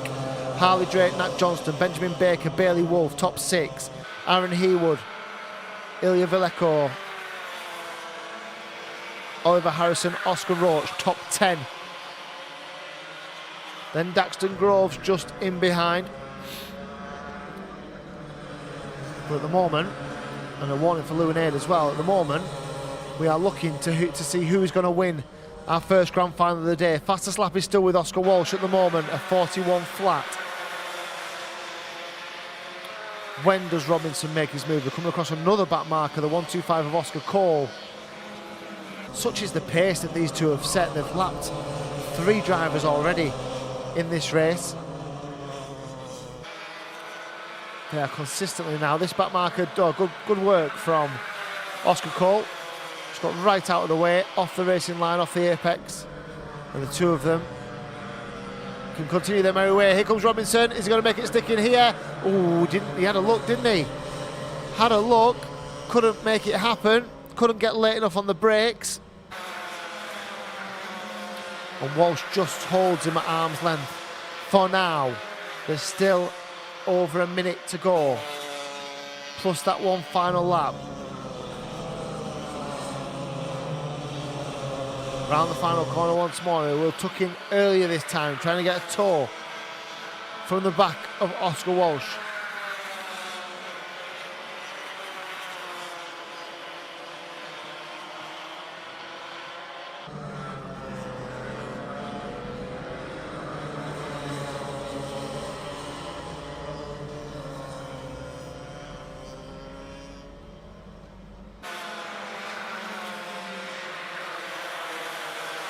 .30 seconds then for the front two. Walsh and Robinson. There they are, number 3 and the DRS plate.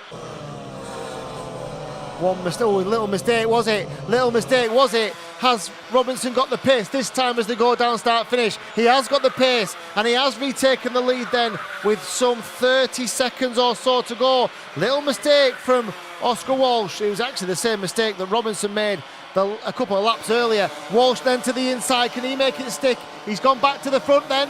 It lasted one corner of the side by side as they come out. They're heading down towards the left-hand. There's a back marker involved as well. Robinson on the outside, Walsh on the inside, and Walsh retakes the lead. He didn't want to be behind for long, did he? They're coming across the back marker. What have we got left? This will be the last lap this time round then as they head up towards the final corner. They've got to do this one more time, and now Robinson goes to the inside. Where will they come across the back marker? It's here, over start finish. They haven't got past it just yet. Robinson then, he's got to make his move now, surely. They're tied up behind the back marker. Walsh goes to the inside. Will Robinson have a look? There's enough room if he wants to make the move. He's not going to be able to though, and that is probably game over from here. We've seen how difficult it is to overtake from this point onwards on the final lap. Walsh covers the inside line in the left-hander. I think he's probably done enough, unless there's going to be a mistake in the final corner, which we have already seen, one apiece from both of these two. They go through the chicane.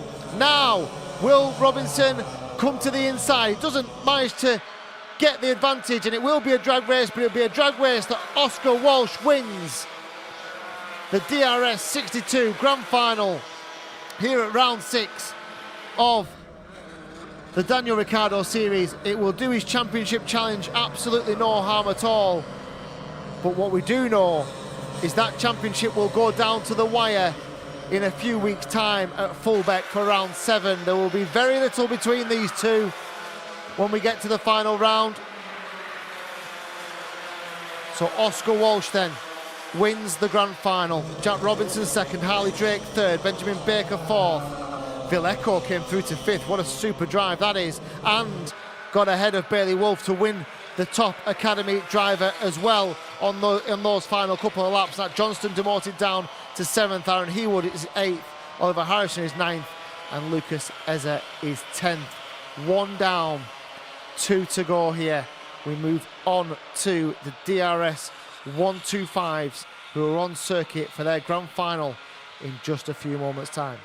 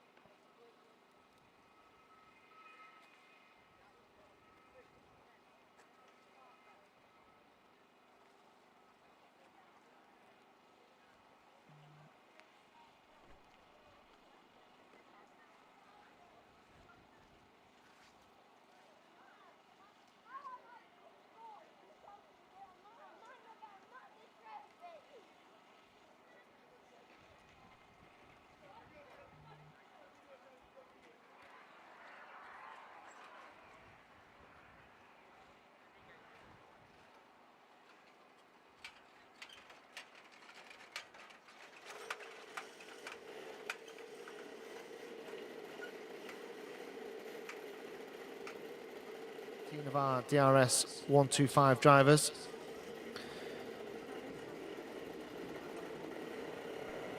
ready to go. So can Ben Gartside be the one to challenge Sam Faulkner? 12 minutes plus a lap as they stream out for the final time the DRS 125s, the senior class. We've got the DRS 100 still to come. And that promises to be an absolute cracker. I could probably make an argument for 8 or 9 DRS 100 drivers to win that race today. Be very interesting indeed.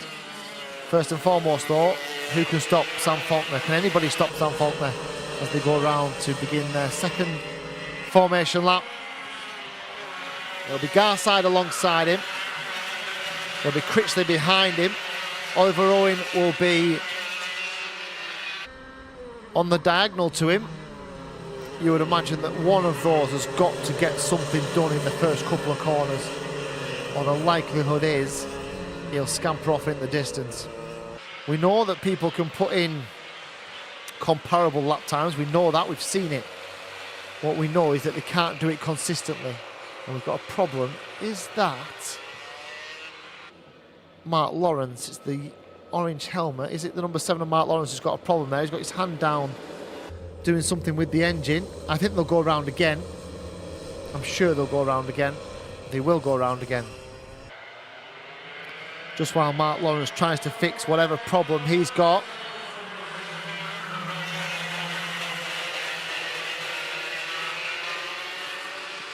The other driver who's going really slowly at the back of the field has just listened to Lawrence. Also, Lawrence is going to park it up. So whatever the problem was with Mark Lawrence is a problem for Mark Lawrence, because he's not going to start this race.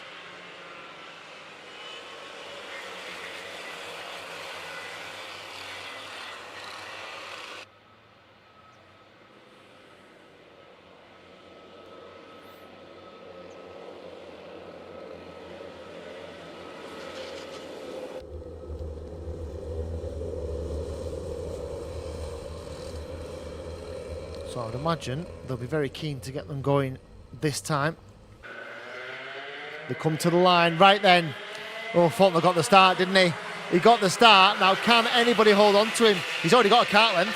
Through one corner, he's got a kart length. Through 2 corners, he's got 2 kart lengths. That could be it. That could be good night, everyone. Sam Faulkner's got into the first couple of corners with a 3 kart length advantage, and we know how good he is from here. We know how good he is. Just starting to edge away, being quick and consistent and smooth, and getting that kart to work for him in the first couple of corners. It must be absolutely heartbreaking for the likes of Ben Gartside. He just has to watch him disappear. There's nothing they can do to get on terms with him. They need to jump him at the start. I would have been very tempted to just chance my arm on the start and just have my nose in front, even if they sent you round again because they weren't happy with it. Got to try and apply a little bit more pressure to Sam Faulkner, but having said that, do they? Because he's not in the championship race. They can allow for Faulkner to go and win every race from here. He isn't going to affect them in the championship. He's not going to be a problem. All he's doing is taking some points away from people. So maybe the smart play from Gartside and Critchley and Oliver Owen and Snape is to say, we're not even bothered about Faulkner. He can go and win all these races. That doesn't affect us. What we need to do is be the best of the rest, because that's where we get our championship points from. That might be the clever play. Might be one that damages a little bit of pride. Because everybody wants to win car races, of course. But as we said, Faulkner is not a championship challenger this year, just due to the fact that he hasn't taken part in any rounds this year other than Glenny Gores a few weeks ago. That was his only foray into the 2022 Daniel Ricciardo Series.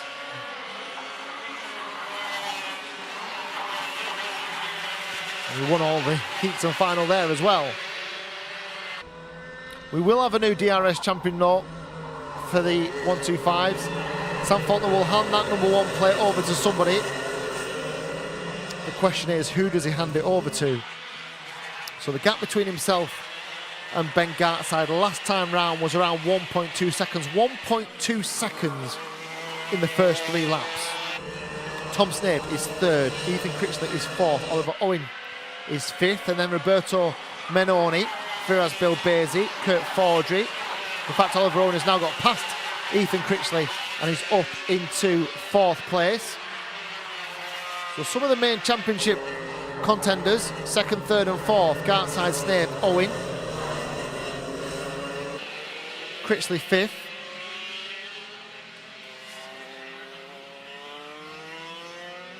As we have a look at the overtaking manoeuvre and the re-overtake from Menoni and Bilbezi. So what did we say it was? 1.2 seconds, now 1.5 seconds, and Faulkner's done a new fastest lap, 36.064. So he's taken over 2/10 this time out of Gartside in 2nd. So he's cruising away here at the front. Gartside just maybe needs to be aware and wary of the likes of Tom Snape. So Snape, well, he's gone 2/10 quicker than Snape, hasn't he, last time round, but Snape would be a threat in 3rd. 4th place, Oliver Owen will want some championship points. He'll want to try and gather as many as he possibly can. So 1.5 was the gap, it's now 1.7, another couple of tenths from Faulkner. Well, we've got a new fastest lap, so Oliver Owen, 36 flat. So Oliver Owen's just taken 2/10 of a second out of Sam Faulkner. The problem is Oliver Owen is several seconds further down the road than Faulkner, and he's got 3 karts between them as well. So Oliver Owen is coming on strong, and this is what we were saying earlier about people do show us their ability to do lap times that are comparable with Faulkner, but just not got the track position to make it stick.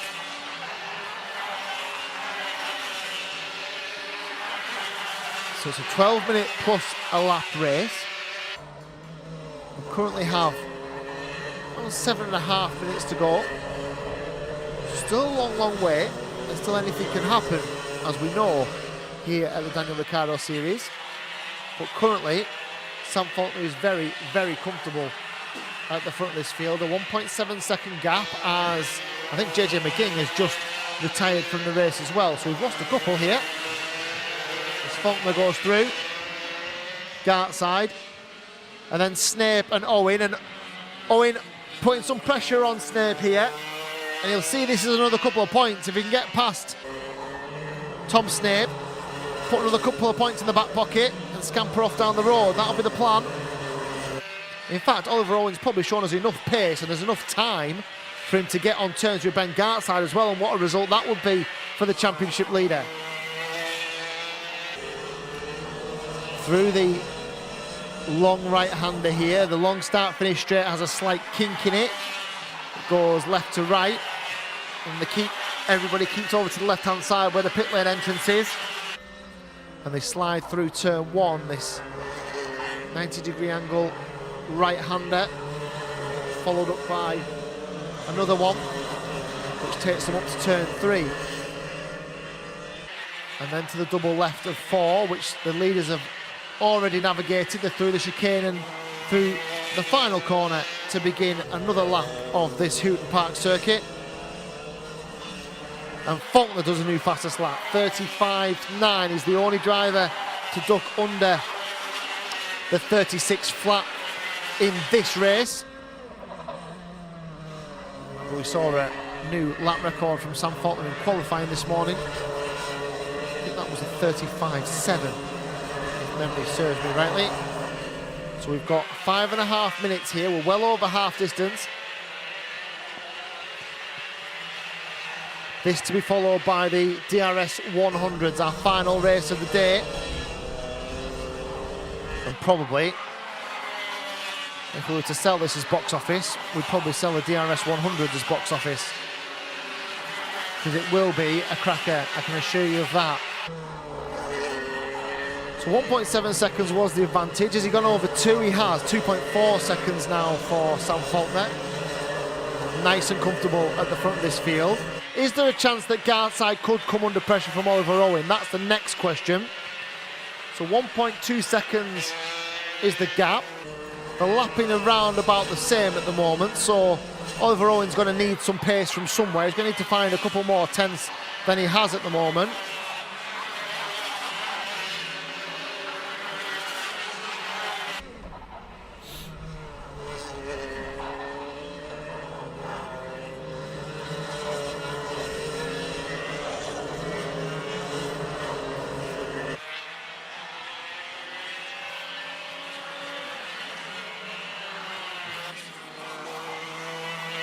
So Faulkner still leads. He might come across some back markers soon. He's maybe got the length of the straight between himself and a couple of back markers, but they've still got 4 minutes or so still to go.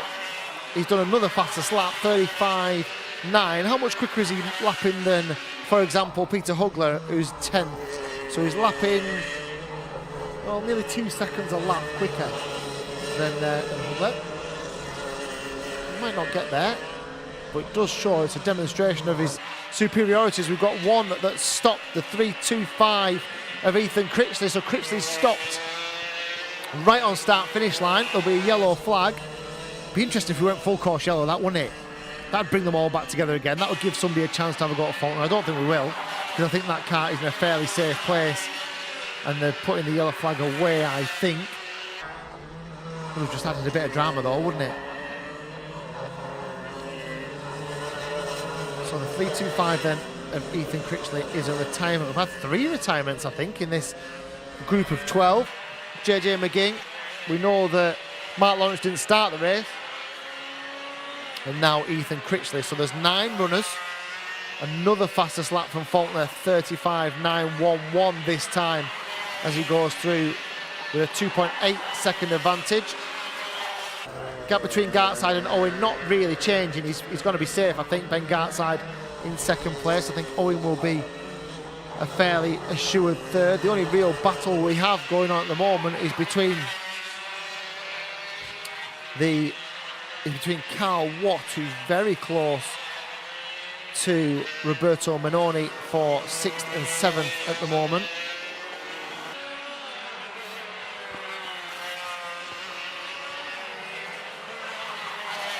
So the leader completes yet another lap. We've got 2 minutes to go here. Faulkner's going to do another clean sweep, isn't he? Clean sweep at Glenigors. Clean sweep here. Will he be in attendance at Fullbeck? But it certainly won't be about him. Even if he wins the races at Fullbeck, it'll be about who the new Daniel Ricciardo Series DRS 125 champion's going to be. And it won't be Faulkner. He is going to come across the back marker, isn't he? We predicted that a couple of laps ago. He's going to come across Peter Hugler. That's probably his last risk if he can navigate his way past Hugler with no fuss, no problems. That will probably be the job done. Just watching them now as they come down towards the left-hander. He has got past Hugler on the short straight, down to the double left-hander at turn 4. So Faulkner cruising towards another lights to flag victory here. He's got a minute plus that one final lap. A minute's work.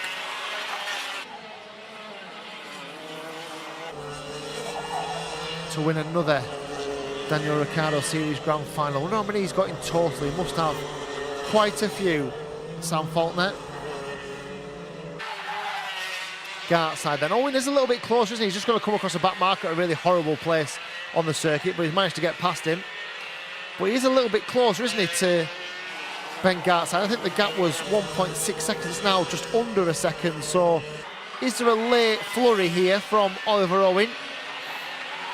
Gap is 9/10.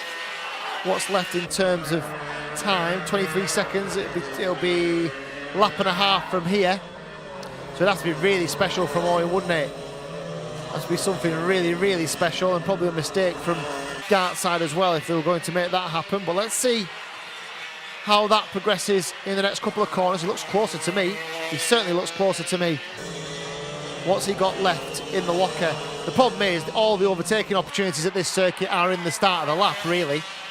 If once you've got through 4, very, very difficult to find a way past. Gap 7 tenths, so he had taken another couple of tenths out. We're on to the final lap. Here is the battle, second and third. Will Oliver Owen get close enough? He's getting there, isn't he? He's just going to run out of road. He's just going to run out of laps here and run out of time to get the job done. Gartside just needs to keep it all in a forward motion on a straight line, and he'll get there. But there's no doubt then, as Sam Faulkner crosses the line to win another DRS Series Grand Final, Second is Ben Gartside. Third is Oliver Owen. Fourth is Tom Snape. The rest of them will all come through as well. Fifth place for Firaz Bilbezi. And they are your top 5 then for the DRS 125 Grand Final. One left then. I was going to say the main event. It's not the main event. That we, of course, look at them all equally. But I think in terms of value for entertainment, this could be the main event. So if you're in your garage at the moment, if you're thinking about going and putting the kettle on, I would just hold on for another few minutes. I would just make sure that you've all got your eyes on this DRS 100 Grand Final. It's scheduled off in just around about 4 minutes time, and we'll be back with you then.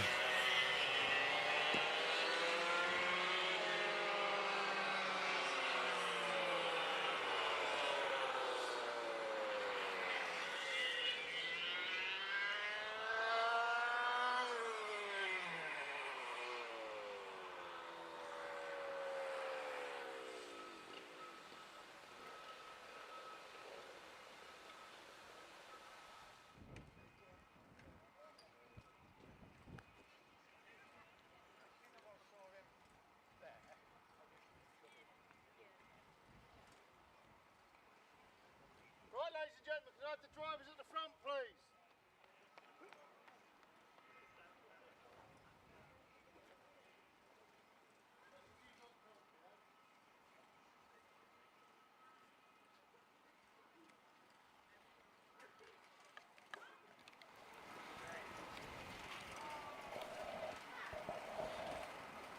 Hello, drivers at the front, please. Wheeling the last cars off the track now.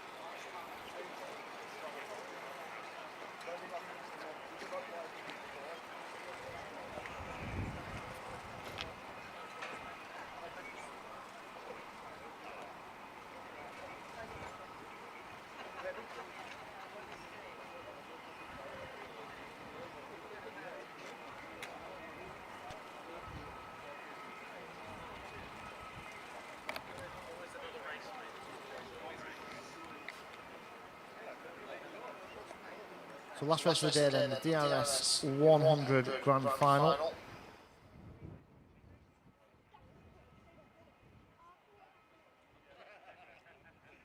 So an accumulation of the drivers' results from the day gives them a starting point, an opportunity to gather as many championship points as they can at a really important time in the 2022 Daniel Ricciardo Series DRS 100 Championship.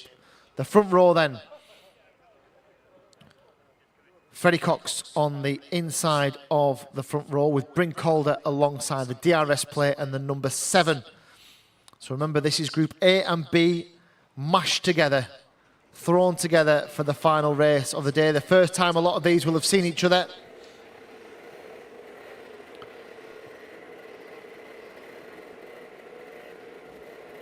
Row 2 with Charlie Ratford on the inside, just behind Freddie Cox. And James Kochelek alongside him. Championship leader Maximilian Salarski a little bit further back. There is pace all over this field. There is subplots and side stories waiting to be told.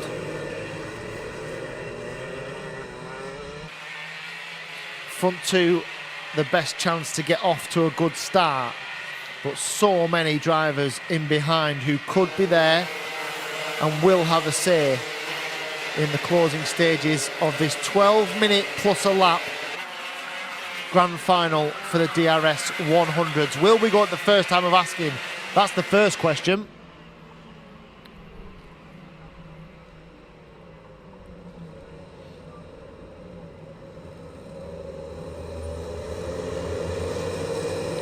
As Cox brings them under some sort of order, will fairly well formed already. Certainly won't be far off going at the first time. Calder alongside him. Who gets into the first corner first? That's the question. Ratford and Kochelek alongside them. Henry Foote, 5th on the grid. Alongside him is Tristan Powell. Then Solarski, Daniela Sutton, Liam Karbeloff, Jake Woodrow, Daniel Weir. So many that you could make a case for. Do we go first time? We do. They're almost 3 abreast. Bryn Calder's made the best of the starts. There's contact further back. There's a lot of contact further back. Advantage Calder, is it? No. False start. And lots of contact further back as well. So, how do they pick that out then? So the 3 drivers that have come to blows on the way out should restart. It was already a false start. We weren't racing. They should all rejoin. So one of them is Sherry-Ann Powell. So if she can get some tyres off that, she will restart this race. What a start from Bryn Calder. He'll be absolutely gutted. Right, I'm also looking at Daniel Weir. Daniel Weir's got a bent rear axle. So Daniel Weir will not, oh, we've gone red. So the flag is red. So we've stopped. This will be a full restart, I'm absolutely sure of it. Well, the race hasn't actually started, has it? So it definitely will be a full restart. So we're red. We've got a couple on the far side on the exit of 2 that just need sorting out. I would imagine the issue is going to be with the tyre barrier over there. It will be a full restart, so there's no issues with any of these drivers, I wouldn't have thought, because the race has never started. So from what we did see, Bryn Calder, here we go, Bryn Calder got the best of it. There was all kinds of stuff went on in the midfield, and it was down into 2, wasn't it? It's almost a concertina effect. It was down into 2. Just having a look now. Ah, there's the contact. So there's contact in front of the likes of Sherry-Ann Powell. She then picks it up, nowhere to go, and is into the side. They're going to repair those tyre barriers on the far side. And we will have another go.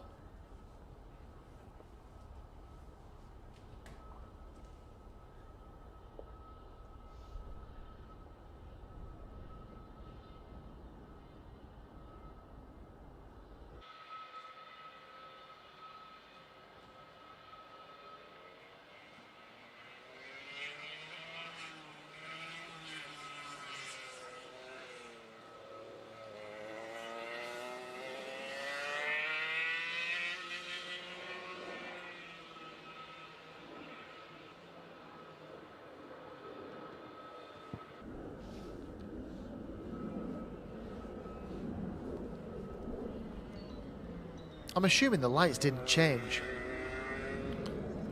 And when the lights haven't changed, I'm also wondering why there was so much carnage and everyone was racing into the first couple of corners. If the lights had changed and it was then a false start, why did the lights change?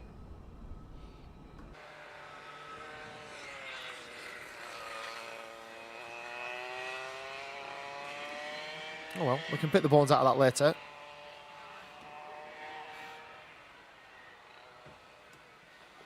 Hopefully, we're about to get underway with our second attempt. Now, they've got to regrid them all, so this is a problem, first of all. So we've got to get them all back into the place that they started. Now, you would think they would know, wouldn't you? Because they've just spent 10 minutes sat on the dummy grid looking at the back of a car with a number on it. So you would think they would remember, but they generally don't.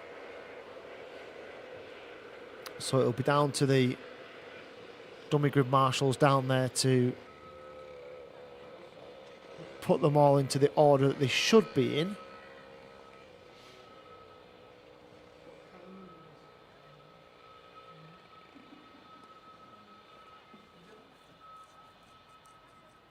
And once they're back into that order, we can set them up on a formation lap. I think they're pretty much there, aren't they? It looks like they're pretty much there from our vantage point. I don't think there's an awful lot of damage to anything, if I'm honest. It looked fairly tepid to me.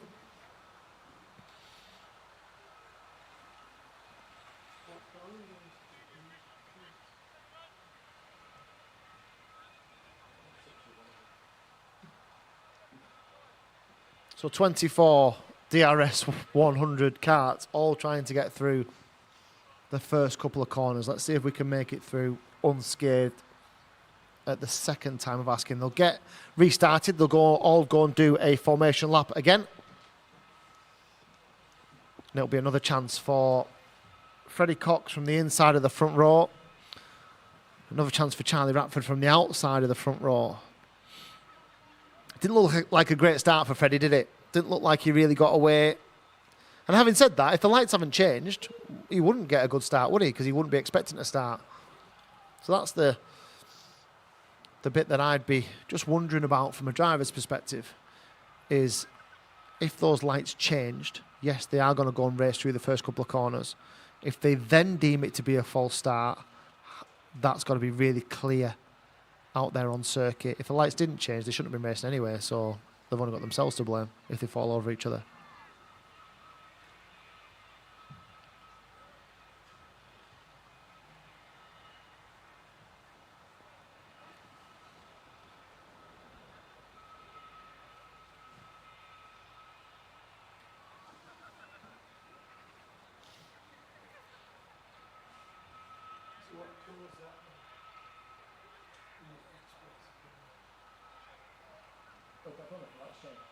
If the lights didn't change, they shouldn't have been racing, they should have all just backed off into another corner. If the lights did change, you'd have clearly assigned at cross 2, but it's a false sign. Because if the cross 2 was stuck there on the top like this, so I wouldn't be racing at cross 2.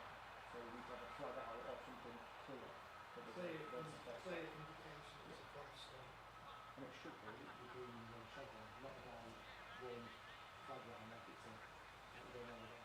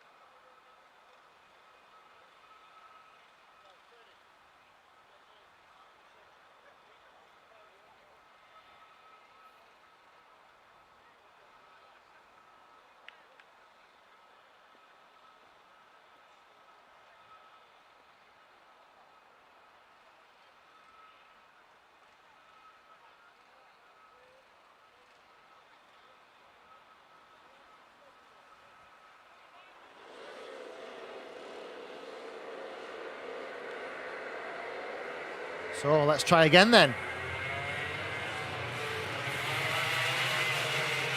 The DRS 100s will go round. Will they give them 2 formation laps or 1? Just give them 1. Let them get on with it. I think they'll get 2. So Freddie Cox will lead them out then. Bryn Calder will be alongside him. They'll stretch their legs. They'll warm things up. They'll prepare to go again. 24 DRS 100. I said it was going to be a cracker. It's already a cracker. We're not even started yet.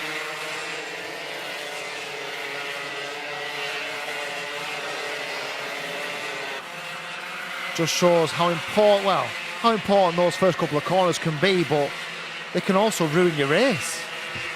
If you're over exuberant or you make a move that is perhaps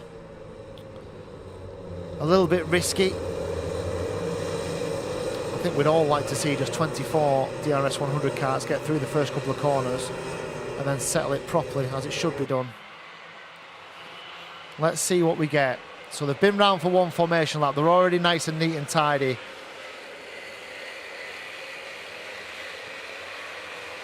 Do we go this time then? They're heading up towards the chicane, up towards the final corner. They'll all concertina up behind Cox and Calder.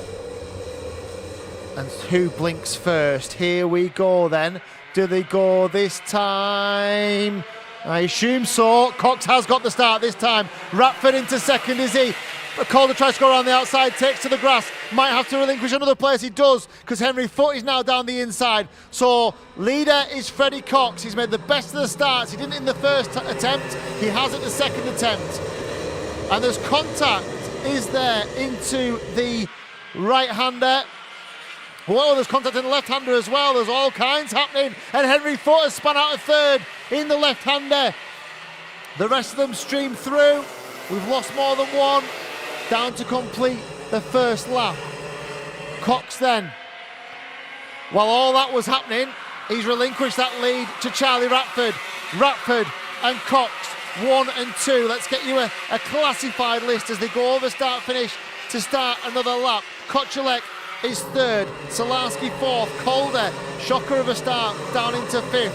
Karbalov is sixth, Oscar Walmsley-Jones seventh, and then Woodrow, Powell, Freddie Farrell is 10th, and the best of the rookie drivers as well. Here are the leaders then. Ratford through the chicane. Cox just in behind him. He's a couple of kart lengths away though, isn't he? Keep your eye on Kochelek and Salarski, both with absolute bags of pace. Can they get on terms? We have a long, long way to go here.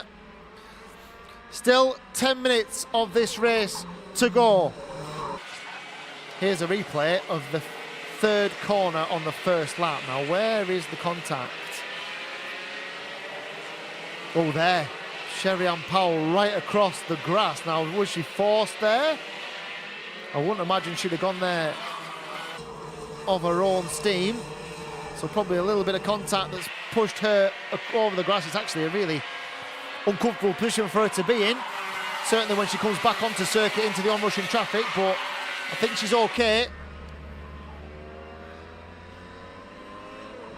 As the rest of them continue to stream through. So Sherry-Ann Powell involved in both of those, in both the start and the restart, involved in an incident on both of those in the mid-pack. So the leaders then head up towards the chicane.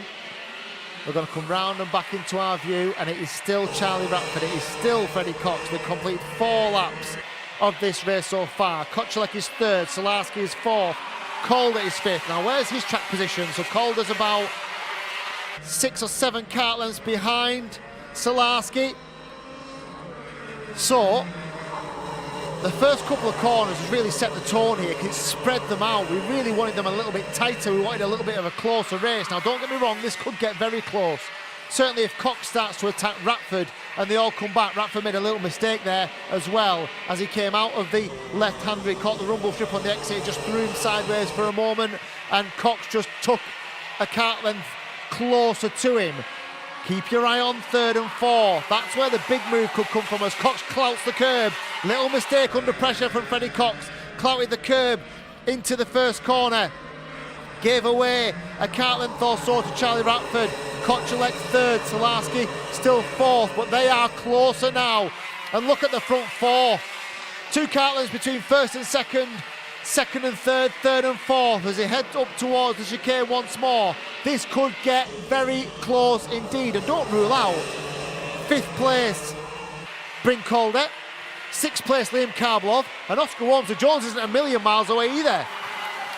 Through they go to complete another lap. I think it might require Cox to be the aggressor, and as I say it, he dives to the inside, and Freddie Cox takes the lead of the DRS 100 Grand Final here at Hooton Park. I was just about to say, or I was mid-flowing saying, Cox might have to be the aggressor, because if he doesn't, he runs the risk of Karblov picking him off for second place, and all of a sudden he's dumped to the back of the grid, back of that group, and his chances may have started to dwindle. What he did was he got himself out front as here they come again, and Ratford now, and here comes Salarski down the inside, takes Kochelek back into 4th, takes himself up to 3rd, and contact with Ratford, certainly contact into the back of Charlie Ratford from Maximilian Salarski as he went through the right-hander at turn 2. Now that's played into the hands of Freddie Cox. The gap's now 8 or 9 cart lengths between first and second, and look at Calder starting to come up in behind Kochelek as well. Ratford was really slow through turn 2. Don't know if he clipped the curb and threw it a little bit sideways, but he was really slow, and Salarski just got caught up in behind him. There was a little bit of contact between them. Salarski took the place and is now in hot pursuit of Freddie Cox at the front of the field. So Cox, Salarski, Ratford, Kochelek, Calder, they are the top 5 at the moment. Karblov is in 6th, Walmsley-Jones in 7th, Freddie Farrell is 8th, and the best of the rookie drivers. It's a contact warning for Salarski, probably about right. Here we go then. Over the line to complete a lap. Still a long way to go here, by the way. Still 6.5 minutes of this yet. They are absolutely coming together again. Look at the front 5, absolutely coming together again. In a lap or 2, these 5 will be nose to tail, and you can take your pick from any of these 5 drivers. Cox, Salarski, Ratford, Kochelek, Calder, Karblov.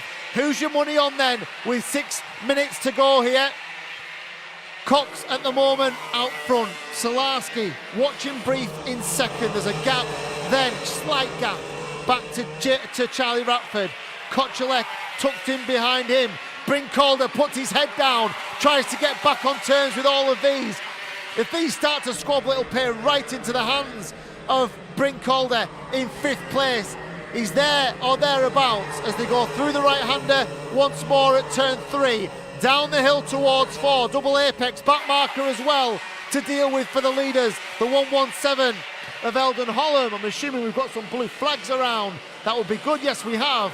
Good work from the marshals here. Here comes Salarski down the inside. What an opportunistic move that is from Maximilian Salarski. We've hardly seen an overtaking manoeuvre in the last corner. And Ratford goes to the inside. Ratford takes advantage of Salarski's slow exit from paddock corner, and he now leads. The 3 of them together. Here comes Salarski again. He says, I want that lead. I will not give it up. He goes to the inside, and Ratford picks his pocket on the exit. Here comes Cox down the inside. Can he retake that second place? No, he can't.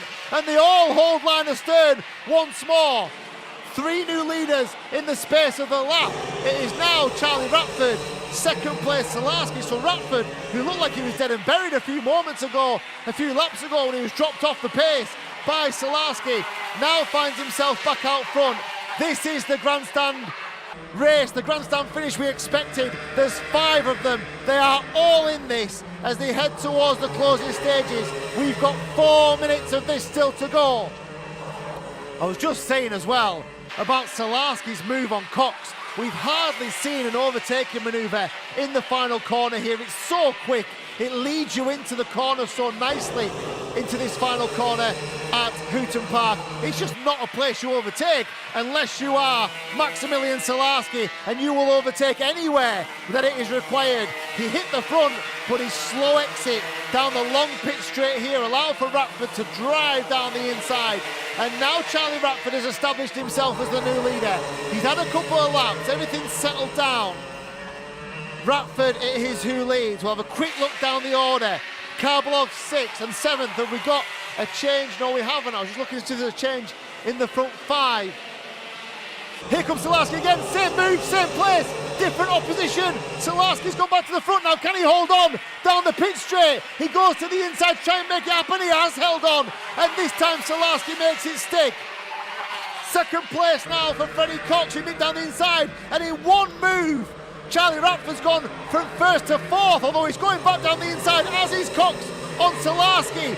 These 5 absolutely on each other, trying to find a way through. Salarski down the inside on the second apex at the left-hander at turn 4. I don't think I've ever seen it there. Salarski rewriting the rule book in terms of where you can overtake at Hooton Park. He goes back to the front. Salarski, Cox. 3rd place is Charlie Ratford. Here comes Bryn Calder. So Calder has just picked off Kochalek. He's took right in behind the 3rd place driver. He goes down the inside, does he? No, decides better of it, does Bryn Calder. Calder's going to have to make some moves though. He's got 2 minutes, 2.5 minutes, and expecting to, if he wants to win it, he's got to get up to 3rd. I think the driver in 3rd here, in this next minute, probably has the best chance of winning this race. The front 2 are going to fight, there's no doubt about it. Little mistake from Cox. There was a little mistake from Cox as he went through the right-hander at Paddock, and Salarski stretches his legs away at the front here. That could be it. If Salarski can get his head down now, Cox has got to put a couple of really good corners together, or he'll come under pressure from Ratford as well. Salarski, Cox, Ratford, then Bryn Calder, then James Kochalek, the 5 of them. An intense pace. Up towards the chicane they go. How long have we got left? We've got 90 seconds plus 1 lap. Still lots of drama to unfold here. Cox, to be fair to Freddie Cox, oh, he's made a mistake. I was saying to be fair to him, he's just dragged himself back into contention, but he made a huge mistake coming out of the second corner, and Ratford is going to have to go past him if he wants to win the race. Cox is trying to hold him off. Cox has held him off. This plays into the hands of Salarski. He wants them to fight. Calder's up into 3rd. I think Salarski might have done enough here. How long has he got left? A minute to go, plus that final lap. I was just saying that Freddie Cox has worked his way back onto the coattails of Salarski, and he made a huge mistake as he went through turn 1. He ran ever so wide. He caught the rumble strip on the exit. It cost him a couple of kart lengths, and it's pushed him back from Salarski into the hands of Bryn Calder, James Kochalek and Charlie Ratford. What was Charlie Ratford be thinking? He looked like the favourite 3 or 4 laps ago. All of a sudden he's down and out in 5th. Somebody's got to put something unbelievable together in terms of pace to get on terms with Maximilian Salarski. And what I would say about that young man is he gives a masterclass in overtaking. He wants to be out front. He knows they can fall over each other behind him, and if he stays out front, let them fight, he'll be away at the front and he'll win the race. And that is exactly how it's working out at the moment. Salarski then looks over his right shoulder with a huge smile on his face, I'm sure, but full of concentration. He's still got a job to do, but he'll know that he's got a comfortable gap between himself and Freddie Cox. Calder 3rd, Kochalek 4th, 5th for Ratford, 6th, I think, for Karbalov. He is 6th. Top rookies now Ruby Smith in 10th at the moment, but we won't take our eyes off the leaders. We won't take our eyes off this final lap. I think Salarski's done enough. The squabble is over 2nd, 3rd and 4th between Cox and Calder and Karbalov. Round the final time, turn 3 down to turn 4. There's not many overtaking opportunities from here unless you are Salarski, and he doesn't have to overtake anyone because he's at the front of the field. Salarski then, 1 corner to go for Max Salarski. Cox will come home in 2nd, but it's Maximilian Salarski who wins the grand final of round 6 of the Daniel Ricciardo Series here at Hooton Park. What a drive from that young man. When he needed to make moves, he made them. When he needed to make them stick, he made them stick. What a drive, what a final. Salarski wins it, Freddie Cox in second, third place for Bryn Calder. James Kochelek comes home in fourth. Charlie Ratford will be disappointed, I'm sure, to come home in fifth. It's Liam Carlock, Oscar Walter, George Henry Foot and Maximilian Reed. Ruby Smith is the first of the rookie drivers as the crowd applaud your winner, Maximilian Salarski. It's another epic DRS 100 grand final here at Hooton Park. Our attention will turn in a few moments time, or in around 30 minutes time, to the trophy presentation. I'm sure you'll join us live on our Facebook channel and on YouTube, and then all eyes onto October, all eyes onto Fulbeck, all eyes onto the final round of the Daniel Ricciardo Series, where we will have 3 brand new champions to crown. We will see you then.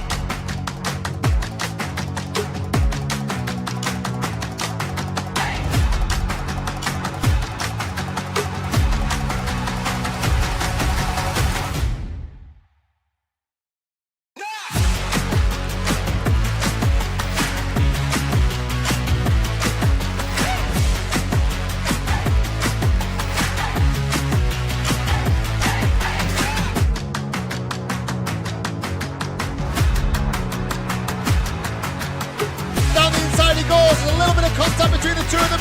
Oh, there's contact. There's contact. And there's contact between Sherry Paul and Campbell Pilling.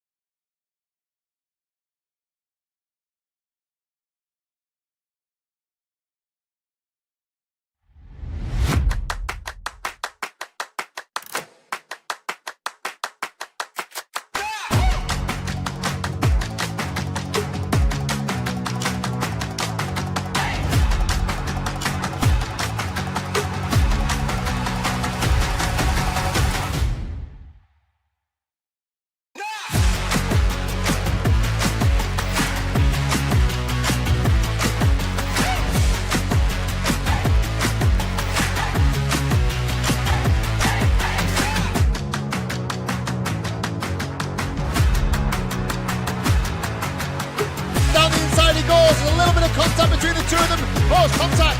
There's contact. And there's contact between Cheryl Paul and Campbell Pilling.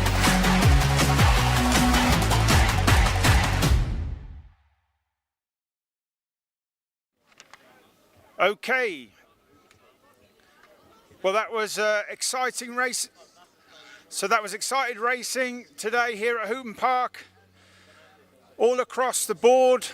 So it's time for the presentation, and we're going to start off with the DRS 62, and we're going to start off with the DRS 62 Academy. And in third place today, number 55, Lucas Esser.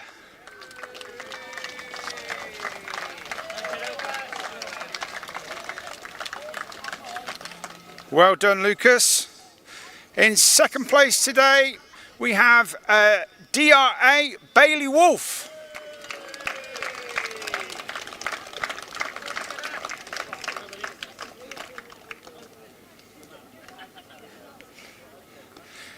And your winner today, number 93, Ilya Veliko.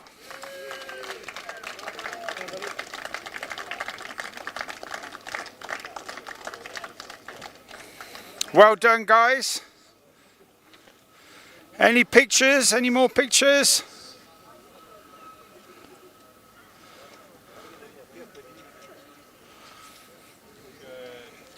Mums and dads, brilliant. Round of applause for the DR62 Academy drivers.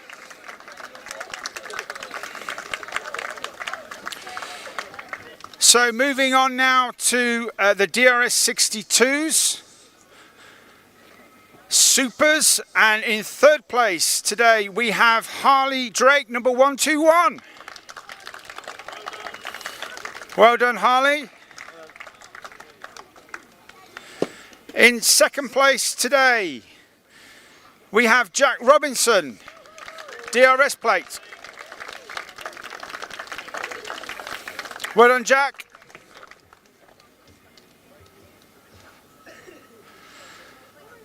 And your DRS 62 Super winner today, number 3, Oscar Walsh. Well done, Oscar.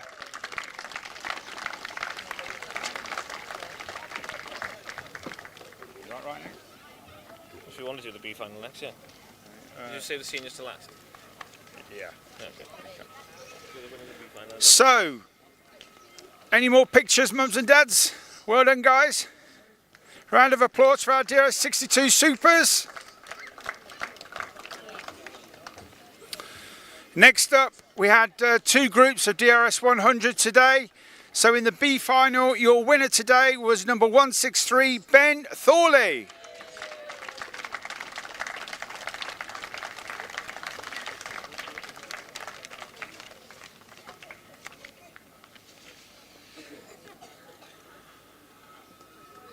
Well done, Ben. Okay, moving on now to the DRS 100 Grand Final. The top rookie driver was number 151, Ruby Smith.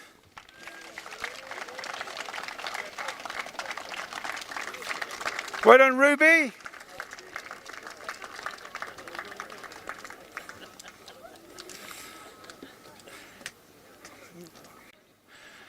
And then your top 3, what a race it was.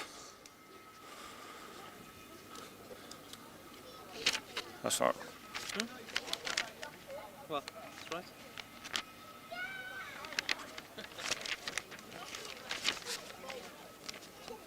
In third place, number 3, Max Salarski.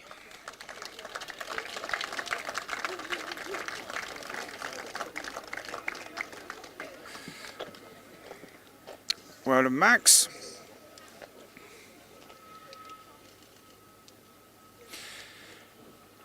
In second place today, number 7, Bryn Calder.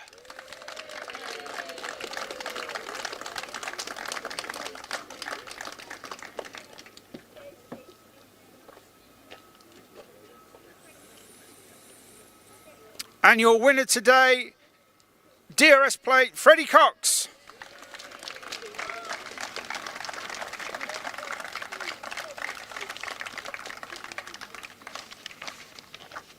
We don't have the 125 list. Well, I don't have the 125. Oh, do you?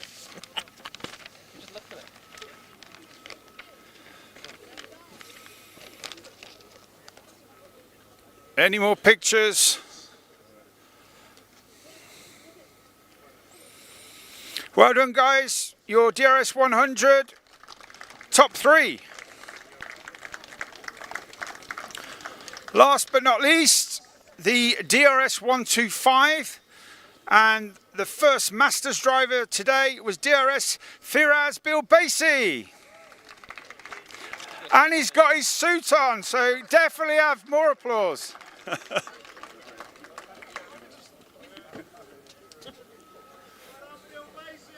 Hey.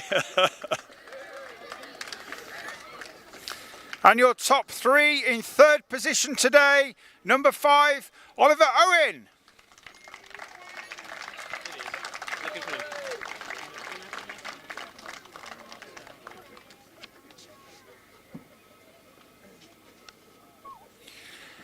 Your 2nd place driver today, number 183, Ben Gartside.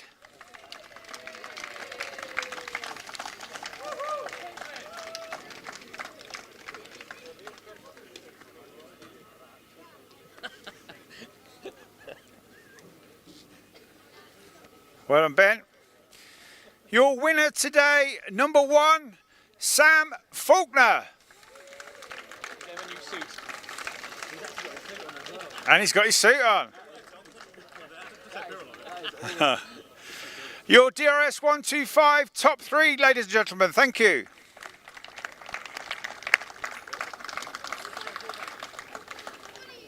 Huh? So that's it for round 6. One more round to go, where all the championships are still to be decided at Fullbeck at the end of October. So we'll see you then. Thanks for tuning in, and well done, everybody. Fantastic meeting. Thank you.